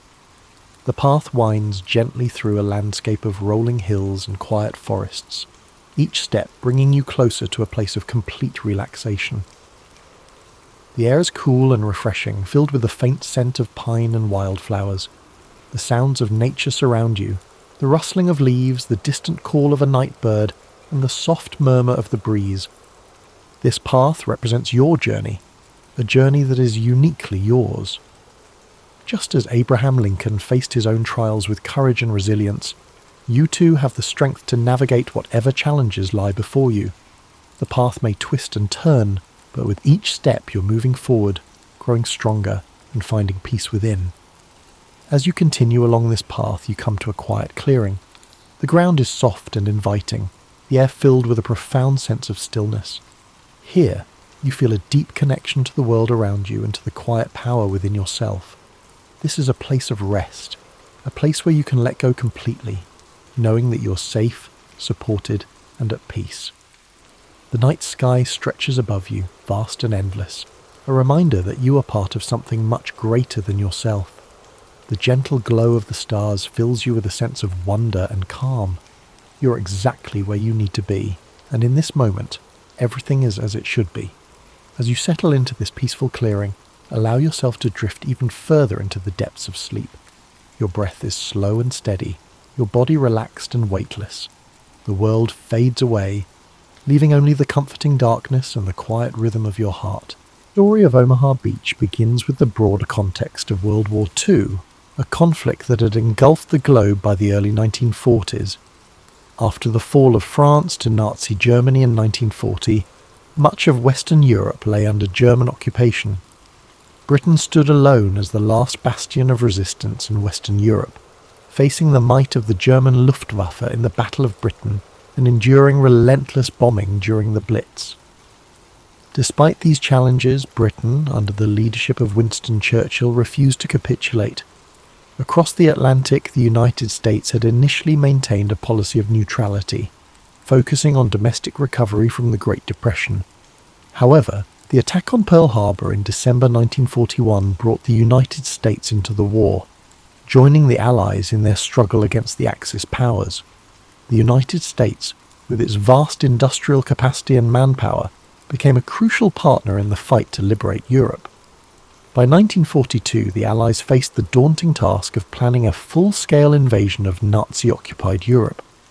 This effort, known as Operation Overlord, aimed to establish a foothold in France, opening a Western front to relieve pressure on the Soviet Union, which was bearing the brunt of the fighting on the Eastern Front. The operation would require meticulous planning, vast resources, and extraordinary bravery. The invasion was scheduled for June 1944 and would take place along a 50-mile stretch of coastline in Normandy, France. The beaches were divided into 5 sectors: Utah, Omaha, Gold, Juno, and Sword. Each sector had its own challenges, but Omaha Beach, assigned to American forces, was considered one of the most heavily defended and treacherous. The Germans, anticipating an Allied invasion, had fortified the French coastline with a series of defensive structures known as the Atlantic Wall. This formidable barrier included concrete bunkers, artillery emplacements, barbed wire, minefields, and anti-tank obstacles. Omaha Beach, with its high bluffs overlooking the shoreline, offered a natural defensive advantage to the German forces. The beach was defended by the 352nd Infantry Division, a well-trained and battle-hardened unit. The Allies knew that success at Omaha Beach would be crucial to the overall success of Operation Overlord. The beach provided a direct route inland to key roads and towns, making it essential for securing the Normandy region. Failure to take Omaha Beach could jeopardize the entire invasion and prolong the war. On the night of June 5, 1944, a massive Allied armada gathered off the coast of Normandy. Over 5,000 ships carrying troops, vehicles and supplies prepared to launch the largest amphibious invasion in history. The force included American, British, Canadian and other Allied troops, all united in their mission to liberate Europe from Nazi tyranny. As dawn broke on June 6, 1944, known as D-Day, the invasion began. The assault on Omaha Beach involved 2 American divisions, the 1st Infantry Division, known as the Big Red One, and the 29th Infantry Division. These soldiers, many of them young and inexperienced, faced a harrowing task. The first waves of troops landed at Omaha Beach under intense enemy fire. The Germans, positioned in fortified bunkers and machine gun nests, rained bullets and artillery shells on the landing craft and soldiers. Many of the landing craft were destroyed before they reached the shore, and those who made it to the beach faced a deadly gauntlet of obstacles and firepower. The terrain at Omaha Beach added to the challenges. The wide, open beach provided little cover, and the high bluffs allowed German forces to fire down on the exposed American troops. The rising tide threatened to engulf the soldiers and their equipment, adding another layer of urgency to the battle. Despite these overwhelming odds, the American soldiers displayed extraordinary bravery and determination. Small groups of men began to push forward, finding gaps in the German defences and scaling the bluffs. Engineers worked tirelessly to clear obstacles and minefields, enabling reinforcements to reach the beach. By mid-morning, the tide of the battle began to turn. Reinforcements from subsequent waves brought additional manpower and firepower to the fight. Naval bombardments and airstrikes targeted German positions, weakening their defences. Slowly but steadily, the Americans gained ground, overcoming the formidable obstacles and breaking through the Atlantic Wall. By the end of the day, the American forces had secured a foothold at Omaha Beach, but the cost was staggering. Over 2,000 American soldiers were killed, wounded, or missing, making Omaha Beach the bloodiest of the 5 D-Day beaches.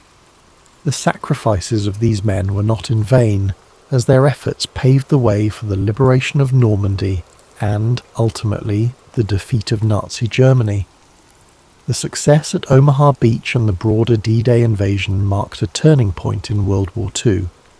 The Allies established a strong presence in Normandy, which allowed them to launch further offensives into France and beyond. Within weeks, Paris was liberated, and the momentum of the war shifted decisively in favour of the Allies. The Battle of Omaha Beach is remembered as a testament to the courage and resilience of those who fought and sacrificed for freedom.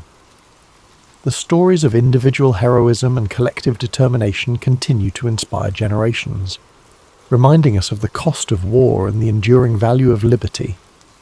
Today, the beaches of Normandy are peaceful, their sands washed clean by the tides of time.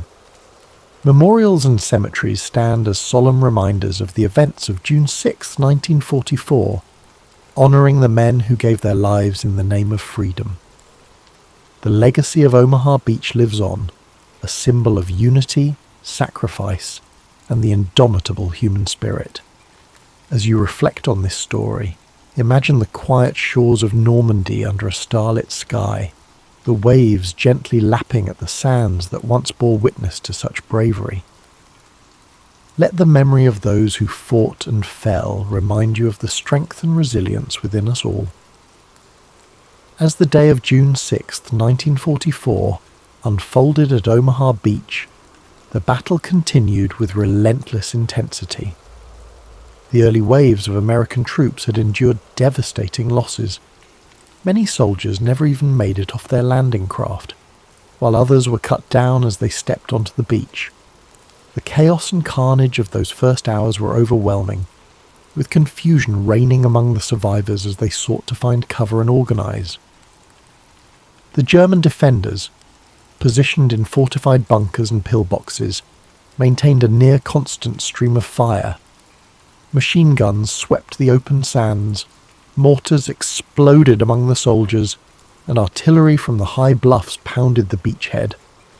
These fortifications had been meticulously planned, with interlocking fields of fire and overlapping lines of defence, making it nearly impossible for large groups of soldiers to advance without suffering heavy casualties.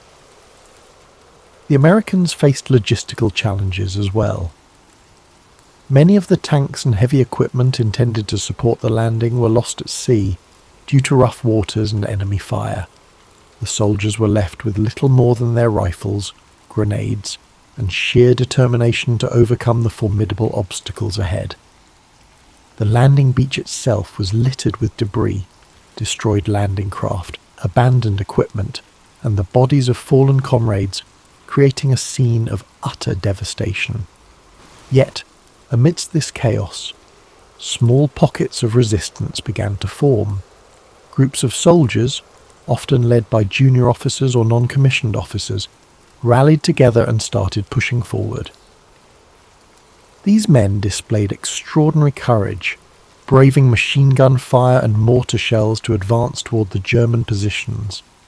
Engineers worked tirelessly to clear paths through the beach obstacles, blowing gaps in the barbed wire and clearing mines under heavy fire. One of the pivotal moments of the battle came when soldiers began scaling the bluffs that loomed over the beach. Using ropes, ladders, and sheer grit, they climbed the steep slopes to reach the German positions at the top. The fighting here was brutal and close quarters, with soldiers engaging the enemy in hand-to-hand combat.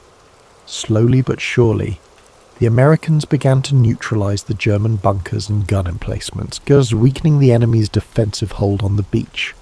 The turning point at Omaha Beach was also aided by naval support. Realizing the dire situation on the beach, American naval commanders ordered their ships to move closer to shore, despite the risk of running aground. From these positions, the ships unleashed a barrage of firepower, targeting the German fortifications with their heavy guns. These naval bombardments played a crucial role in suppressing the enemy defences, allowing the soldiers on the ground to advance. By the afternoon, the tide of the battle had shifted. Reinforcements from later waves brought fresh troops and supplies to the beach, bolstering the American effort. The German defenders, though still fighting fiercely, began to falter under the relentless pressure. The combination of infantry assaults, naval bombardments and air support gradually broke the German lines. By nightfall, the Americans had established a tenuous foothold at Omaha Beach. The high bluffs, once a symbol of the German dominance, were now under American control. From this vantage point, the troops could push inland, linking up with forces from the other landing beaches and beginning the liberation of Normandy. The cost of victory at Omaha Beach was staggering. Over 2,000 American soldiers were killed, wounded, or missing, making it one of the bloodiest battles of D-Day. The courage and sacrifice of these men, however, paved the way for the success of the entire invasion. Their actions ensured that the Allies could establish a strong presence in Normandy, a crucial step toward defeating Nazi Germany. In the days that followed, the Americans worked to consolidate their position at Omaha Beach. Supply lines were established, reinforcements poured in, and the beachhead became a staging ground for further operations.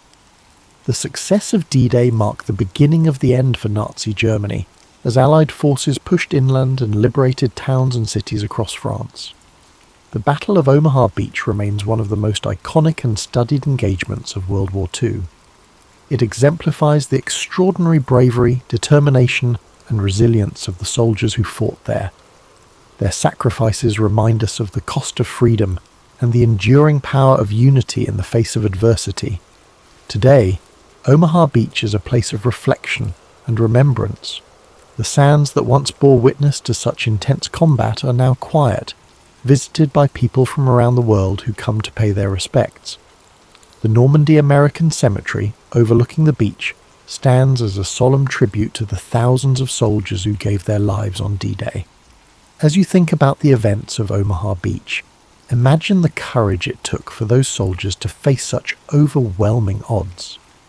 Picture the determination of the men scaling the bluffs, the resolve of the engineers clearing obstacles, and the bravery of the naval crews providing support. Let their sacrifices fill you with a sense of gratitude and inspiration. The story of Omaha Beach is not just one of extraordinary bravery and resilience. It is also a tale of lessons learned and strategies developed that would influence the remainder of World War II. The success of D-Day, including the hard-fought victory at Omaha Beach, gave the Allies a critical foothold in Western Europe, but it also came with a significant cost, offering lessons in leadership, logistics, and the nature of modern warfare. In the days and weeks following June 6, 1944, the Allies worked tirelessly to solidify their positions in Normandy. Omaha Beach, alongside the other 4 landing beaches, became a vital supply hub for the Allied forces. Engineers constructed artificial harbours, known as mulberry harbours, to facilitate the unloading of troops, vehicles and supplies. These floating piers were a marvel of engineering and a testament to the ingenuity and determination of the Allied effort.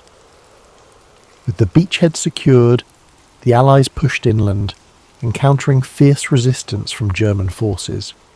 The bocage, the dense hedgerows that characterised the Normandy countryside, proved to be a significant obstacle, offering German defenders natural cover and making it difficult for Allied tanks and infantry to advance. Despite these challenges, the Allies pressed forward, liberating towns and villages one by one. Omaha Beach's role in the larger Normandy campaign cannot be overstated.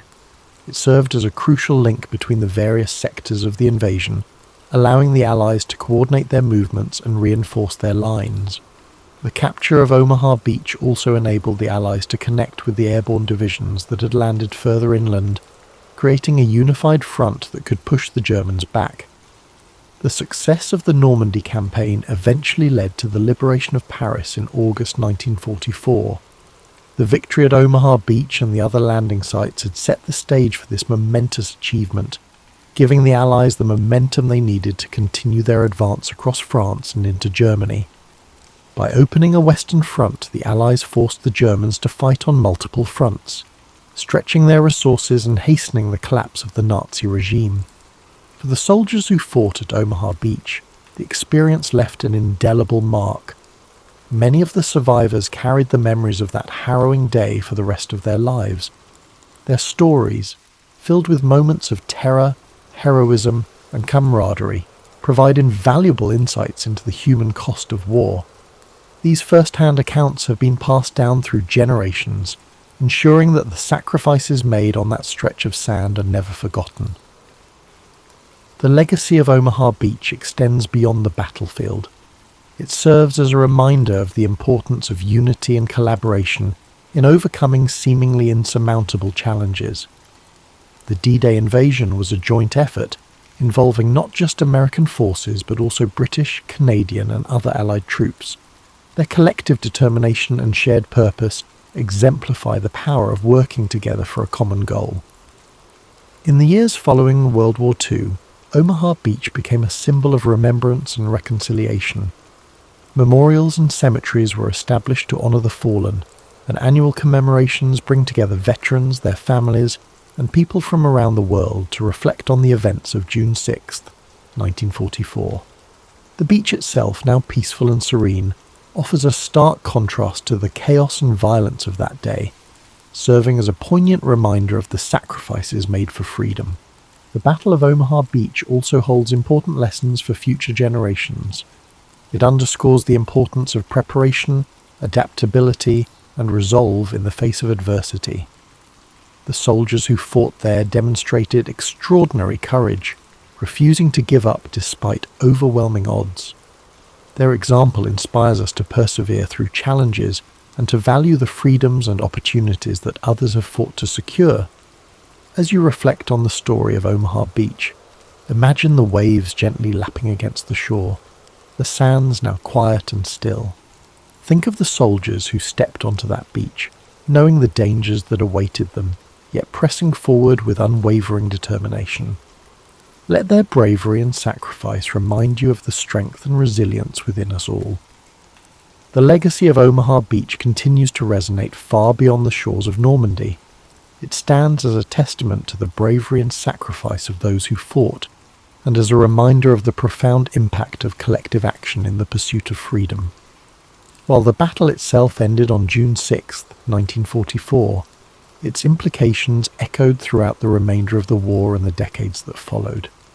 In the immediate aftermath of the D-Day invasion, the Allies faced the monumental task of consolidating their gains and pushing further into German-occupied territory.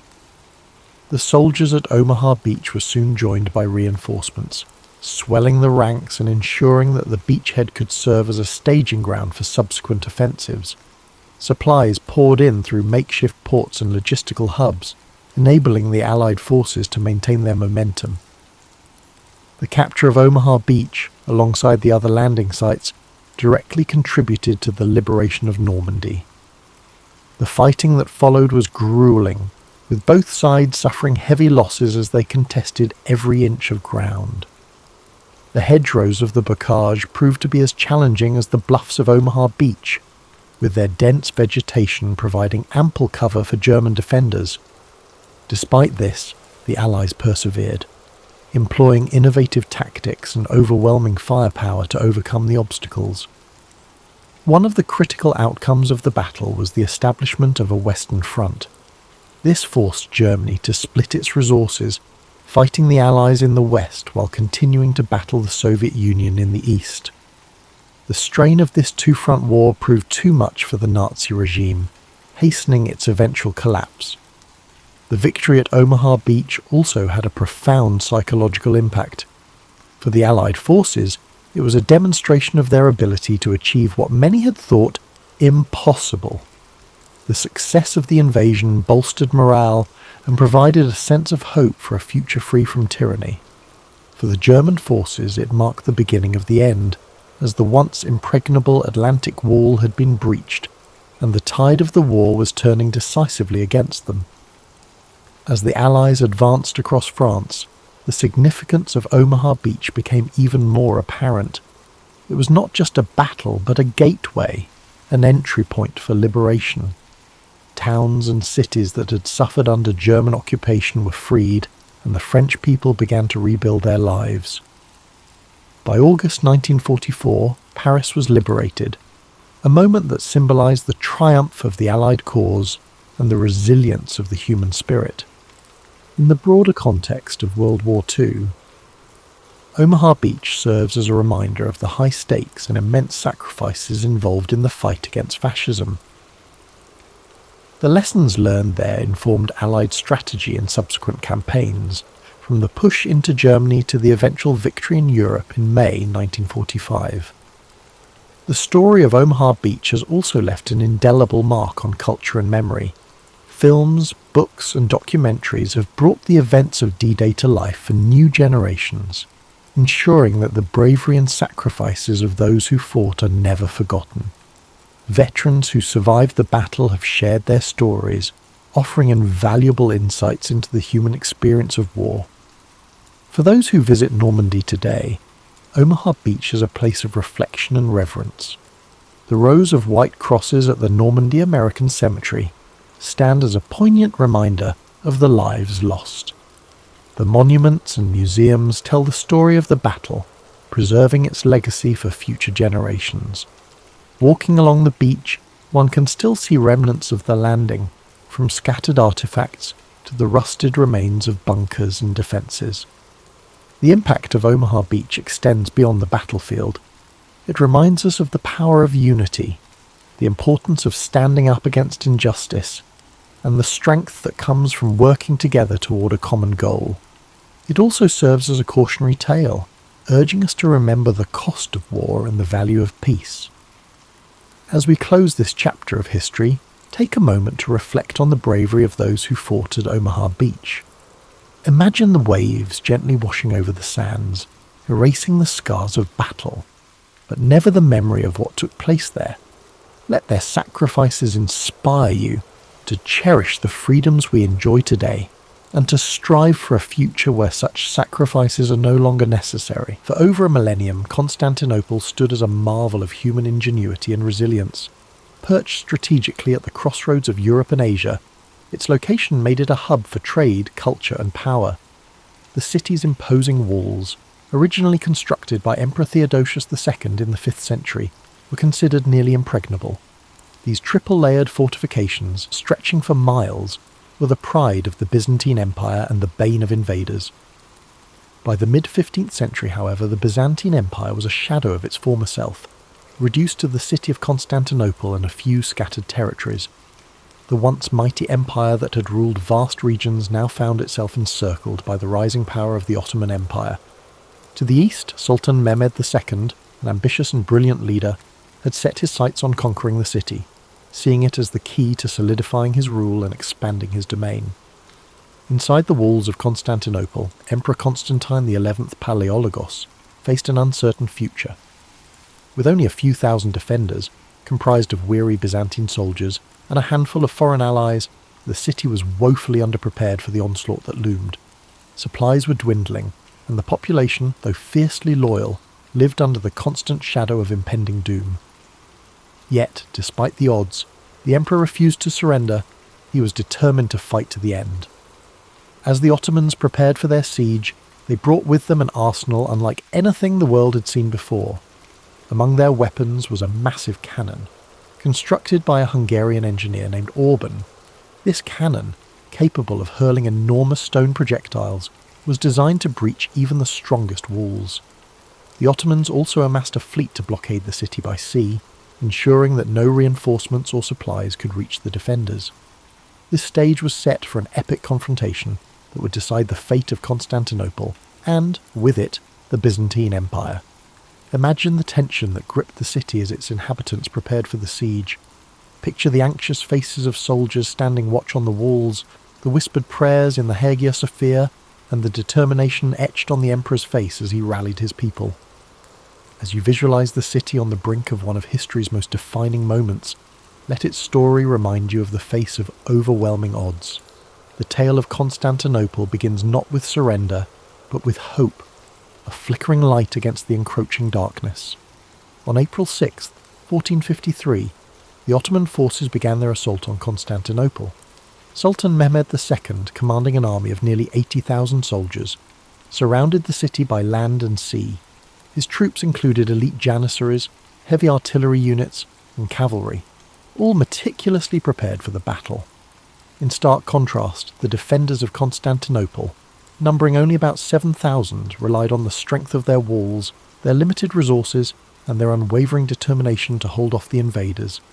As the siege commenced, the Ottoman cannon began its relentless bombardment. Each thunderous shot shook the ground, sending massive stones crashing into the city's formidable walls. The defenders scrambled to repair the damage as quickly as possible, working day and night to reinforce the crumbling sections. Yet, despite the damage, the walls of Constantinople held firm, frustrating the attackers and delaying their advance. By sea, Mehmed's fleet blockaded the Golden Horn, the narrow inlet that provided access to the city's harbour. In a bold and desperate move, the Byzantines constructed a massive chain boom across the entrance to the harbour, preventing Ottoman ships from breaching this vital area. For weeks, the two sides engaged in fierce skirmishes on the water, with neither gaining a decisive advantage. Within the city, life became a mix of hope and despair. Citizens prayed fervently in the Grand Hagia Sophia, seeking solace and strength. Meanwhile, Emperor Constantine XI worked tirelessly to inspire his people, walking among the defenders on the walls, offering words of encouragement and sharing in their hardships. His presence was a source of unity in a city under siege. Sultan Mehmed II, determined to break the stalemate, devised a bold plan to outflank the city's defences. Using an extraordinary feat of engineering, he ordered his troops to transport ships overland on greased logs, bypassing the chain boom and launching them into the waters of the Golden Horn. This manoeuvre shocked the defenders and marked a turning point in the siege. As the weeks wore on, the defenders of Constantinople grew more exhausted. Supplies dwindled, and morale wavered as the walls suffered greater damage, yet they continued to resist, determined to protect their home against all odds. Imagine the long nights spent on the battlements, the glow of torches illuminating weary faces, and the echoes of cannon fire reverberating through the air. The siege was becoming a battle of attrition, with both sides pushing their limits. The city remained a symbol of defiance, even as the odds seemed increasingly insurmountable. The question lingered: how much longer could Constantinople hold out? As April turned to May, the siege of Constantinople escalated into a relentless struggle. The Ottoman bombardment grew fiercer, cannons fired day and night, chipping away at the once mighty Theodosian walls. Dust and debris filled the air, coating the streets and homes of the city. Despite the constant destruction, the defenders worked tirelessly to repair breaches, often under the cover of darkness. Every stone they placed was an act of defiance against the overwhelming forces pressing in around them. Inside the city, the mood shifted between grim determination and quiet fear. Emperor Constantine XI continued to rally his people, addressing soldiers, citizens and priests alike. His words were simple but powerful, reminding them that they were fighting not just for their lives but for their culture, faith and history. Families huddled together in their homes, offering whispered prayers for protection. In the Hagia Sophia, the city's spiritual heart, the clergy led solemn services, their chants echoing in the grand dome chamber. Outside the walls, Sultan Mehmed II adjusted his strategy. Recognizing the defenders' stubborn resistance, he ordered his engineers to dig tunnels beneath the city's walls in an effort to weaken their foundation. Byzantine forces countered this threat by sending teams of sappers to intercept the tunnels, leading to deadly confrontations beneath the ground. These underground battles, fought in narrow, dimly lit passageways, added another layer of desperation to an already harrowing siege. The Ottomans also intensified their efforts on the Golden Horn.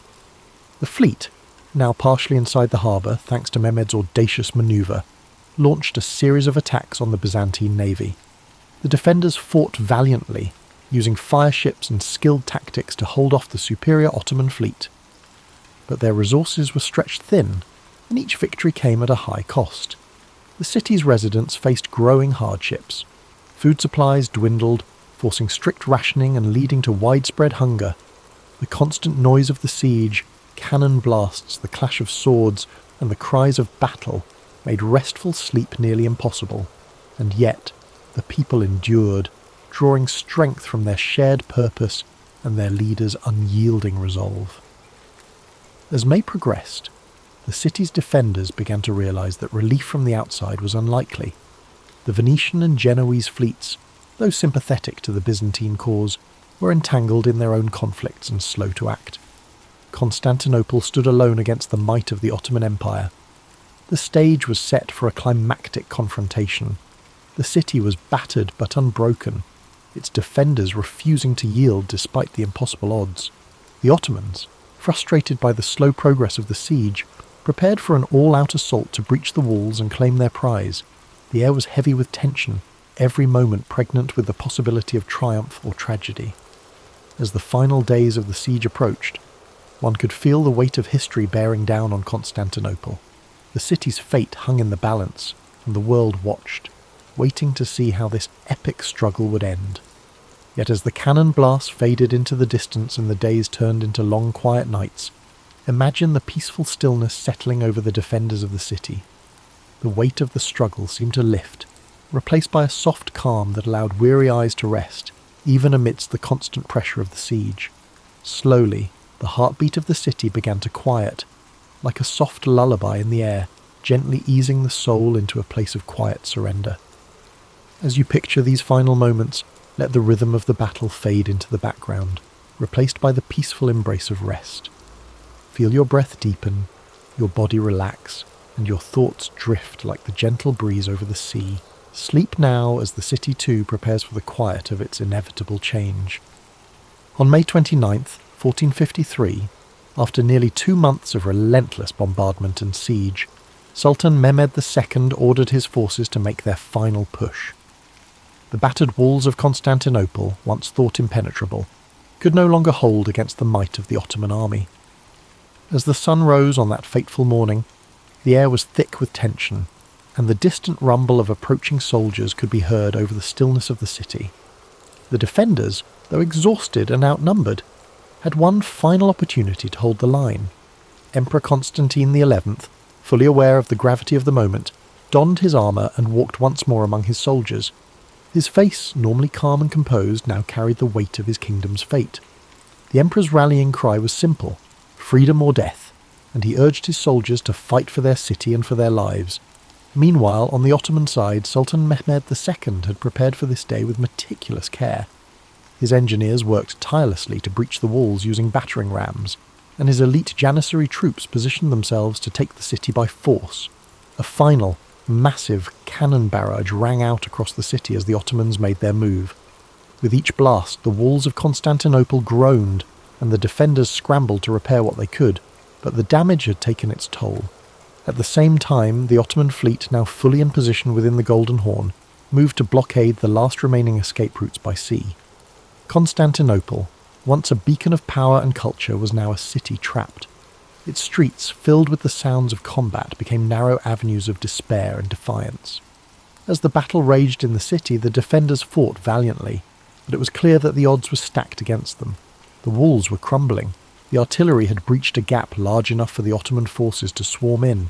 The fighting grew fiercer, house by house, street by street, as the city's residents and soldiers tried to push back the invaders, but there were too many Ottomans, and their determination to conquer the city was overwhelming. As the day wore on, the fate of Constantinople was sealed.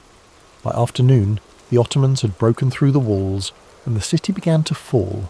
Emperor Constantine XI, realizing that the end was near, fought bravely until the very last. But when the Ottoman forces entered the city, they found no mercy. The city was overrun, and its defenders, exhausted and outnumbered, were either captured or slain. The fall of Constantinople was not just the fall of a city, it was the end of an era. The Byzantine Empire, which had once been a powerful force in Europe and Asia, was no more. The city, now in Ottoman hands, would be renamed Istanbul and become the new capital of the Ottoman Empire. As you reflect on the fall of this great city, imagine the silence that followed the chaos of battle. The cries of the defeated soldiers faded into quiet, and the city, now under new rule, began its transformation. The once grand buildings, the churches, and the bustling marketplaces were left to be reborn into something new. Let the stillness of this moment wash over you, as the world that once was fades away, and a new world takes its place. As you feel the weight of this chapter settle into the quiet of the night, let the sounds of the world outside fade into a soft background hum. Close your eyes and feel the piece of history unfolding, letting the past gently drift away. Sleep now, as time itself slows, and the city's story becomes a part of your dreams. The fall of Constantinople marked the end of one era and the beginning of another, reverberating far beyond the walls of the ancient city. As the Ottomans took control, they reshaped not only the city's physical appearance, but also its cultural, political, and religious landscape. The Byzantine Empire, which had once been the protector of Christian Orthodox traditions, was gone. The city of Constantinople, now Istanbul, would become the heart of a new empire, the Ottoman Empire, bringing with it a wave of change that would echo through history for centuries. The fall of Constantinople was a pivotal moment for Europe, signalling the end of the medieval period and the start of the Renaissance. With the loss of one of the most important Christian cities, scholars, artisans, and intellectuals fled to the west, carrying with them priceless knowledge and manuscripts. The Greeks, who had lived under Byzantine rule for generations, brought their learning to places like Florence, Venice, and Rome. The rediscovery of classical texts and ancient Greek philosophy fueled the Renaissance, sparking a new era of intellectual and artistic flourishing. But the impact of the city's fall was not just felt in the West. For the Ottomans, capturing Constantinople was a moment of immense pride and significance. Sultan Mehmed II, now known as the Conqueror, solidified his legacy and the Ottoman Empire's power. He established a new capital that would rival all other cities in the world, renaming it Istanbul, and began transforming it into a thriving metropolis. The Hagia Sophia, once a Christian cathedral and a symbol of Byzantine glory, was converted into a mosque, and the city's skyline would be dominated by the grand minarets of Ottoman mosques. The Ottomans also began to expand their empire, pushing further into Europe, Asia, and Africa. Constantinople's fall opened up new trade routes and positioned the Ottomans as the dominant force in the eastern Mediterranean. The city's strategic location between Europe and Asia gave the Ottomans control of crucial land and sea trade routes, further strengthening their empire. In the centuries that followed, the legacy of Constantinople would continue to shape the world. For the East, it became a symbol of Ottoman strength and prosperity. For the West, it served as a reminder of the fragility of empires and the shifting tides of history. The fall of Constantinople was more than just a military victory. It was a symbolic event that signalled the changing balance of power in the world. As you reflect on the long-reaching consequences of this moment in history, imagine how the passing of centuries can transform a city, how the echoes of one era can reverberate into the next. Feel the calmness of time moving forward, each breath slower, as you let the weight of these changes settle into your thoughts. The past is a river, constantly flowing, and Constantinople's fall was but one ripple in the vast current of history. Let this ripple guide you into a peaceful place of reflection, where the weight of time and change lifts, and you feel the peace of quiet understanding. Though the city of Constantinople fell to the Ottomans in 1453, the spirit of its ancient civilization would never be fully extinguished. The echoes of its grandeur, its wisdom, and its role as the crossroads of empires resonated through time. The Byzantines, though defeated, had left an indelible mark on the world. The artifacts, the knowledge, and the stories of their culture continued to influence not only the Ottomans, but the entire world for generations. Even the name Constantinople itself would live on in the hearts of those who revered its history. For the Ottomans, the transformation of the city into Istanbul was more than a conquest. It was a blending of two worlds. The Greek Orthodox and Christian heritage of Constantinople mixed with the Islamic Ottoman culture, creating a rich and diverse society that would flourish for centuries. The city's iconic Hagia Sophia, once a Christian church, stood as a testament to this blending, a symbol of the city's enduring beauty and the confluence of different faiths, traditions, and ideas. Over time, Istanbul would become a global hub for art, science, and trade, fostering an environment where diverse cultures and ideas could meet. Scholars, artists, and merchants from all corners of the world passed through the city, contributing to its ongoing legacy as a place of knowledge and exchange. As you reflect on the lasting impact of Constantinople, imagine how the quiet passage of time can allow a city's legacy to endure long after its walls have crumbled. The stories of Constantinople's rise, its cultural riches, and its eventual fall are woven into the fabric of history. And just as the city evolved, so did the stories of the people who lived there. stories that still inspire awe and contemplation today.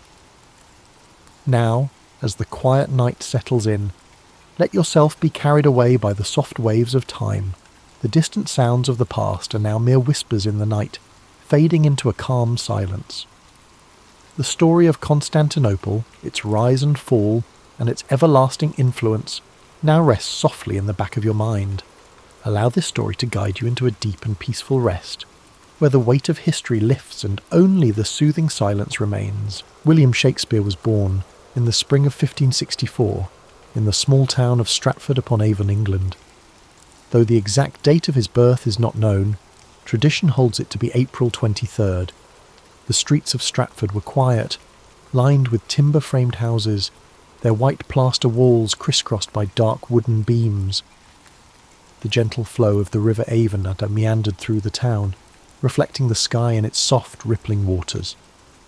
William was the third child of John Shakespeare, a glove maker and local merchant, and Mary Arden, who came from a respected farming family. Their home on Henley Street was modest, but comfortable, filled with the sense of leather and parchment from his father's work. In those early days, William's world was shaped by the sounds of bustling markets, church bells, and the hum of conversation among townsfolk. The air in Stratford was filled with the rhythms of everyday life, the changing seasons, and the echoes of a world on the brink of cultural awakening. As a boy, William likely spent time exploring the fields and woods beyond the town, where wildflowers bloomed and the calls of birds filled the air. He may have wandered along the banks of the Avon, his curious eyes taking in the flowing water, the shifting light, and the small wonders of nature. William attended the King's New School, where he received a solid education in reading, writing, and classical literature. He studied the works of Roman poets like Ovid and playwrights like Plautus and Seneca. These ancient stories of gods, heroes, and tragic fates ignited his imagination, giving him a foundation that would later blossom into his own masterpieces. The days at school were long, filled with the scratch of quills on parchment, the low hum of Latin recitations, and the occasional creak of wooden benches. William learned not only the rules of language, but also the power of storytelling, the ability to capture the human experience in words. When William was 18, he married Anne Hathaway, a farmer's daughter who lived in a small cottage outside of Stratford. Their marriage was a quiet affair, held in the local church, surrounded by family and friends. A year later, they welcomed their first child, Susanna, followed by twins, Hamnet and Judith. The small house they shared was filled with the sounds of children's laughter and the simple comforts of family life. Yet, even as a young man with a family, William's mind seemed to yearn for something more. Somewhere within him, the seeds of creativity were beginning to sprout. By the late 1580s or early 1590s, Shakespeare left Stratford and made his way to London, a city alive with energy, opportunity, and artistic expression. London in the 1590s was a place of contrasts, cobblestone streets filled with carriages, merchants selling their wares, and the hustle and bustle of a growing metropolis. It was a city where theatres were becoming centres of cultural life, drawing people from all walks of society. Amidst this vibrant chaos, William Shakespeare found his place in the world of theatre. He began his career as an actor and playwright, with a company called the Lord Chamberlain's Men. His early plays were performed in small theatres, where audiences gathered in the dim light, eager to be transported by stories of love, betrayal, and adventure. The scent of burning tallow candles filled the air, mingling with the excited whispers of the crowd. Shakespeare's talent quickly became evident, and his works began to captivate London's theatre-goers. His early successes included plays like Henry VI and Titus Andronicus, stories of war, revenge, and political intrigue. Each line he wrote seemed to pulse with life, filled with the richness of human emotion and the beauty of language. By the late 1590s, Shakespeare had become a respected figure in the theatre world. He purchased shares in the newly built Globe Theatre, a wooden structure that would become the heart of his creative endeavours. The Globe stood on the southern bank of the River Thames, its thatched roof and open-air stage welcoming thousands of eager spectators. It was here that some of his greatest plays came to life: Romeo and Juliet, A Midsummer Night's Dream, and The Merchant of Venice. These stories of a young love, magical realms, and complex human relationships resonated with audiences who laughed, wept, and marvelled at the tales unfolding before them. As his reputation grew, so did the depth of his work. In the early 1600s, Shakespeare wrote some of his most profound and powerful tragedies: Hamlet, Othello, King Lear, and Macbeth. These plays explored the darker corners of the human soul, delving into themes of ambition, jealousy, madness, and fate. Imagine the dimly lit stage, the flicker of candlelight, the hushed anticipation of the crowd as the curtain rose. The words of Shakespeare filled the air, weaving a tapestry of emotion, drama, and insight that would echo through the centuries.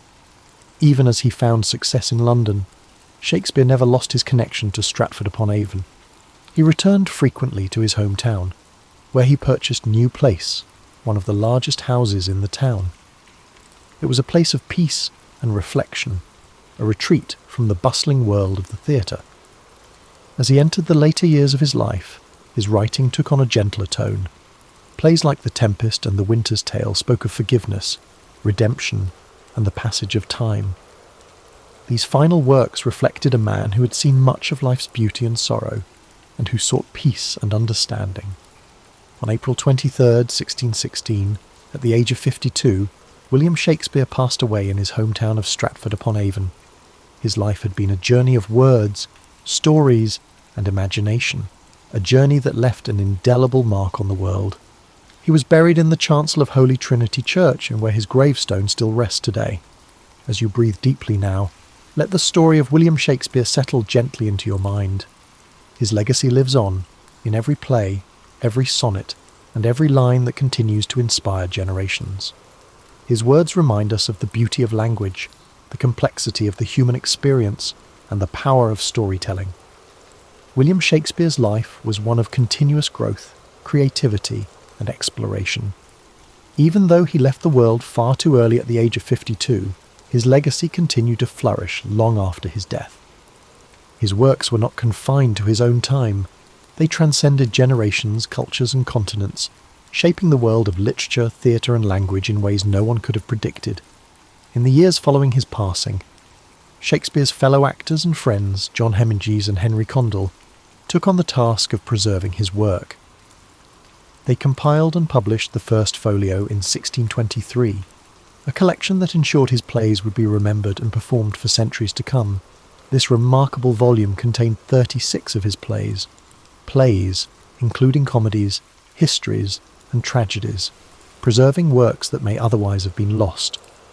Without the dedication of these friends, some of Shakespeare's most beloved works, such as Macbeth and The Tempest, might never have reached us. Thanks to this labour of love, his stories endured, spreading far beyond the theatres of London to inspire future generations of readers, actors, and writers. Shakespeare's influence on the English language is unparalleled. He coined or popularised thousands of words and phrases, many of which are still in use today. Expressions like break the ice, wild goose chase, and heart of gold can all be traced back to his plays. His ability to capture human emotion and experience in words gave the language a richness and expressiveness that endures. His works reflected the human condition in all its complexity, the joys, the sorrows, the triumphs, and the tragedies. Shakespeare's characters were not just figures on a stage, but living, breathing reflections of humanity. They spoke of love, ambition, betrayal, and redemption with a clarity that resonated across time. Imagine Romeo and Juliet, young lovers torn apart by the feud of their families, speaking words that echo the passions and heartbreaks of every generation. Picture Hamlet, the introspective prince, grappling with questions of life, death, and morality. Think of King Lear, an old man facing the consequences of his pride and folly, or Macbeth, driven to ruin by ambition and fate. These stories were not just meant to entertain. They were designed to make audiences think, feel, and understand themselves and the world around them. In Shakespeare's time, the theatre was a place where the barriers of class and status melted away, where the common folk and the nobility could come together to share in the experience of a story. The Globe Theatre, with its thatched roof and wooden beams, echoed with the laughter, tears and applause of audiences who saw their lives reflected on stage. Shakespeare understood that stories had the power to unite people, to reveal truths, and to inspire change. In his quieter moments, Shakespeare returned to Stratford-upon-Avon, where he enjoyed the peace of his family home. Here, he could escape the noise of the city and the demands of the theatre. He tended to his affairs and spent time with his family and walked the familiar streets of his hometown. But even in retirement, the creative spark never truly left him. Later years, he collaborated with younger playwrights and continued to refine his craft. The serenity of Stratford offered him a chance to reflect on his life's work, to find peace in the knowledge that he had given the world something timeless and extraordinary. Though his life ended on April 23, 1616, his impact was only just beginning. Over the centuries, Shakespeare's works were performed in countless theatres, translated into every major language, and adapted into countless forms. His stories found new life in operas, films, novels, and modern reinterpretations that brought his characters into new settings and contexts. Generations of actors, from humble players to celebrated stars, found their voices through Shakespeare's words. Directors reimagined his plays in endless ways, setting them in modern cities, distant futures, and war-torn landscapes. Each interpretation shed new light on his timeless themes. In schools and universities, students continue to explore his plays, discovering the brilliance and depth of his writing. His sonnets, with their delicate beauty and insight into the nature of love and time, continue to touch the hearts of readers across the globe. Shakespeare's legacy is not just in the pages of books or on the stages of theatres. It lives in the way we use language, the way we tell stories, and the way we understand ourselves. His genius lies in his ability to capture the full spectrum of human experience, from the lightest moments of comedy to the darkest depths of tragedy.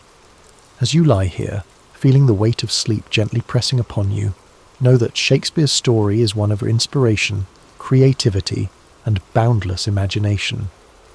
He reminds us that even the simplest beginnings can lead to extraordinary journeys, that the world is full of stories waiting to be told, and that words have the power to change hearts and minds. Allow his life story to guide you into a restful slumber, where dreams unfold like the scenes of a play, filled with wonder, beauty, and endless possibility. Let the words of the past wrap around you like a soft blanket, comforting and timeless. As we continue to reflect on the life and legacy of William Shakespeare, his story weaves a rich tapestry of creativity, resilience, and timeless brilliance.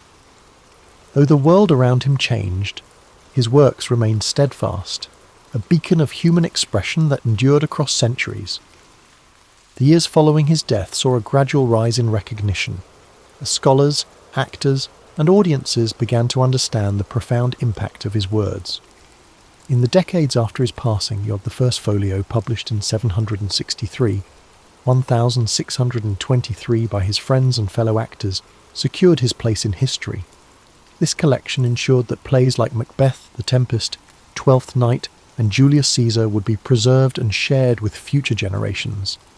Each of these works held a mirror to society, reflecting the complexities of human nature, politics, and morality. As time went on, Shakespeare's works spread beyond the shores of England.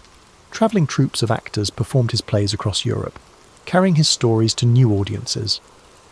By the 18th century, his influence had reached the far corners of the world, with translations bringing his words to new languages and cultures. The universality of his themes, love, ambition, betrayal, and redemption, resonated with people from all walks of life. His birthplace, Stratford-upon-Avon, slowly became a place of pilgrimage for lovers of literature and theatre. Visitors walked the same cobblestone streets, passed by the same riverbanks, and stood in the same rooms where Shakespeare once lived. The small town grew into a symbol of creativity and artistic heritage, forever linked to the legacy of its most famous son. As the centuries progressed, Shakespeare's plays were studied in schools, performed in grand theatres, and adapted for new media. Actors found endless opportunities to breathe life into his characters, from the tragic figures of Hamlet and King Lear to the comedic brilliance of Much Ado About Nothing and A Midsummer Night's Dream.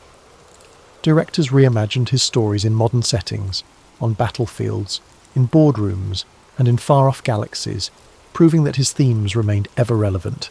His influence on the arts is immeasurable. Painters depicted scenes from his plays in rich, vibrant canvases. Composers like Felix Mendelssohn and Giuseppe Verdi turned his works into operas and orchestral pieces. Poets and writers drew inspiration from his words, finding new ways to explore the human experience. In the 19th century, Shakespearean festivals began to emerge, celebrating his works with performances, lectures, and readings. The Royal Shakespeare Company, founded in the 20th century, became a beacon for the continued performance and exploration of his plays. The dedication to his work ensured that his stories remained alive, evolving with each new interpretation and performance. Shakespeare's works also found a home in cinema, with directors like Laurence Olivier, Kenneth Branagh, and Baz Luhrmann bringing his plays to the silver screen. Films adapted from his plays reached audiences around the world, introducing his characters and stories to new generations.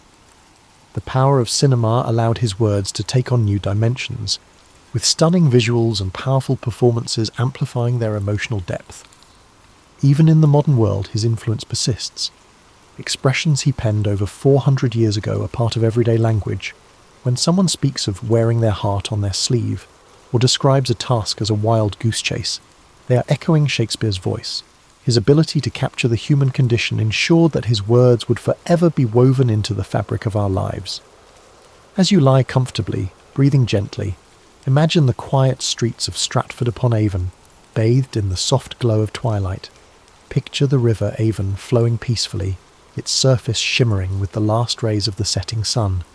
The breeze carries the faint scent of blooming flowers, and the world slows to a tranquil hush. Let the image of a young William with eyes full of wonder and curiosity fill your mind. See him wandering the countryside, dreaming of the stories he would one day tell. His journey reminds us that creativity, passion, and perseverance can shape a legacy that outlives us all. Allow these thoughts to soothe you, like the gentle turning of pages in an old book. The weight of history and the timeless beauty of Shakespeare's words settle around you, a comforting presence that whispers of endless possibilities. As sleep draws you deeper, know that you are connected to a rich lineage of dreamers, thinkers, and storytellers. The same stories that moved audiences in Shakespeare's time continue to resonate today, bridging the gap between past and present. The American Civil War didn't happen overnight. It was the result of tensions that had been building for decades, tensions rooted in profound differences between the North and South. At the heart of it all was the issue of slavery. In the South, slavery wasn't just an institution, it was their economy. Cotton fields stretched as far as the eye could see, and the labour of enslaved people made the South incredibly wealthy. But it came at an unbearable cost, the humanity of millions denied, their voices silenced. In the North, things were changing. The Industrial Revolution was taking hold, and with it came growing calls to abolish slavery. People were starting to speak out more, questioning how a nation built on the idea of liberty could allow such a system to exist. This wasn't just a difference of opinion, it was a clash of values, one that only grew louder as time went on. Then there was the question of states' rights. Southern leaders believed they had the right to govern themselves without interference, especially when it came to slavery. They feared that the federal government, growing stronger by the year, would strip them of their autonomy. On the other side, many in the North believed that a united country required a strong central government, one that could uphold the principles of freedom and equality. The country tried to hold itself together through compromise. The Missouri Compromise, the Compromise of 1850, these were like bandages on a wound that just wouldn't heal. Each new agreement seemed to deepen the mistrust between the North and South. By the 1850s, things were nearing a breaking point. Laws like the Fugitive Slave Act demanded that even people in free states help capture runaway slaves, and that outraged abolitionists. Books like Harriet Beecher Stowe's Uncle Tom's Cabin brought the horrors of slavery to light, stirring emotions on both sides. Then came politics. The Republican Party was formed, with a platform that directly opposed the expansion of slavery. When Abraham Lincoln was elected president in 1860, it was the final straw for the South. His victory wasn't just a political loss, it felt like a direct threat to their way of life. Southern states began to secede from the Union, forming the Confederate States of America, and just like that, the country reached its breaking point. The differences that had been simmering for so long finally boiled over, leading to a conflict that would redefine what it meant to be an American. As you think about these divisions, take a deep breath. Picture the people living through this time, the fear, the hope, the uncertainty. Let the weight of their struggles soften as you relax, knowing that history is full of lessons about resilience, progress, and the power of moving forward. By the spring of 1861, the tensions that had been tearing the nation apart finally reached a boiling point. In Charleston, South Carolina, a small Union garrison stationed at Fort Sumter found itself surrounded by Confederate forces. The fort had become a symbol of defiance for the Union and a test of legitimacy for the Confederacy. Both sides knew that what happened there could set the tone for what was to come. After weeks of tense standoff, Confederate forces under the command of General P.G.T. Beauregard demanded that the Union troops surrender the fort. When Major Robert Anderson, the Union commander, refused, the Confederate forces opened fire on April 12, 1861. For 34 hours the cannons roared, lighting up the harbour with fiery streaks and deafening booms. The soldiers inside Fort Sumter endured the bombardment as best they could, but with no reinforcements and supplies dwindling, Major Anderson had no choice but to surrender. The fall of Fort Sumter was more than just the opening act of the Civil War. It was a spark that ignited the passions of both the North and South. News of the attack spread like wildfire, stirring anger and determination on both sides. In the North, President Abraham Lincoln issued a call for 75,000 volunteers to suppress the rebellion. The response was overwhelming, with men from towns and cities across the Union stepping forward, ready to fight for the preservation of the nation. In the South, the bombardment of Fort Sumter was seen as a declaration of independence. More states, including Virginia, North Carolina, Tennessee, and Arkansas, joined the Confederacy. The divide was now complete, the lines drawn between two very different visions of America. The early days of the war were marked by a sense of optimism on both sides. Many believed the conflict would be brief, with one decisive battle bringing it to an end. Young men marched off to war with confidence, their families cheering them on with flags and songs.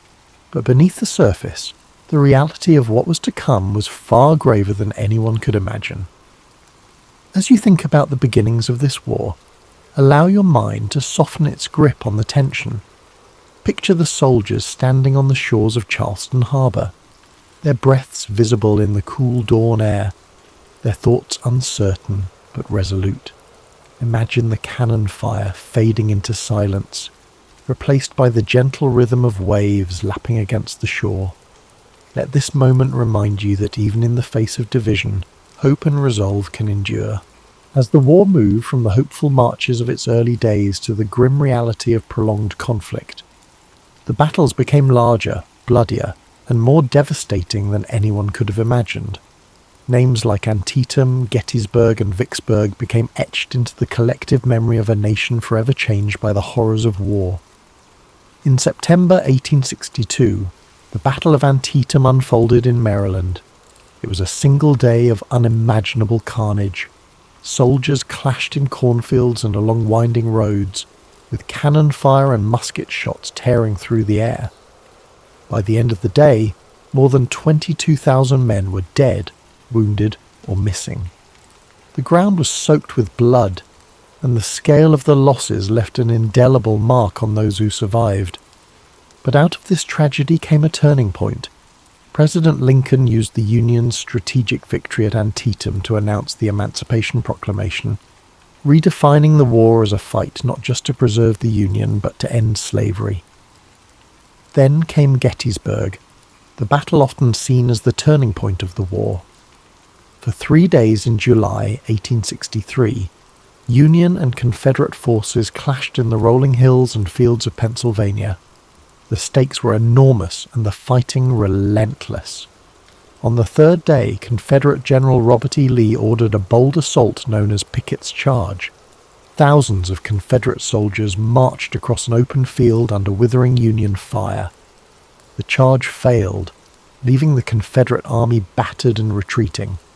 Gettysburg marked the beginning of the end for the Confederacy, but the cost was staggering. More than 50,000 casualties in just 3 days. Further south, the Union Army achieved another critical victory at Vicksburg, Mississippi, securing control of the Mississippi River. The campaign was grueling, with soldiers enduring sweltering heat, constant skirmishes, and the hardships of siege warfare. When Vicksburg fell on July 4th, 1863, the Confederacy was effectively split in two, a devastating blow to their cause. These battles revealed the full weight of the Civil War, not just in numbers but in the profound human cost. Families mourned the loss of fathers, brothers and sons. Soldiers bore the scars of battle, both physical and emotional. The countryside was littered with the remnants of war, broken cannons, torn flags, and fields that once grew crops now filled with unmarked graves. As you reflect on these moments, let your thoughts rest lightly on the courage of those who lived through these battles. Picture the quiet after the storm, the fields growing still, the sun setting over the hills, and the long shadows stretching across the land. Let this image of stillness and resilience bring a sense of calm to your own thoughts, reminding you that even in the darkest times, there is always a path to healing. While the Civil War raged on the battlefields, the lives of those who remained at home were transformed in ways that were just as profound. Families were torn apart, communities reshaped, and everyday life became a constant balancing act between hope and hardship. In the North, industry boomed as factories shifted their focus to produce weapons, uniforms, and supplies for the Union Army. Women took on roles they had never imagined, working in factories, managing farms, and volunteering as nurses. Clara Barton, who would later found the American Red Cross, became a symbol of this era, tirelessly caring for wounded soldiers and earning the nickname the Angel of the Battlefield. But even as the war effort created new opportunities, it brought heartache, with families anxiously awaiting news from the front lines. In the South, the war brought devastation. Cities like Atlanta and Richmond were transformed into hubs of Confederate military activity, but as Union forces advanced, they left a trail of destruction in their wake. Fields that once grew cotton and tobacco now stood fallow or burned. With so many men away fighting, women and children were left to manage farms, often without the resources they needed. Food shortages became common, and Confederate currency quickly lost its value, plunging families into poverty. Both sides experienced the emotional toll of war. Letters became lifelines, offering glimpses of love, worry, and resilience. Soldiers wrote about the hardships they faced, while their families wrote back with words of encouragement and longing. These letters carried the weight of entire relationships, connecting lives separated by hundreds of miles. In addition to the physical and emotional struggles, the war also brought questions of identity and purpose. Enslaved people in the South began to seize opportunities for freedom as Union forces advanced. Some escaped to the North, while others joined the Union Army, fighting for their own liberation and the promise of a new life. The Emancipation Proclamation, announced in 1862, gave their efforts a powerful voice, transforming the war into a fight not just for unity but for justice. Amid all this upheaval, communities found moments of solace. Churches became places of gathering and prayer, offering comfort to those who had lost so much. Music, too, became a source of strength. Patriotic anthems, sorrowful ballads, and spirituals filled the air, reflecting the hopes and fears of a nation at war. As you reflect on the home front, allow yourself to feel the weight of these quiet acts of resilience. Picture a mother sewing by candlelight, her stitches steady even as her heart aches with worry, or a soldier reading a letter from home, finding strength in the words of love and hope. Let these moments of humanity remind you of the enduring power of connection, even in the face of immense challenge. By 1864, the Civil War had entered its fourth year. The hope for a quick resolution had long faded, replaced by the grim reality of a war that seemed to have no end. But momentum was beginning to shift. The Union, under new and determined leadership, launched a series of campaigns that would bring the war to a close, though not without immense sacrifice. General Ulysses S. Grant had risen to command the Union forces, bringing with him a relentless strategy of total war. Unlike his predecessors, Grant was willing to engage the Confederate armies directly, knowing that the Union's superior numbers and resources could eventually wear them down. His overland campaign in Virginia was brutal, with battles like the Wilderness and Cold Harbor leaving tens of thousands dead. Yet Grant pressed on, earning the nickname Unconditional Surrender for his unwavering resolve. In the Deep South, General William Tecumseh Sherman carried out his infamous March to the Sea, cutting a path of destruction from Atlanta to Savannah. Sherman's goal was to break the South's will to fight by targeting not just its armies, but its infrastructure and resources. Railroads were torn up, factories dismantled, and crops burned. The devastation was immense, but it succeeded in crippling the Confederacy's ability to sustain the war. As Union forces closed in, Confederate morale began to crumble. Desertions increased, supplies dwindled, and the reality of defeat loomed. In April 1865, General Robert E. Lee's Army of Northern Virginia, the backbone of the Confederate forces, found itself surrounded near the village of Appomattox Courthouse. With no hope of escape, Lee met with Grant to negotiate surrender. Their meeting on April 9, 1865, marked the end of the war's major fighting. The terms Grant offered were generous, allowing Confederate soldiers to return home with their horses and personal belongings. His intention was to heal the nation rather than humiliate its defeated half. It was a moment of quiet dignity, the beginning of a long and difficult process of reconciliation. Yet, even as the war ended, its cost was staggering. More than 600,000 lives had been lost, and much of the South lay in ruins. President Abraham Lincoln, who had guided the Union through its darkest hours, would not live to see the fruits of his efforts. Just days after Lee's surrender, Lincoln was assassinated by John Wilkes Booth, a Confederate sympathizer, plunging the nation into mourning. The war had answered two critical questions. The Union would endure and slavery would not, but it left behind deep scars, both physical and emotional, that would take generations to heal. The Reconstruction era that followed was fraught with challenges, as the nation struggled to rebuild and redefine itself. As you reflect on the end of this monumental conflict, let the weight of its lessons rest gently in your thoughts.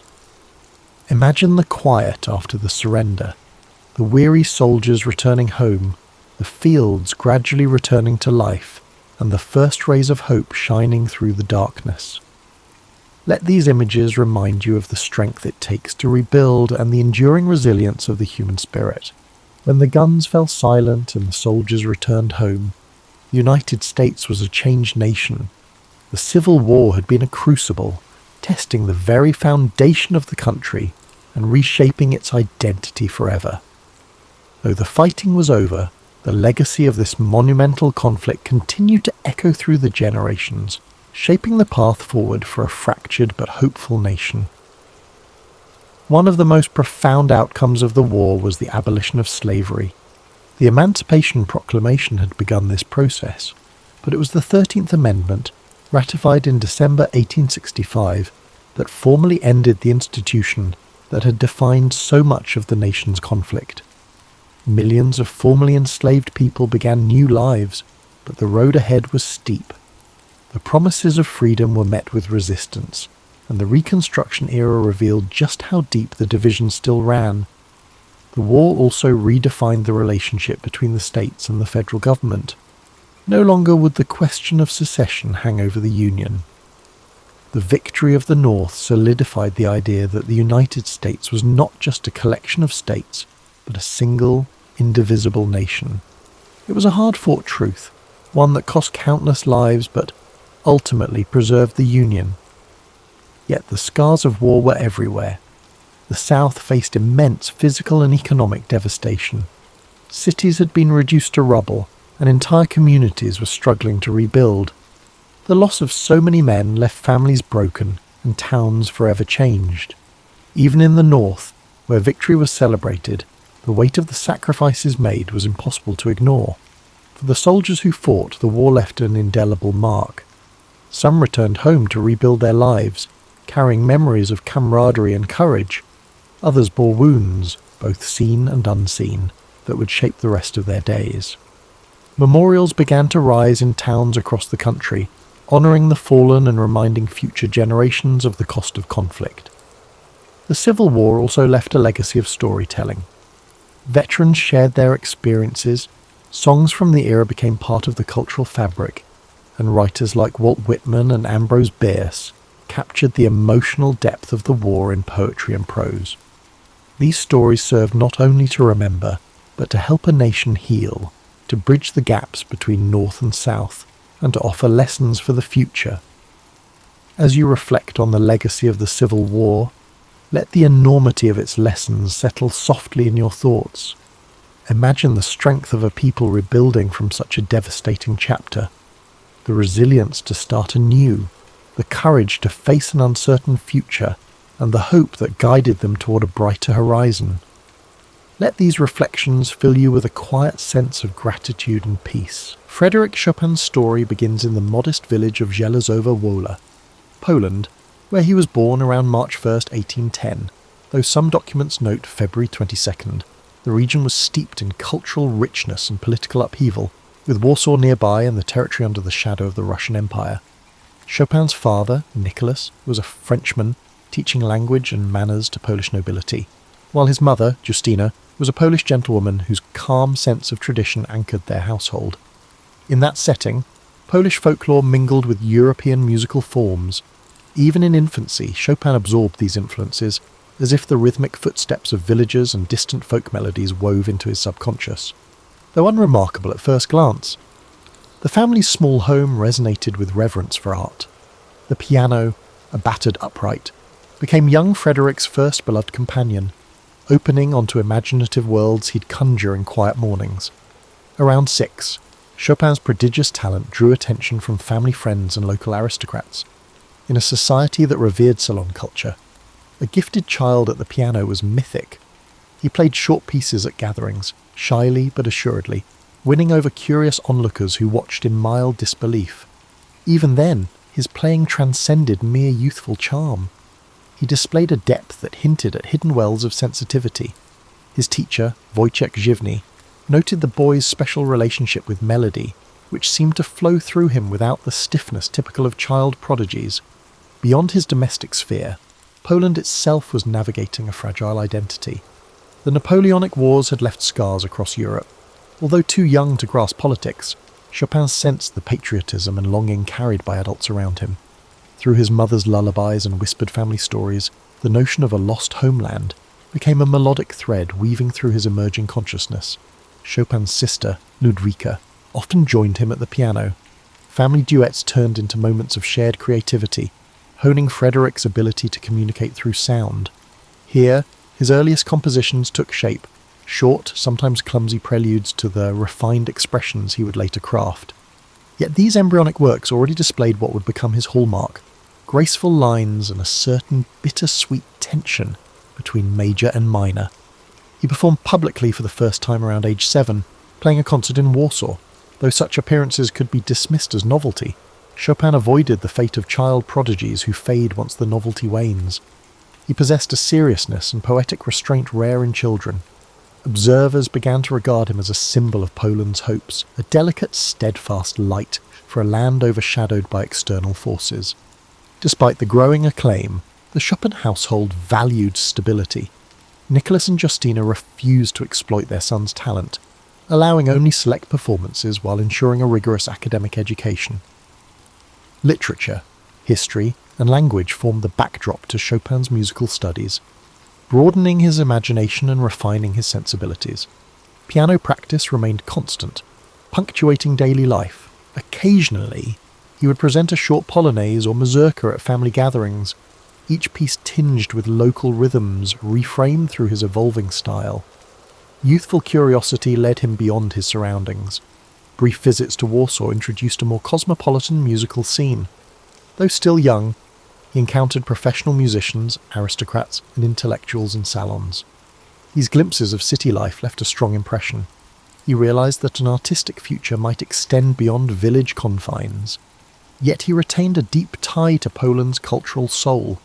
This duality, rooted in Poland's provincial heart while edging toward Europe's wider possibilities, would shape his entire career. For the moment, though, he was just a boy at the piano, enthralled by the promise of music that echoed far beyond any single room. Whispers about this gentle prodigy stirred questions. Could he be Poland's next great musical figure, a voice of national identity wrapped in delicate harmonies? Only time, and Chopin's unfolding genius, would reveal the answer. In these formative years, no one could anticipate the complex trajectory that lay ahead. But in the whispers of the local gatherings, where merchants and travelling performers converged, an unspoken consensus emerged. Young Frederic was different. Far from the typical parlour show-off, he conveyed a delicate empathy through his keyboard that spoke to people's private joys and sorrows. Each note he played seemed to carry a gentle sense of yearning, as though bridging the gap between ephemeral childhood and the adult complexities lurking beyond the horizon. His parents, though pleased by the modest celebrity he garnered, were deeply protective. Those who watched felt stirred in his recitals, as if Poland spoke through his hands. Chopin's teenage years were marked by a widening world, one in which he began to see the possibilities and pressures that came with his growing reputation. By the time he was in his early teens, Warsaw itself had become a kind of secondary classroom. He frequented the city more often, absorbing the salon culture in ways that surpassed mere piano demonstrations. He observed how aristocrats, intellectuals, and artists interacted, not just in the formal sense of performance, but in their private, candid conversations about politics, literature, and the future of the nation perpetually under watch. In these salon gatherings, Chopin was at first a curiosity, an unassuming, somewhat delicate figure who produced music that seemed too profound for his youthful appearance. But as he refined his style, he earned respect as a musician, rather than just a novelty. His performances, often intimate affairs, displayed a sensitivity that was starting to take shape in his original compositions. While still shaped by the classical frameworks he'd studied, his work also blended Polish musical elements with a new harmonic language. This evolution thrilled those who heard him, and the novelty of his youth gave way to genuine admiration of his craft. By 1826, Chopin enrolled at the Warsaw Conservatory under Józef Elsner. Elsner, a composer of some renown, recognized the uniqueness of his students' musical instincts. Rather than imposing rigid expectations, Elsner fostered a gentle discipline, guiding Chopin toward an understanding of form and counterpoint that would serve as the backbone for his stylistic experimentation. In so doing, Elsner fulfilled two crucial roles. He acted both as a guardrail, preventing Chopin from drifting into mere fanciful improvisations, and as a doorway, encouraging the young musician to trust his own artistic impulses. Yet Chopin's life in Warsaw was not all about study. He mingled with peers, engaged in spirited debates, and, according to some letters, even enjoyed the light-hearted distractions typical of youth: dances, outdoor excursions, late-night banter.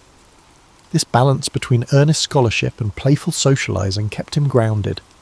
Friends who remembered him from that time recalled a gentle, witty personality who could draw out laughter just as easily as tears with his piano playing. Still, a restlessness stirred within him. Poland's political situation seemed forever precarious, and he felt a tug to experience life beyond Warsaw's boundaries. A trip to Berlin in 1828 offered a hint of what awaited him outside his homeland. Though brief, it introduced him to broader circles of culture and music, sparking a sense of wanderlust. Upon returning, he began formulating plans to travel more extensively, both for artistic growth and for practical reasons. Warsaw, supportive though it was, could only offer so much in terms of career prospects.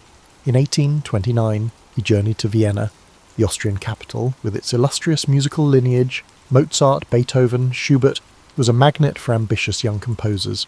Chopin found himself in a bustling hub where concerts and operas were daily fare. Overwhelmed yet inspired, he tested his mettle by giving performances, each carefully arranged to capitalize on the city's appetite for novelty. Although he was met with critical approval, he also confronted the reality that audiences here were accustomed to spectacle and virtuosity on a grand scale. Chopin's style, intimate and subtly shaded, was unusual by comparison. Nonetheless, local critics praised his nuanced touch and originality. Encouraged, he contemplated making Vienna his base for a longer stretch, but events in Poland soon demanded his attention. Rumours of upheaval floated through Europe, hinting that the Polish struggle for autonomy might erupt into open conflict. Torn between an ambition to explore foreign stages and loyalty to his homeland, Chopin briefly returned to Warsaw in late 1830. Around that time, the November Uprising, an armed rebellion against Russian rule, shattered the foundations of Polish society. While Chopin debated his next steps, friends and family urged him to secure his future abroad, believing that fulfilling his musical potential would serve Poland's cultural pride just as effectively as taking up arms. Thus began the departure that would define his life. In the autumn of 1830, Chopin left Poland for Vienna once again, carrying with him a small box of earth from his native soil, an emblem of his deep attachment to his homeland. As he travelled, he felt a swirl of emotions: excitement, trepidation, sorrow. He watched the landscapes shift as he crossed borders, his piano improvisations echoing the uncertainties of a life in transit. Yet at this point, few realised how profoundly this step would echo in Chopin's life. By the early 1830s, Paris had emerged as the glittering epicentre of European art, intellect and revolution. For Frederic Chopin, who recently arrived from Poland in turmoil, the city felt both overwhelming and inviting. He entered a community of writers, painters and fellow composers, all converging in the capital's salons, those vibrant, often unpredictable hives of conversation and performance. To a young exile burdened by homesickness, Paris offered both a refuge and a blank canvas on which to shape his public identity. Almost immediately, Chopin sensed the city's dual nature. It was as much a whirlwind of self-promotion and social manoeuvring as it was a crucible of high art. Hostesses of these gatherings vied for intriguing guests, and initially, Chopin's Polish origins and refined keyboard approach made him a sought-after novelty. Yet he soon learned that success in Paris demanded more than raw talent.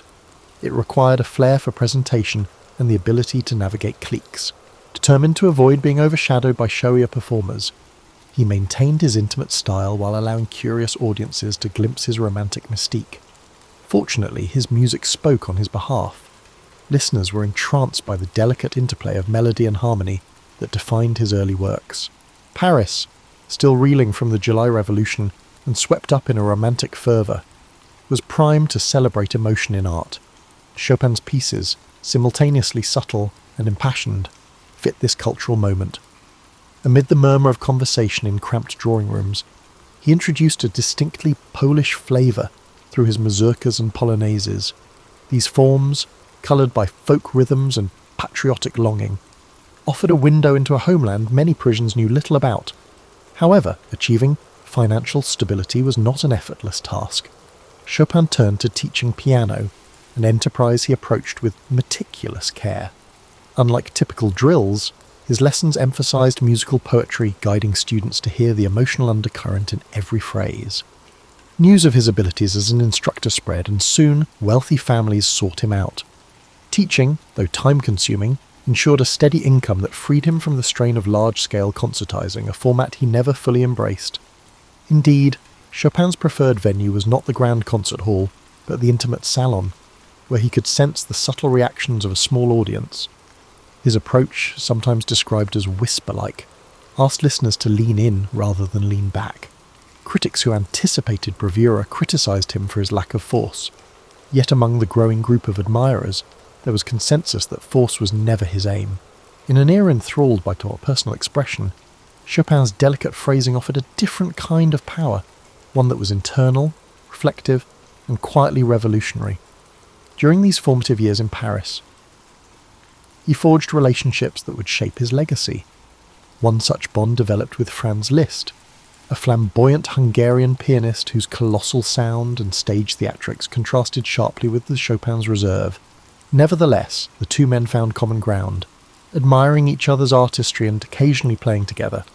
Their contrasting styles reflected the diversity of Romantic music, Liszt's dramatic scale balanced by the Chopin's interior landscapes. Chopin also crossed paths with figures like Hector Berlioz, whose sweeping symphonies embodied the era's thirst for grandeur. While their creative visions diverged, these encounters deepened Chopin's understanding of music's many possibilities.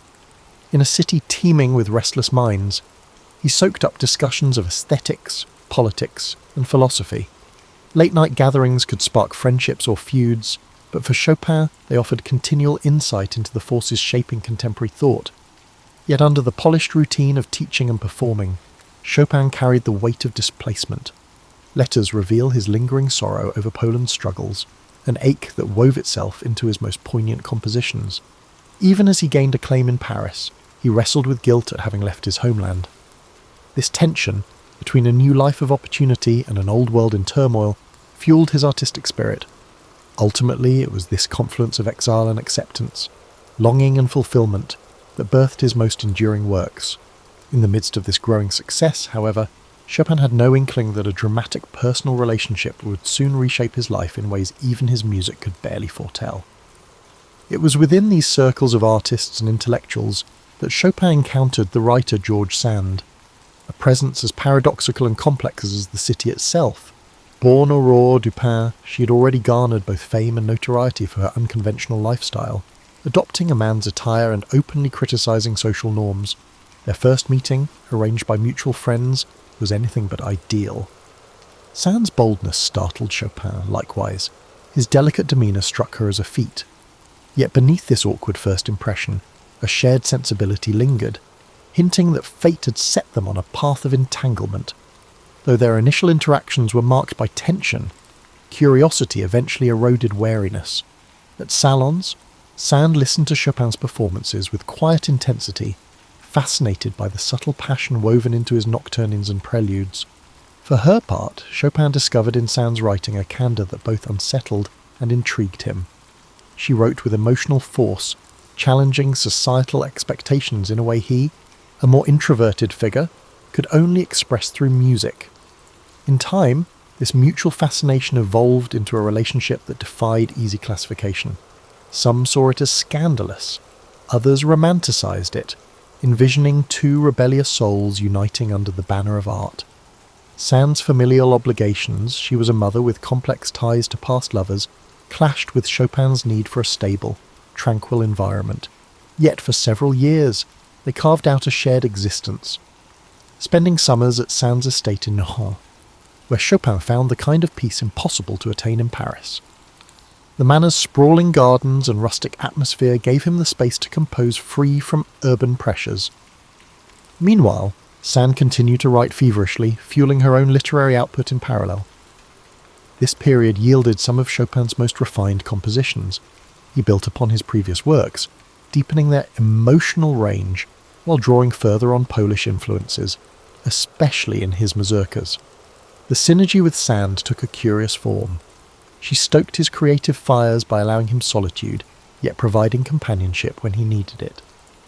The letters from that era reveal a mixture of affection and exasperation, as they attempted to reconcile two strong-willed temperaments with distinct worldviews. Chopin's health, already delicate, showed further signs of strain. He suffered from persistent coughing fits and fevers, likely tied to a chronic pulmonary ailment. The exact nature of his condition remains debated, though tuberculosis is the commonly suggested culprit. At no hint, Sand took on the role of caregiver, even as she juggled her responsibilities to her children. The tranquil setting was both therapeutic and creatively stimulating. However, the underlying tensions in their partnership never fully disappeared. Despite these strains, they managed to maintain a semblance of harmony, returning to Paris for the social season and hosting a circle of admirers. including artists who found their alliance captivating. Rumours and speculations made the rounds, some exaggerated, others tinged with envy. Chopin, quieter by nature, often let Sand handle social negotiations. Her judgment-free nature and ability to navigate bohemian society made her well suited to do so. During their years together, Chopin continued to refine his technique. His works from this phase, nocturnes, waltzes, impromptus, resonate with a delicate balance between introspection and theatrical flair. He pushed the boundaries of harmony, exploring key changes that felt as subtle as shifting moods. Audiences in Paris, who by then revered him as a singular voice on the piano, embraced these developments eagerly. However, when personal conflicts flared, the same artistic brilliance that flowed in times of peace could also come to a halt. Gradually, the relationship showed signs of fracture. Sand's practicality clashed with Chopin's artistic fragility, especially as financial and familial burdens multiplied. Their differing life philosophies became harder to reconcile. Sand championed unconstrained freedom, while Chopin yearned for emotional security. Friends noticed simmering tension. Chopin's circle worried about his health, Sand's acquaintances questioned her choices. Neither could ignore the gathering clouds. Still, for a while longer, they sustained a delicate equilibrium. Each day a tapestry of quiet idylls and small quarrels, softened by the hush of the French countryside. Their bond gave birth to cultural ripples that extended beyond their personal story. The fusion of literary boldness and musical nuance sparked curiosity in those who orbited their world. The question was not if their union would end, but how the inevitable parting would unfold, and what toll it would take on the Chopin spirit, which had grown accustomed to Sand's presence as both muse and caretaker. As the 1840s advanced, tensions between Chopin and George Sand deepened. Conflicting needs frayed their once productive coexistence, culminating in disagreements that seemed trivial to outsiders but deeply impacted their bond. Financial strains became more pronounced. Although Chopin was still giving private lessons and occasionally performing, his medical expenses increased, and his capacity to maintain the rigorous schedule of a sought-after musician waned. Sand's responsibilities piled higher. She was not just an acclaimed novelist, but also a mother, whose children demanded her attention. Their seasonal retreats to Nahant were initially meant to be restorative, yet the countryside that once soothed them now became a backdrop for brooding silences and unspoken resentments. Chopin, increasingly plagued by ill health, found it difficult to cope with the emotional upheavals. Sand, for her part, struggled to reconcile her desire for independence with the role of caregiver and mediator. The earlier idyll of two artists inspiring each other gave way to a fragile piece held together by habit and reluctance to confront the inevitable. By 1846, arguments over the upbringing of Sand's children, particularly her daughter Solange, magnified the couple's disparities. Sand believed Chopin was overstepping his boundaries. He, in turn, felt marginalised in a household he had come to consider partly his own. As from this period paint a picture of two individuals trying to salvage a relationship that had lost its guiding clarity. The closeness that once nurtured Chopin's compositions and fueled Sand's writing now felt stifling, each partner perceiving the other as a barrier to personal freedom. When the final break came, it was less an explosive rupture than a slow unravelling. They were practically living apart by 1847. Their friends, once enchanted by the bohemian aura of their union, looked on with sympathy or weary resignation, depending on whose side they took. Though not bitterly acrimonious, the separation left Chopin emotionally drained at a time when he most needed stability. And then, broader European unrest intervened. The year 1848 ushered in revolutions across the continent. France, Austria, and various Italian states erupted in anti-monarchical fervour. Paris was engulfed by turmoil, with barricades springing up and many aristocratic families fleeing. Chopin's student base shrank dramatically, intensifying his financial worries. Weakened and anxious, he began to consider leaving the city, when a British admirer, Jane Stirling, invited him to London, promising new opportunities for performance and patronage. Chopin decided to accept, despite reservations about travel with his frail health. London welcomed him with a mix of curiosity and scepticism.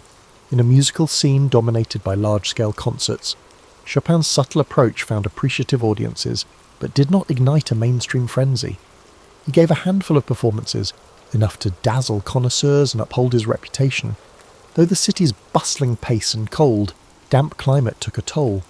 Searching for respite, he travelled north to Scotland, where patrons offered lodging in their country homes. The bleak landscapes, while novel, did little to alleviate his mounting exhaustion. Letters from this period reveal his despair over deteriorating health and the emotional wounds of separation from Sand. He was haunted by memories of earlier, more optimistic days in Paris. The sense of exile he once felt upon leaving Poland now returned with even greater poignancy. Ironically, he was closer geographically to his homeland than ever before, yet felt more spiritually adrift. His performances, though still meticulous, lack the spark of earlier years. Composing came in fits and starts, yielding a few remarkable late works, but each effort drained his waning strength. By late 1848, Chopin concluded that London could not be a permanent refuge. He returned to Paris early the following year, an ailing figure who could no longer rely on teaching or concerts to sustain himself. Friends rallied to his aid, offering financial support and companionship. Still, each passing week saw him grow weaker, confined mostly to his apartment. Occasional visitors recalled the quiet dignity with which he faced his final decline, maintaining a gentle politeness and concern for others' comfort. He clung to whatever creative impulses remained, sometimes improvising a few notes at the piano, though coughing fits often cut these sessions short. Aware of the seriousness of his condition, Chopin is said to have asked for Mozart's Requiem to be performed at his funeral.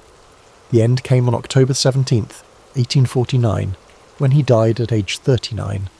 Mourners gathered at the Church of the Madeleine to pay tribute. His sister Ludwika, who had journeyed from Poland to be with him, arranged for his heart to be returned to Warsaw, a final testament to the love he bore for his homeland. The rest of his remains were interred at Père Lachaise Cemetery in Paris. In the hush that followed, those who knew him contemplated the delicate threads he wove between Poland, France, and the universal language of music, a tapestry that now, with his passing, felt both achingly complete and painfully unfinished. In the days and weeks after Chopin's death, Parisian society buzzed with reminiscences, myths, and debates over his true nature. Was he the epitome of the romantic, willing to sacrifice his health for the sake of art? Or was he a more measured figure, quietly shaping the course of piano music without fanfare? His friends, former lovers, and students offered conflicting portraits, a mosaic of impressions that underscored the complexity of a life lived in the margins between public scrutiny and private longing. Already, fellow composers and critics were assessing his legacy. Franz Liszt, who had championed Chopin's works, penned a biography that blended admiration with a certain poetic license. Hector Berlioz credited him with renewing the expressive power of the piano. Robert Schumann, based in Germany, had long praised Chopin's gift for capturing entire worlds of feeling in miniature forms. While the scope of Chopin's output was modest compared to symphonists or opera composers, its influence proved outsized, a testament to the intimacy he brought to every bar of music. Pianists marvelled at the technical innovations embedded in his etudes, preludes and nocturnes. Chopin transformed the piano into an instrument of whispered confidence rather than a bombastic display. His approach to fingering, pedal usage, and phrasing forced performers to abandon purely mechanical methods. Instead, they were compelled to inhabit the emotional core of each piece, a requirement that had made playing Chopin both a challenge and a revelation. Yet not everyone grasped his significance immediately. Some critics, particularly those captivated by grand orchestral works, perceived his oeuvre as devoid of grandeur. They questioned whether these delicate sketches deserved the same reverence accorded to symphonies. Over time, however, that perspective evolved. Younger generations of composers recognized that Chopin's genius lay precisely in his ability to convey epic feeling through slender forms. The preludes, each a miniature universe, gained particular acclaim for their structural and harmonic daring. Even Liszt's transcriptions of Chopin's works could not replicate the subtlety that defined Chopin's own playing. In Poland, still grappling with political subjugation, Chopin's music became a beacon of cultural identity. His polonaises, with their regal, march-like rhythms, and mazurkas, echoing the rustic dance forms of rural Poland, resonated with those yearning for national dignity. Over time, entire generations of Poles would point to Chopin as the embodiment of a spirit unbroken by foreign rule. In this sense, his legacy took on a patriotic dimension, turning him into a symbolic guardian of the Polish soul. While he spent much of his adulthood in Paris, his heart, both literally and figuratively, remained in Warsaw, ensuring that his reputation at home was burnished by an almost holy reverence. Beyond Poland's borders, Chopin's influence quietly seeped into the DNA of Western music. Claude Debussy and Gabriel Fauré, major French composers of the late 19th and early 20th centuries, drew upon his nuanced approach to harmony. Even Russian composers like Alexander Scriabin found inspiration in Chopin's coloristic chords. In the realm of piano performance, his legacy manifested in the demand that interpretation be a delicate art of shading and personal expression. Pianists from across Europe, and eventually the world, travelled to Paris or Warsaw to study Chopin's style firsthand. One of the more intriguing aspects of his posthumous fame was the almost hallowed aura surrounding his personal relics. Beyond the famed transport of his heart to Warsaw, people preserved his letters, locks of his hair, and even the pianos he played. Memorials and statues appeared, especially after political shifts allowed Poland to honour its favourite son openly. Festivals sprang up celebrating his birthday and revisiting his repertoire. A certain romantic mystique enveloped his image, the frail poetic exile whose life and death paralleled the vulnerable beauty of his music. Yet for all the mythologizing, Chopin's legacy rests squarely on the strength of his compositions. They remain staples in concert halls and teaching studios, prized not only for their emotive power, but also for their technical demands. Students labour over the waltzes, nocturnes, and etudes, learning to tell stories through rubato and carefully weighted chords. Seasoned performers return to them repeatedly, finding fresh nuance with each pass. In every corner of the world, from grand theatres in major capitals to modest community recital spaces, Chopin's notes continue to ring out, bridging gaps in language, culture, and time. Through it all, the composer retains an aura of intimate mysticism. His music, often described as capturing the soul's gentle confessions, remains deeply personal to each interpreter. And that may be his greatest gift to posterity, the invitation to find our own unspoken yearnings mirrored in his quietly revolutionary idiom. He left no grand manifesto, no flamboyant stage persona, but rather a carefully wrought tapestry of sound that persists in reminding us how powerful the softest voice can be when it speaks of truth. In the modern age, Chopin's significance endures, transcending the boundaries of Poland and France to captivate listeners worldwide. Yet the way we understand him today has expanded well beyond the initial romantic framework. Scholars delve into his manuscripts, tracing the evolution of harmonic progressions and fingering patterns. Historians consider the political and social milieus that shaped him, noting how exile sharpened his sense of cultural identity. At international piano competitions, from Warsaw's prestigious Chopin competition to events in Asia and the Americas, contestants vie to interpret his works with the perfect blend of fidelity and personal insight. In Poland, Chopin remains a national treasure. Streets, airports, and music schools bear his name. The annual festivals dedicated to his music attract visitors from every continent, turning the performance of nocturnes and ballades into a communal pilgrimage. His heart, encased in a pillar at the Church of the Holy Cross in Warsaw, is a poignant reminder of his last wishes. Locals and tourists alike pause there, reflecting on a life that, despite its brevity, resonates across centuries. The Poles see in Chopin a symbol of resilience, a testament that beauty can thrive even under oppression. In France, his longtime adoptive home, Chopin's legacy flourishes as well. Visitors to Paris can pay homage at Père Lachaise Cemetery, where he rests among luminaries such as Jim Morrison and Oscar Wilde. In the city's music academies and concert halls, his name is spoken with a reverence reserved for those who shaped an era. His image, the elegantly dressed yet fragile composer, forever perched at a piano, persists in cultural memory. Each year, recitals commemorate his arrival in Paris, recalling the sense of astonishment he once sparked in those crowded salons. Meanwhile, interpretations of his music have branched in countless directions. The early decades of the 20th century saw pianists like Ignacy Jan Paderewski champion his work with a grand romantic flourish.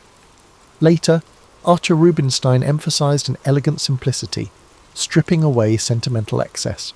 contemporary virtuosos, bolstered by historically informed performance techniques, debate over pedal usage and tempo rubato, chasing an elusive authenticity that might approximate Chopin's own sound.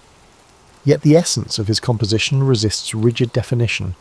Each generation finds something new in them, an unexpected harmonic pivot or a melodic gesture that resonates with modern ears. While classical music circles revere Chopin, other genres occasionally claim him too. Jazz pianists adapt his harmonies, weaving his chordal language into improvisations. Film composers borrow snippets of his melodic style to evoke nostalgia or refined emotion. Even pop and rock musicians have paid tribute in their ways, sampling themes or referencing him as a beacon of artistic integrity. That a 19th century Polish expatriate continues to surface in such varied contexts underscores the universal pull of his sound. At the same time, fresh biographical insights continue to surface.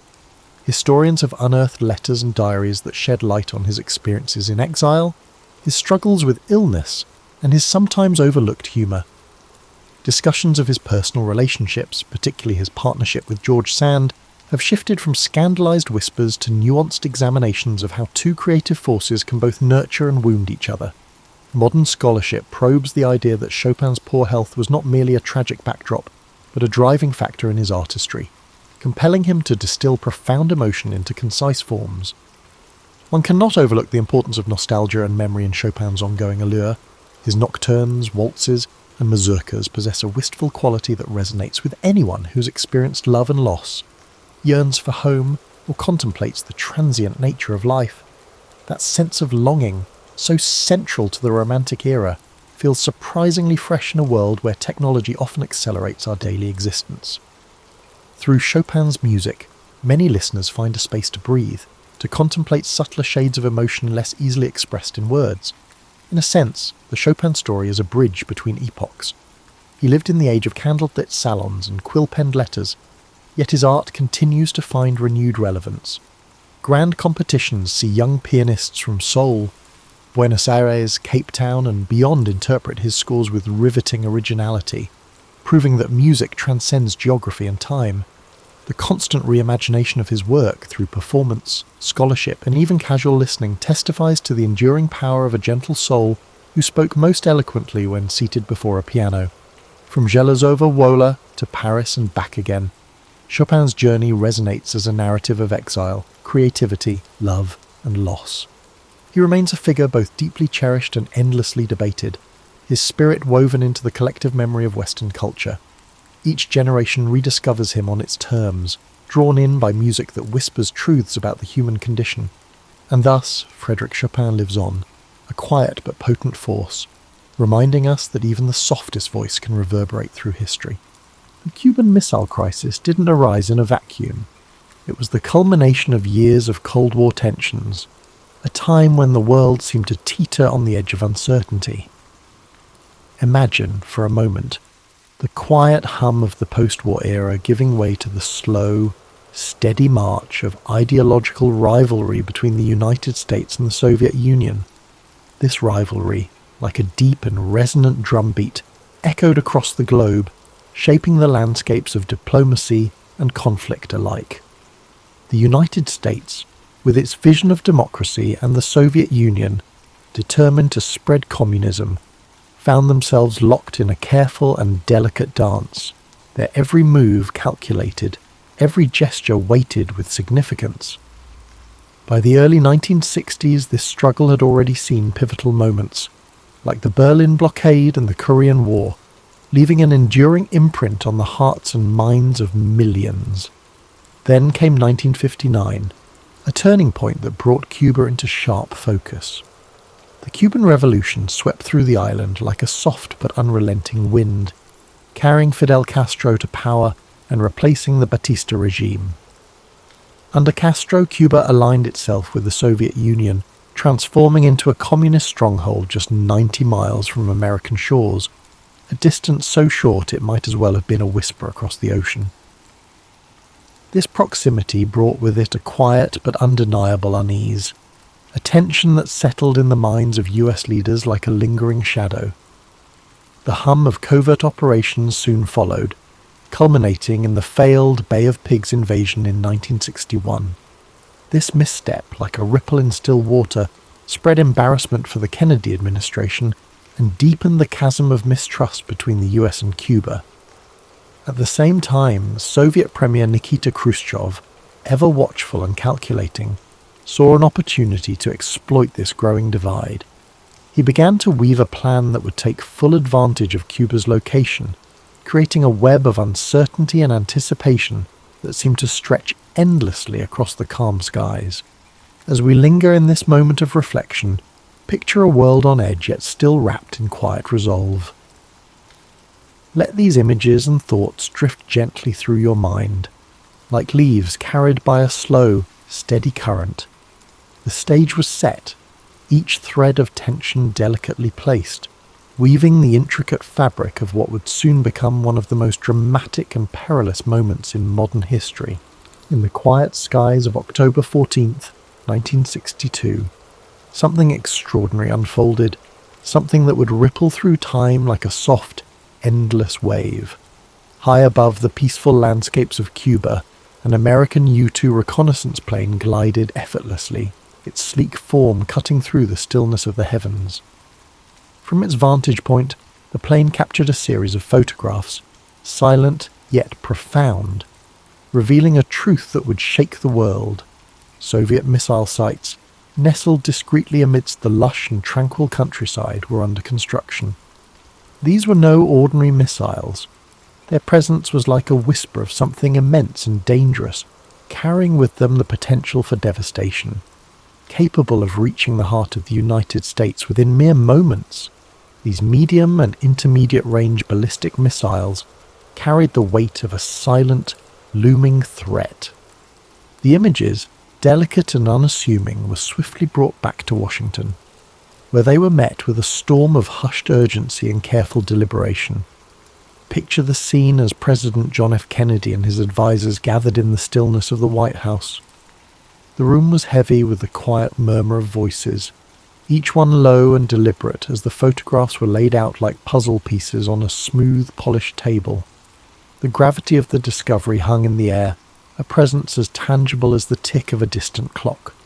Each second stretched slow and steady, like the rhythm of a deep and calming breath. As the advisors spoke, their words mingled with the ambient quiet, and the room seemed to hold its breath. It became clear that this was not just a military challenge, but a profound shift in the balance of power. The missiles in Cuba mirrored the US's own installations in Turkey, creating a precarious symmetry of threat that deepened the unease. This delicate balance, like a tightrope suspended above a chasm, demanded extraordinary care and calm. For a moment, close your eyes and imagine the scene. The soft rustle of papers, the distant hum of voices, and the unspoken tension that lingers in the air like a gentle mist. This was a time of reflection, a time when the world seemed poised on the edge of a decision that could change everything. Yet, amidst the tension, there was also a stillness, a fragile sense of order holding back the chaos beyond. As the president and his team weighed their options, the choices before them seemed infinite, like waves rolling gently onto a shore. Diplomacy, military action, or something in between, each decision carried the weight of an uncertain future.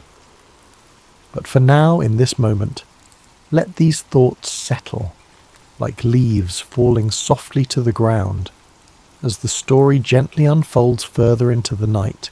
In the days that followed the discover, the world seemed to move in slow motion, each moment drawn out as though the air itself had grown thicker, heavier.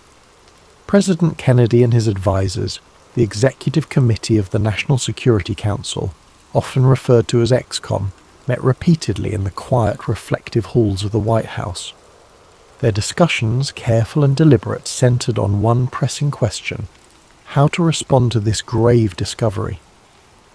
The choices before them were as weighty as the stillness that filled the room. One option was a military strike to destroy the missile sites, swift and decisive. Another was a full-scale invasion of Cuba, an action that would surely provoke a direct confrontation with the Soviet Union. But even as these strategies were considered, their risks loomed large, like storm clouds gathering on the horizon. A misstep could spark the very thing they all feared, a nuclear war that might engulf the world in unimaginable devastation. Amid the tense deliberations, a third option emerged, one that seemed to offer a chance for resolution without immediate violence: a naval quarantine of Cuba. This option, though less aggressive, was no less bold. By establishing a blockade to prevent further delivery of Soviet missiles and military equipment to the island, the United States could demonstrate its resolve while leaving room for diplomacy to take hold. The term quarantine was chosen carefully, softer than blockade, to avoid the suggestion of an act of war. Picture, if you will, the long pauses between words as the advisors weighed this plan. Their voices, low and measured, filled the space like the gentle lapping of waves against a shore. The room, dimly lit and hushed, seemed to hold its breath as the implications of the quarantine began to crystallize. Would it be enough to deter the Soviets, or would it provoke them into escalating the conflict further? The question lingered, unanswered, like a faint echo in the stillness. On October 22nd, 1962, President Kennedy addressed the nation in a speech that broke the quiet tension of those days. His calm and steady voice carried across the airwaves, explaining the situation and announcing the quarantine. He described the missiles in Cuba as a secret, swift, and extraordinary build-up, and made it clear that the United States would not tolerate this threat so close to its shores. Yet, even in this moment of firm resolve, there was an undercurrent of hope, a hope that reason might prevail, that diplomacy might yet find a path through the shadows of uncertainty. Imagine the millions of listeners across the world, leaning closer to their radios, their breaths slowing as the words sank in. The quarantine was now in place, a quiet but firm line drawn in the waters around Cuba. The decision was made, yet the outcome remained unknown, hanging in the air like a gentle mist at dawn. As we move forward, let these thoughts rest gently in your mind, like whispers carried on a cool, soothing breeze as we drift deeper into this unfolding story. Take a moment, breathe deeply, slowly, and imagine the calm before a storm, the kind of quiet that hums with anticipation when time seems to stretch and every second feels longer than the last. This was the atmosphere as the United States naval quarantine of Cuba went into effect on October 24, 1962. The blockade was not just a line drawn in the water, it was a test of wills between two superpowers. American warships moved into position, forming a silent, steady wall in the ocean, ready to intercept any Soviet vessels attempting to deliver more missiles or military supplies to Cuba. These ships, though distant from the shorelines, carried with them the weight of a global audience's gaze as the world watched and waited, holding its collective breath. Far away in the stillness of the Kremlin, Premier Khrushchev faced his own moment of reflection. Soviet ships were already en route to Cuba, some carrying cargo that would challenge the blockade directly. Would they stop or press on? To retreat might signal weakness. To advance might spark open conflict. The tension was palpable, an invisible thread pulling tighter with each passing hour. Imagine the seas, vast and unyielding, their surface calm but concealing a profound sense of unease beneath. The American ships floated silently, their crews ready but motionless, listening to the soft rhythm of the waves and the low hum of the engines. Across the Atlantic, the Soviet vessels continued their approach, the space between them shrinking slowly, steadily, like the narrowing of a great and ominous gulf. Back in Washington, the ExComm held near-constant meetings, their discussions now carrying the gravity of the quarantine's first test. Reports from the blockade zone came in, each one met with careful deliberation. The tension in those rooms was thick, almost tangible, as though it might spill out into the world beyond. Every voice was measured, every pause significant. as the weight of their decisions pressed down like a blanket of still and heavy air. Then, on October the 25th, an eerie moment of calm arrived. The Soviet ships stopped just short of the blockade line.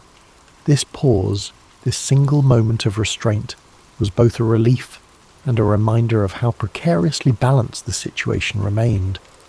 Khrushchev sent a message proposing negotiations, a glimmer of light breaking through the clouds of uncertainty. For a moment, let your mind linger on this fragile quiet. Imagine the stillness of the ocean, the distant shapes of the ships, and the muffled sounds of calm activity on deck. It was a pause, but not yet a resolution, like the faintest hint of dawn before the sun begins to rise. As the world held its breath, the next moves remained uncertain, waiting to unfold with the slow and deliberate pace of history itself. Pause for a moment. Let the tension of the previous days fade, and allow yourself to sink into this pivotal chapter, a time when words, not weapons, became the instruments of a potential resolution. As the blockade held firm and Soviet ships paused in their advance, the crisis shifted from the oceans to the realm of communication.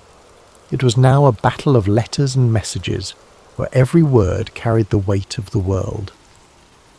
On October 26th, Premier Khrushchev sent the first of 2 letters to President Kennedy.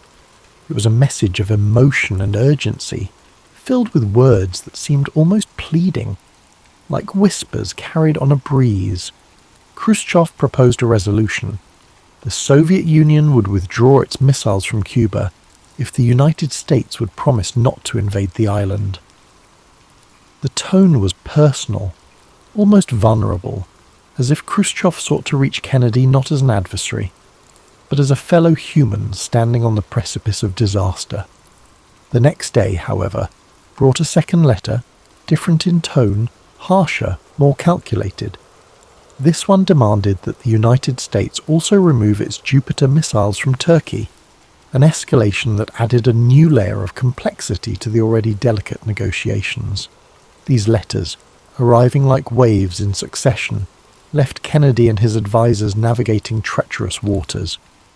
Which message represented Khrushchev's true intent? Was this a sincere offer or a ploy to gain an upper hand? In the stillness of the White House, Kennedy and the ex-com deliberated late into the night.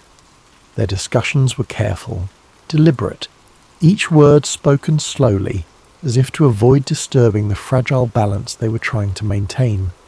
The question lingered in the air like the soft echo of distant footsteps. How could they accept the first offer without appearing weak, while also avoiding a direct confrontation that might spiral into war? Imagine the quiet of those rooms, filled only with the faint rustling of papers and the low hum of thought.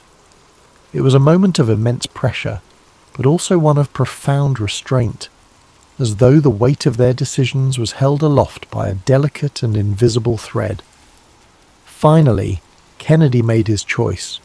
He responded to Khrushchev's first letter, agreeing to the proposal of a non-invasion pledge in exchange for the removal of the missiles from Cuba. The Jupiter missiles in Turkey were not mentioned in this reply, a deliberate omission meant to simplify the path to resolution. At the same time, Robert Kennedy, the President's brother and Attorney General, quietly met with Soviet Ambassador Anatoly Dobrynin to discuss the removal of the Turkish missiles as a separate, unofficial arrangement. As the letters were exchanged, the world waited in silence. Imagine millions of hearts beating slowly, steadily, as the fate of humanity seemed to hang in the balance. This was diplomacy at its most fragile, like a fine thread spun across an open void. And yet, in that fragility, there was also hope, a faint but growing light at the end of a long and shadowed tunnel. Let this, though, drift gently through your mind as we move toward the final chapter of this remarkable story, where the crisis finds its resolution and the world begins to exhale.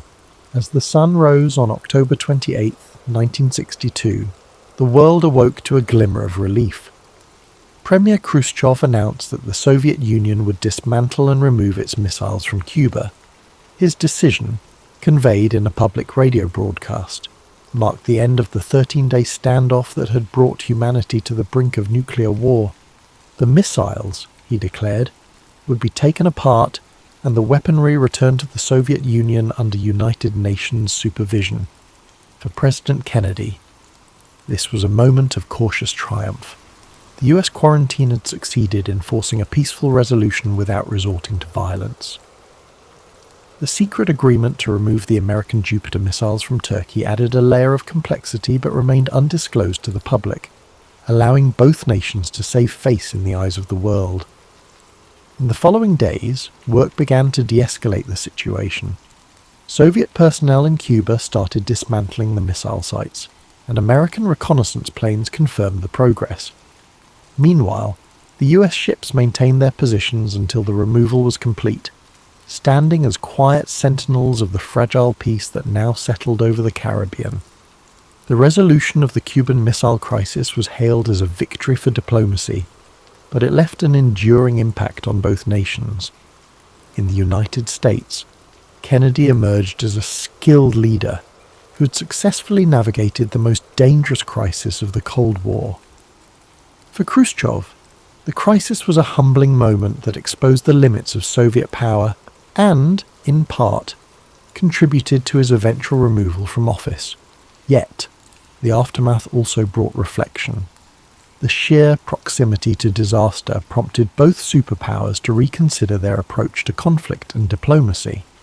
In 1963, the two nations established the Moscow-Washington Hotline, a direct communication link designed to prevent misunderstandings and delays in future crises. It was a small but significant step toward reducing the risk of nuclear confrontation. Imagine the stillness of those post-crisis days. The world, so recently shadowed by the threat of annihilation, now seemed quieter, calmer, as if holding its breath in gratitude. The Cuban Missile Crisis had shown how close humanity could come to its own destruction, and how essential it was to step back from the edge. In the years that followed, the crisis became a symbol of both the dangers of the nuclear age and the power of restraint and diplomacy. It remains a reminder of the delicate balance that sustains peace and the courage required to preserve it. As we reflect on the Cuban Missile Crisis, we realize its profound significance in shaping the trajectory of history.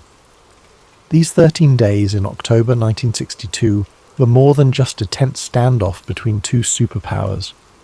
They were a moment when humanity stood on the edge of a precipice, where the future of the world hung in the balance. The resolution of the crisis, through diplomacy, restraint, and the courage to seek peace, reminds us of the fragile nature of our existence and the deep responsibility we all share to preserve it. The Cuban Missile Crisis serves as a testament to the power of careful communication and the importance of maintaining calm in the face of peril. It is a reminder that even in our darkest moments, when fear and uncertainty seem overwhelming, it is possible to find a path toward peace through understanding and cooperation. The decisions made during that crisis, by leaders and diplomats alike, were not just about averting disaster, but about fostering a future in which humanity could move forward, together, with a deeper commitment to avoiding the devastation of war. This story, with all its tension and drama, carries with it a profound sense of satisfaction, knowing that through diplomacy, cooler heads prevailed.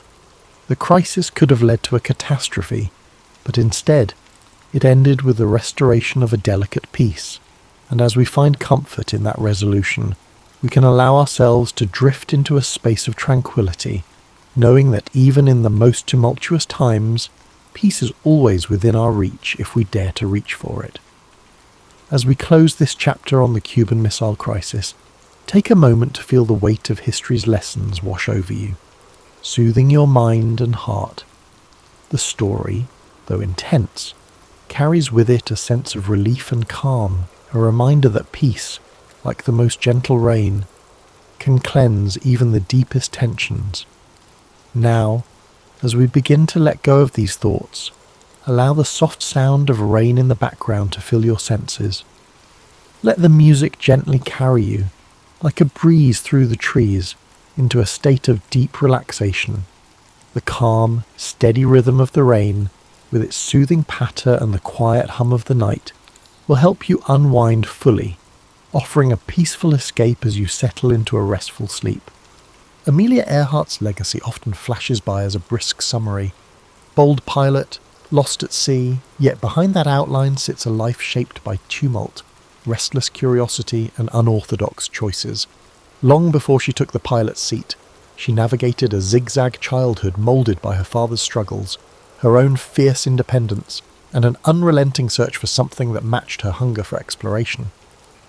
Born in 1897, Amelia Mary Earhart arrived during an age of rapid technological shifts, horses giving way to automobiles, electric lights replacing oil lamps. While society clung to rigid ideas about women's roles, she already sensed that convention would never satisfy her. Her father, Edwin, faced recurring employment issues and a battle with alcoholism, pushing the family from one Midwestern town to another. Her mother, Amy, tried to soften these disruptions, but instability became a constant companion. Even as a child, Amelia bristled at traditional expectations for girls. She climbed trees, collected insects, and roamed outside with an irrepressible sense of adventure. Some saw the behaviour as a lack of etiquette. Amelia viewed it as following her instincts. In 1908, her father took her to an air show in Des Moines.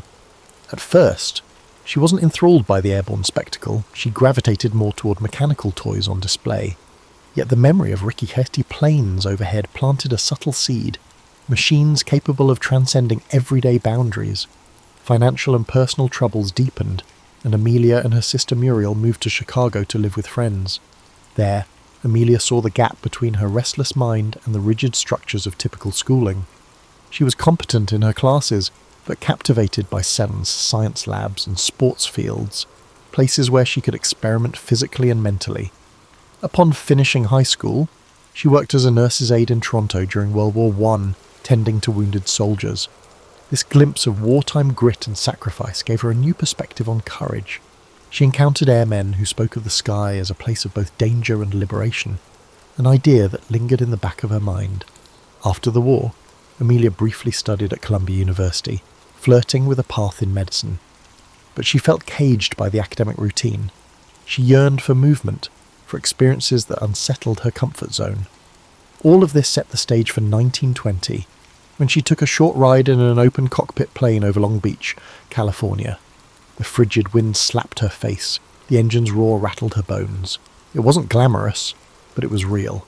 She stepped off, convinced she had to learn to fly. Her family, unsettled by her father's ongoing issues, wasn't in a position to finance her ambitions.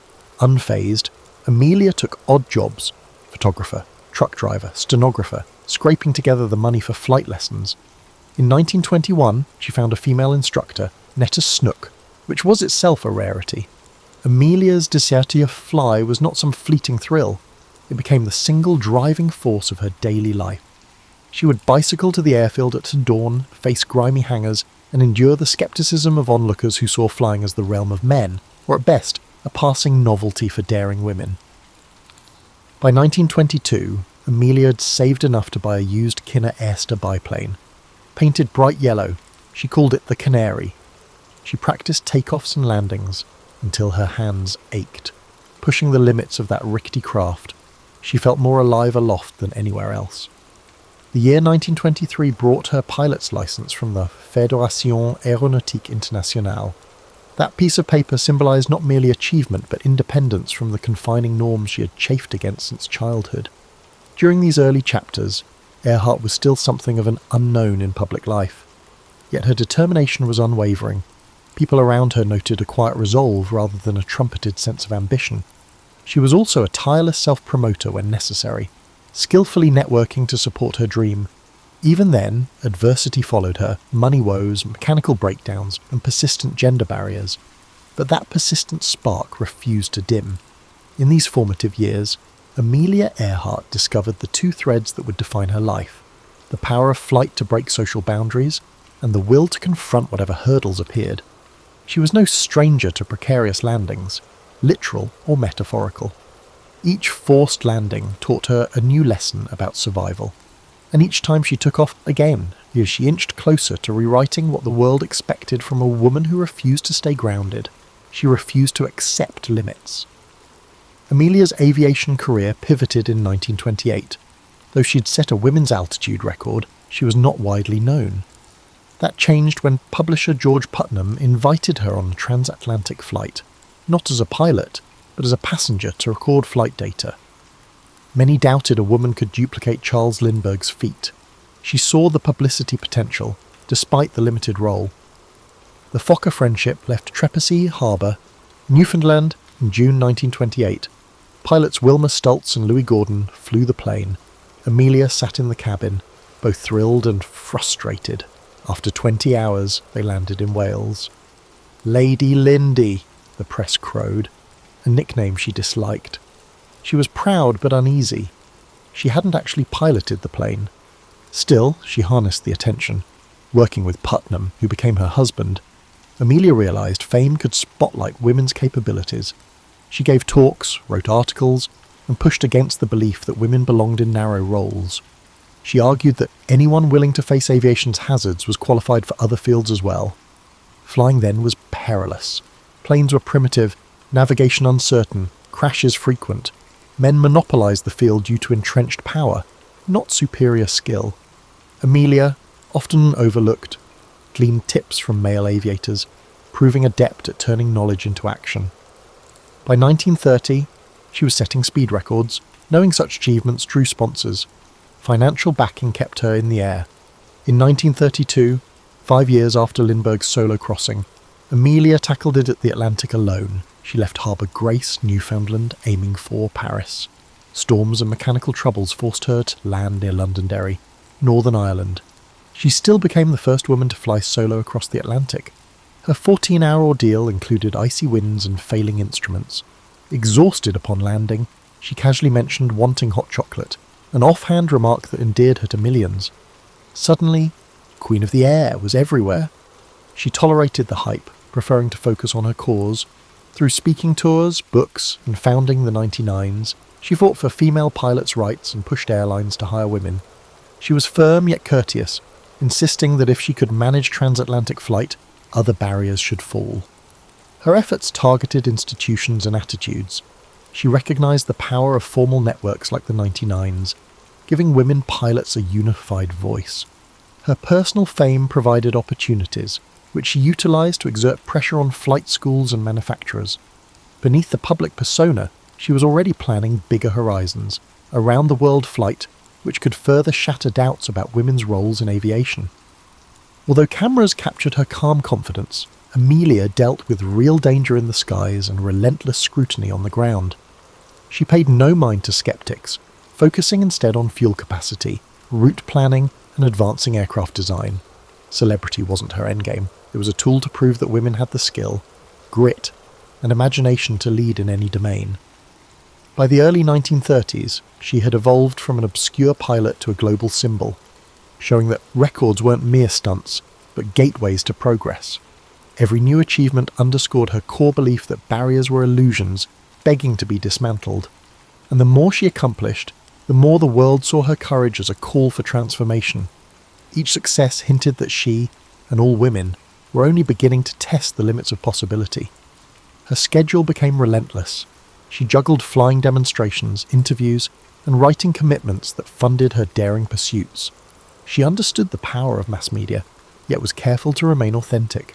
When reporters pressed for sensational stories, she gently steered conversations toward practical issues, like improving airplane technology and securing better training opportunities for women. At the same time, she refused to be pigeonholed as merely a women's champion. She emphasized that aviation itself was a realm of innovation for everyone. With Charles Lindbergh, Wiley Post, and other leading aviators, she discussed breakthroughs in navigation systems, weather tracking, and safety procedures. Her goal was to be taken seriously not just as a symbolic figure, but as a knowledgeable pilot shaping the future of flight. Behind the scenes, she dealt with exhaustion and the weight of expectations. Friends recalled her bouts of insomnia and anxiety, masked by her poised exterior. Despite these strains, she pressed on, convinced that flying offered a blueprint for a more open-minded society. Each record set was more than a personal triumph, it was a collective push forward. She often remarked that real change demanded more than a single feat. It required sustained resolve. Aviation, in her view, was the symbol of what humanity could accomplish after abandoning outdated prejudices. By the mid-1930s, Amelia Earhart balanced record-setting flights, a role as aviation's public face, advocacy for women, and, amusingly, fashion consulting. Her relationship with George Putnam continued to evolve. Though he came from a publishing background, he believed Amelia could be aviation's brightest star and negotiated deals to fund her ambitions. They respected each other's autonomy, even after marrying, a stance that defied social norms. She refused to adopt his surname or confine herself to traditional wifely roles, a choice that drew gossip but matched her insistence on individuality. Putnam's PR skill brought endorsement offers, from luggage to sportswear, but Amelia stayed selective, wanting authenticity over empty promotion. She used her public profile to push improvements in flight infrastructure, better runways, weather stations, and aircraft maintenance. Far from glory hunting, she believed proper resources would make aviation safer and more accessible.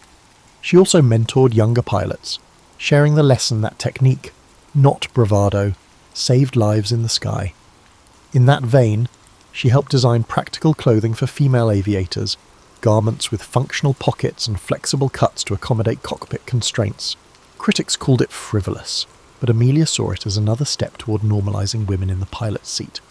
If society expected women to excel anywhere, why not equip them accordingly? By 1935, she had flown solo from Honolulu to Oakland and from Los Angeles to Mexico City. These feats showcased her mastery of long-distance navigation when tools were rudimentary. She studied weather charts and honed radio direction finding, knowing that minor miscalculations could be fatal. Each success fueled a bigger dream, to circle the globe. This round-the-world quest wasn't mere personal ambition. Amelia envisioned it as a demonstration of evolving aviation technology and a chance to gather data for future commercial routes. With the world growing more interconnected, she believed such a flight could blaze trails for global air travel. Yet the endeavour demanded a formidable airplane and a solid team. The Lockheed Model 10E Electra, a twin-engine craft with the necessary range, came into play in this situation. Backed partly by Purdue University, where she advised female students on career paths, Amelia acquired and modified the plane, adding fuel tanks and shedding unnecessary weight. She invited Fred Noonan, an expert navigator familiar with Pacific routes, to join her. The plan covered nearly 29,000 miles across multiple continents. Each stop required intricate coordination, arranging fuel caches in remote airstrips, securing radio frequencies, and ensuring local permissions. The press buzzed incessantly about her route and her gear. Public fascination soared, but Amelia kept her poise, recognizing that no amount of planning could guarantee success against the capriciousness of weather and machinery. Though calm in interviews, she privately weighed the risks. Storms, mechanical failures, human errors, any could derail the flight. Yet she was no stranger to danger, having built her career on the thin line between ambition and peril. She saw risk as part of forging new paths, echoing her lifelong stance. Progress often demanded boldness. Her entire adult life had been a testament to stepping into uncharted territory, whether challenging social norms or expanding the very frontiers of flight. In early 1937, her first attempt at the round-the-world flight suffered a crash in Hawaii, damaging the Electra. Undaunted, she regrouped, repaired the plane, and adjusted her route. Determination was her hallmark, a blend of practicality and daring. As she finalized her second attempt, she noted in public statements that records and accolades weren't her primary aim. She wanted real data on routes, fueling strategies, and navigational tactics. The flight would offer invaluable insights for the commercial airlines that would soon cross oceans routinely. That stance embodied Amelia's broader philosophy. Each high-profile flight was less about personal conquest than about broadening horizons for everyone. She had devoted years to proving that women were fully capable, but she also believed that aviation itself was the wave of the future. In bridging these perspectives, she became an avatar of possibility, a living emblem of how one individual's determination could shift cultural assumptions. And now, poised for her greatest adventure yet, Amelia was ready to test the limits again. A risk-laden gamble that might cement her reputation. or cast it into haunting uncertainty. Her calm outlook belied the sheer complexity of her plans. She understood that failure would breed critics who believed women had no place in extreme aviation. Yet she moved forward, convinced that taking flight for knowledge and progress was worth every risk. In Amelia's view, flying wasn't just her destiny, it was a collective awakening and societal evolution. Amelia Earhart's second round-the-world attempt launched on May 21st, 1937, from Oakland, California. This time, she and Fred Noonan flew eastward, hopping between continents with the Lockheed Electra. The trip started smoothly, moving from Miami through Central and South America, then across the Atlantic into Africa. Each stop brought fresh refueling challenges, mechanical checks, and updated weather data, but Amelia maintained her signature resolve. By June, they had traversed Africa and the Middle East, arriving in India amid monsoon rains. They pressed on to Southeast Asia, landing in locales like Rangoon and Singapore, places few Americans had seen. Amelia's dispatches noted extreme heat, erratic wind currents, and the rigorous demands of accurate navigation. Fred Noonan's precise star fixes ensured they stayed on course, despite unpredictable skies. Eventually, they reached New Guinea with about 7,000 miles to go.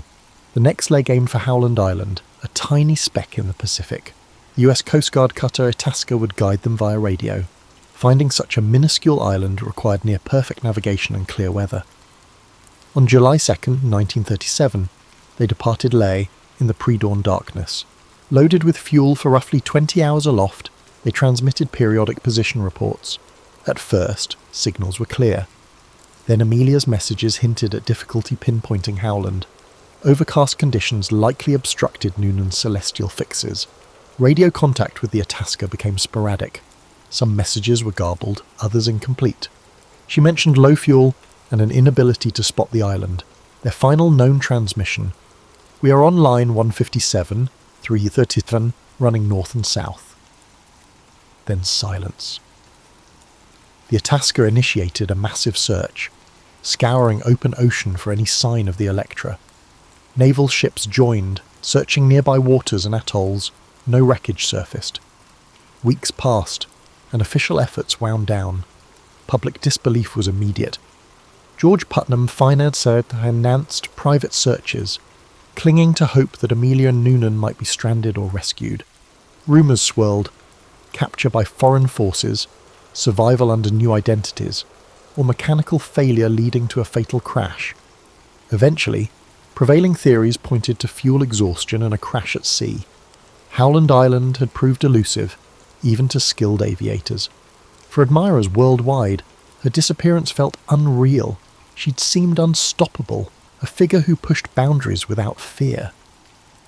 Now the iconic pilot vanished into the Pacific's expanse.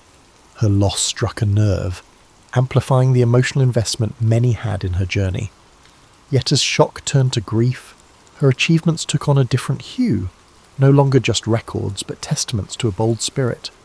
Films, newsreels, and reprints of her articles kept her story alive.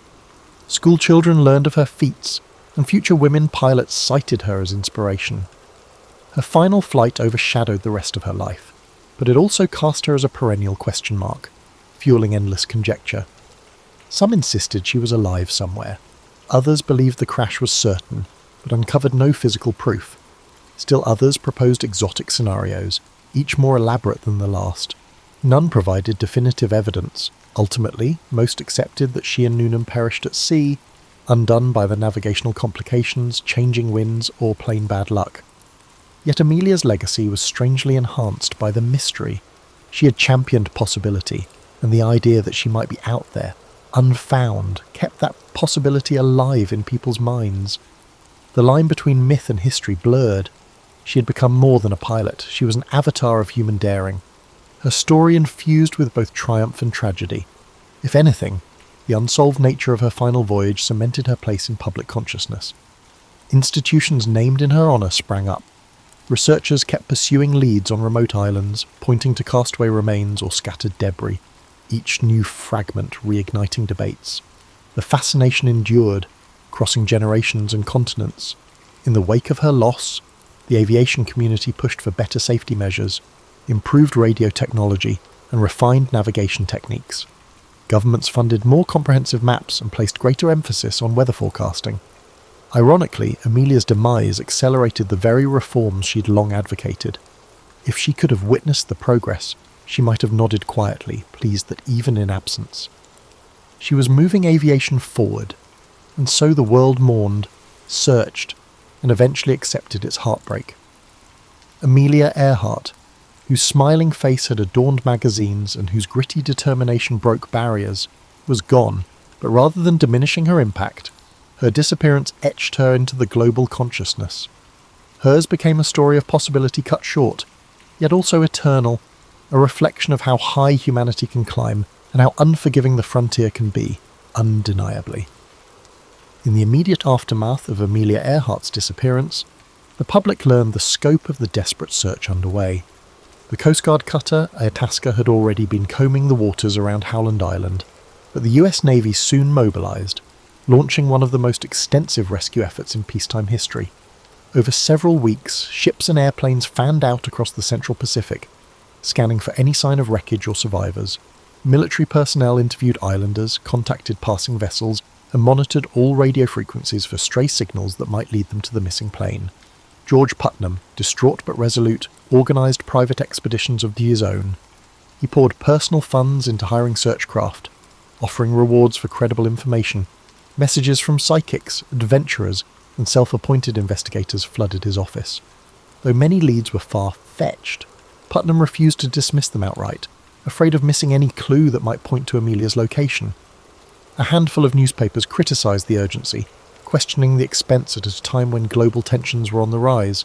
Still, for countless admirers worldwide, the operation was a moral duty. Someone as groundbreaking as Amelia should not simply vanish without every effort to locate her. Rumours bloomed.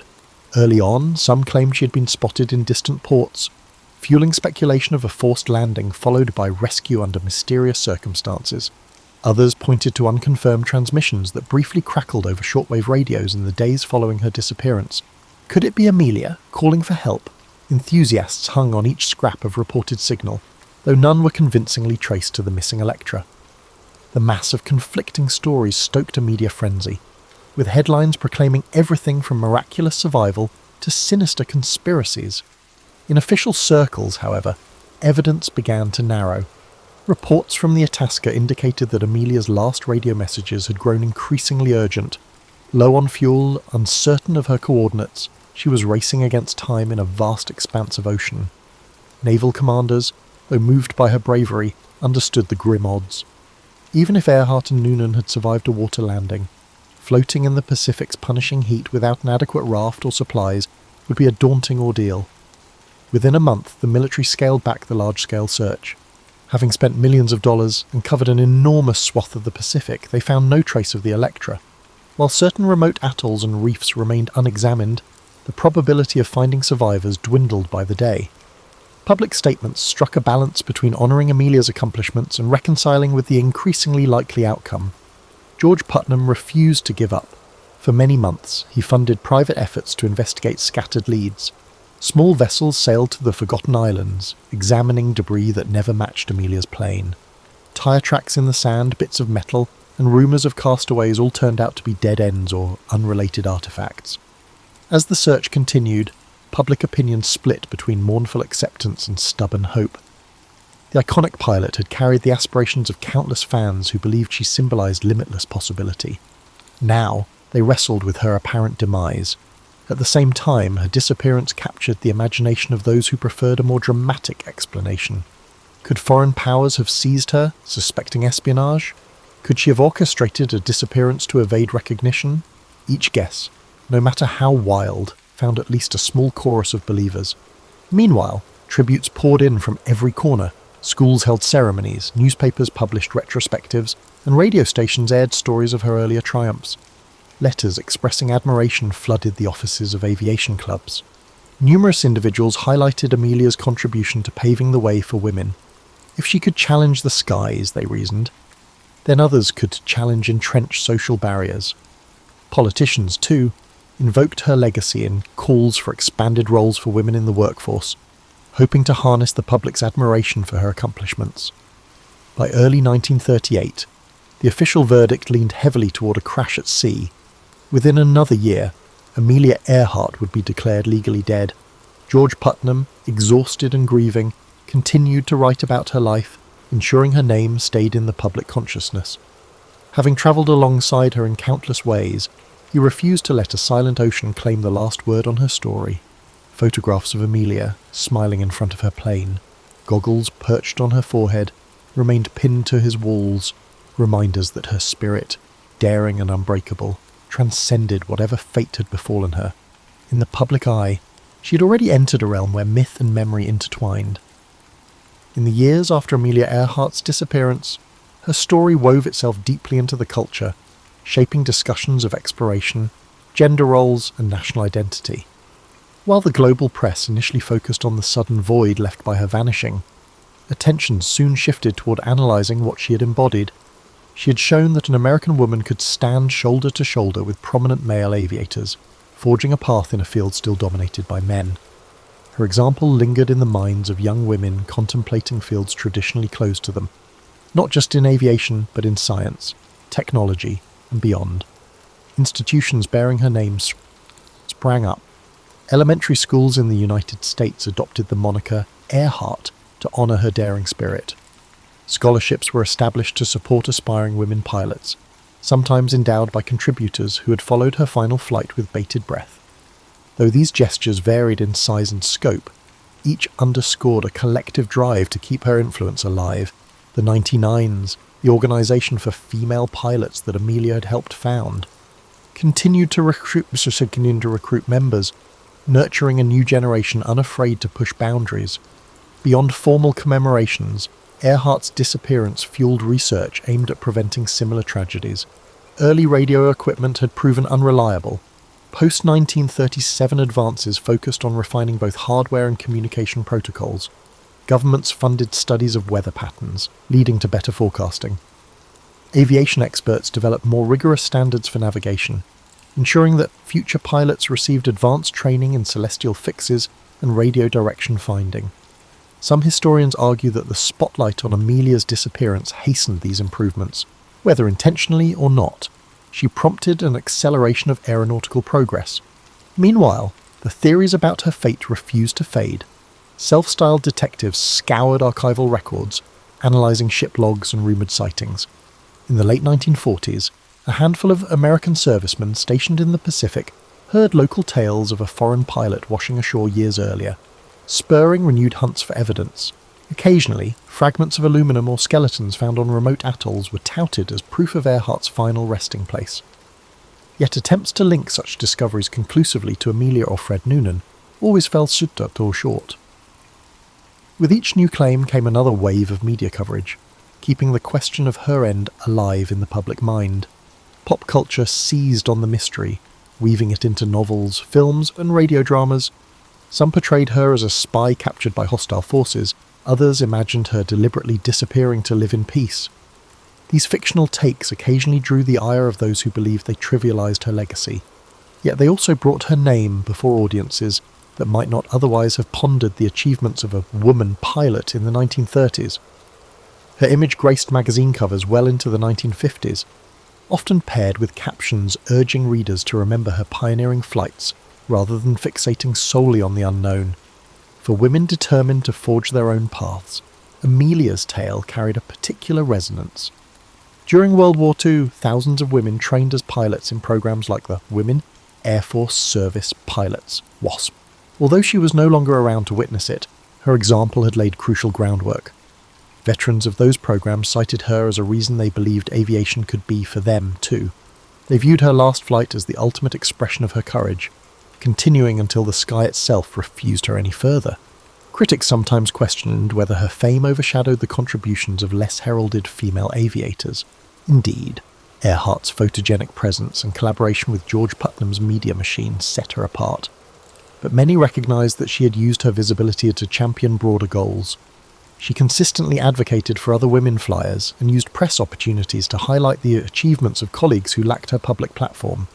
If she stood alone in the spotlight, she also attempted to shine it on everyone else struggling for legitimacy in aviation's ranks. By the mid-20th century, Earhart's name had become shorthand for unbounded aspiration. Newspapers likened daring explorers to modern Amelia Earharts.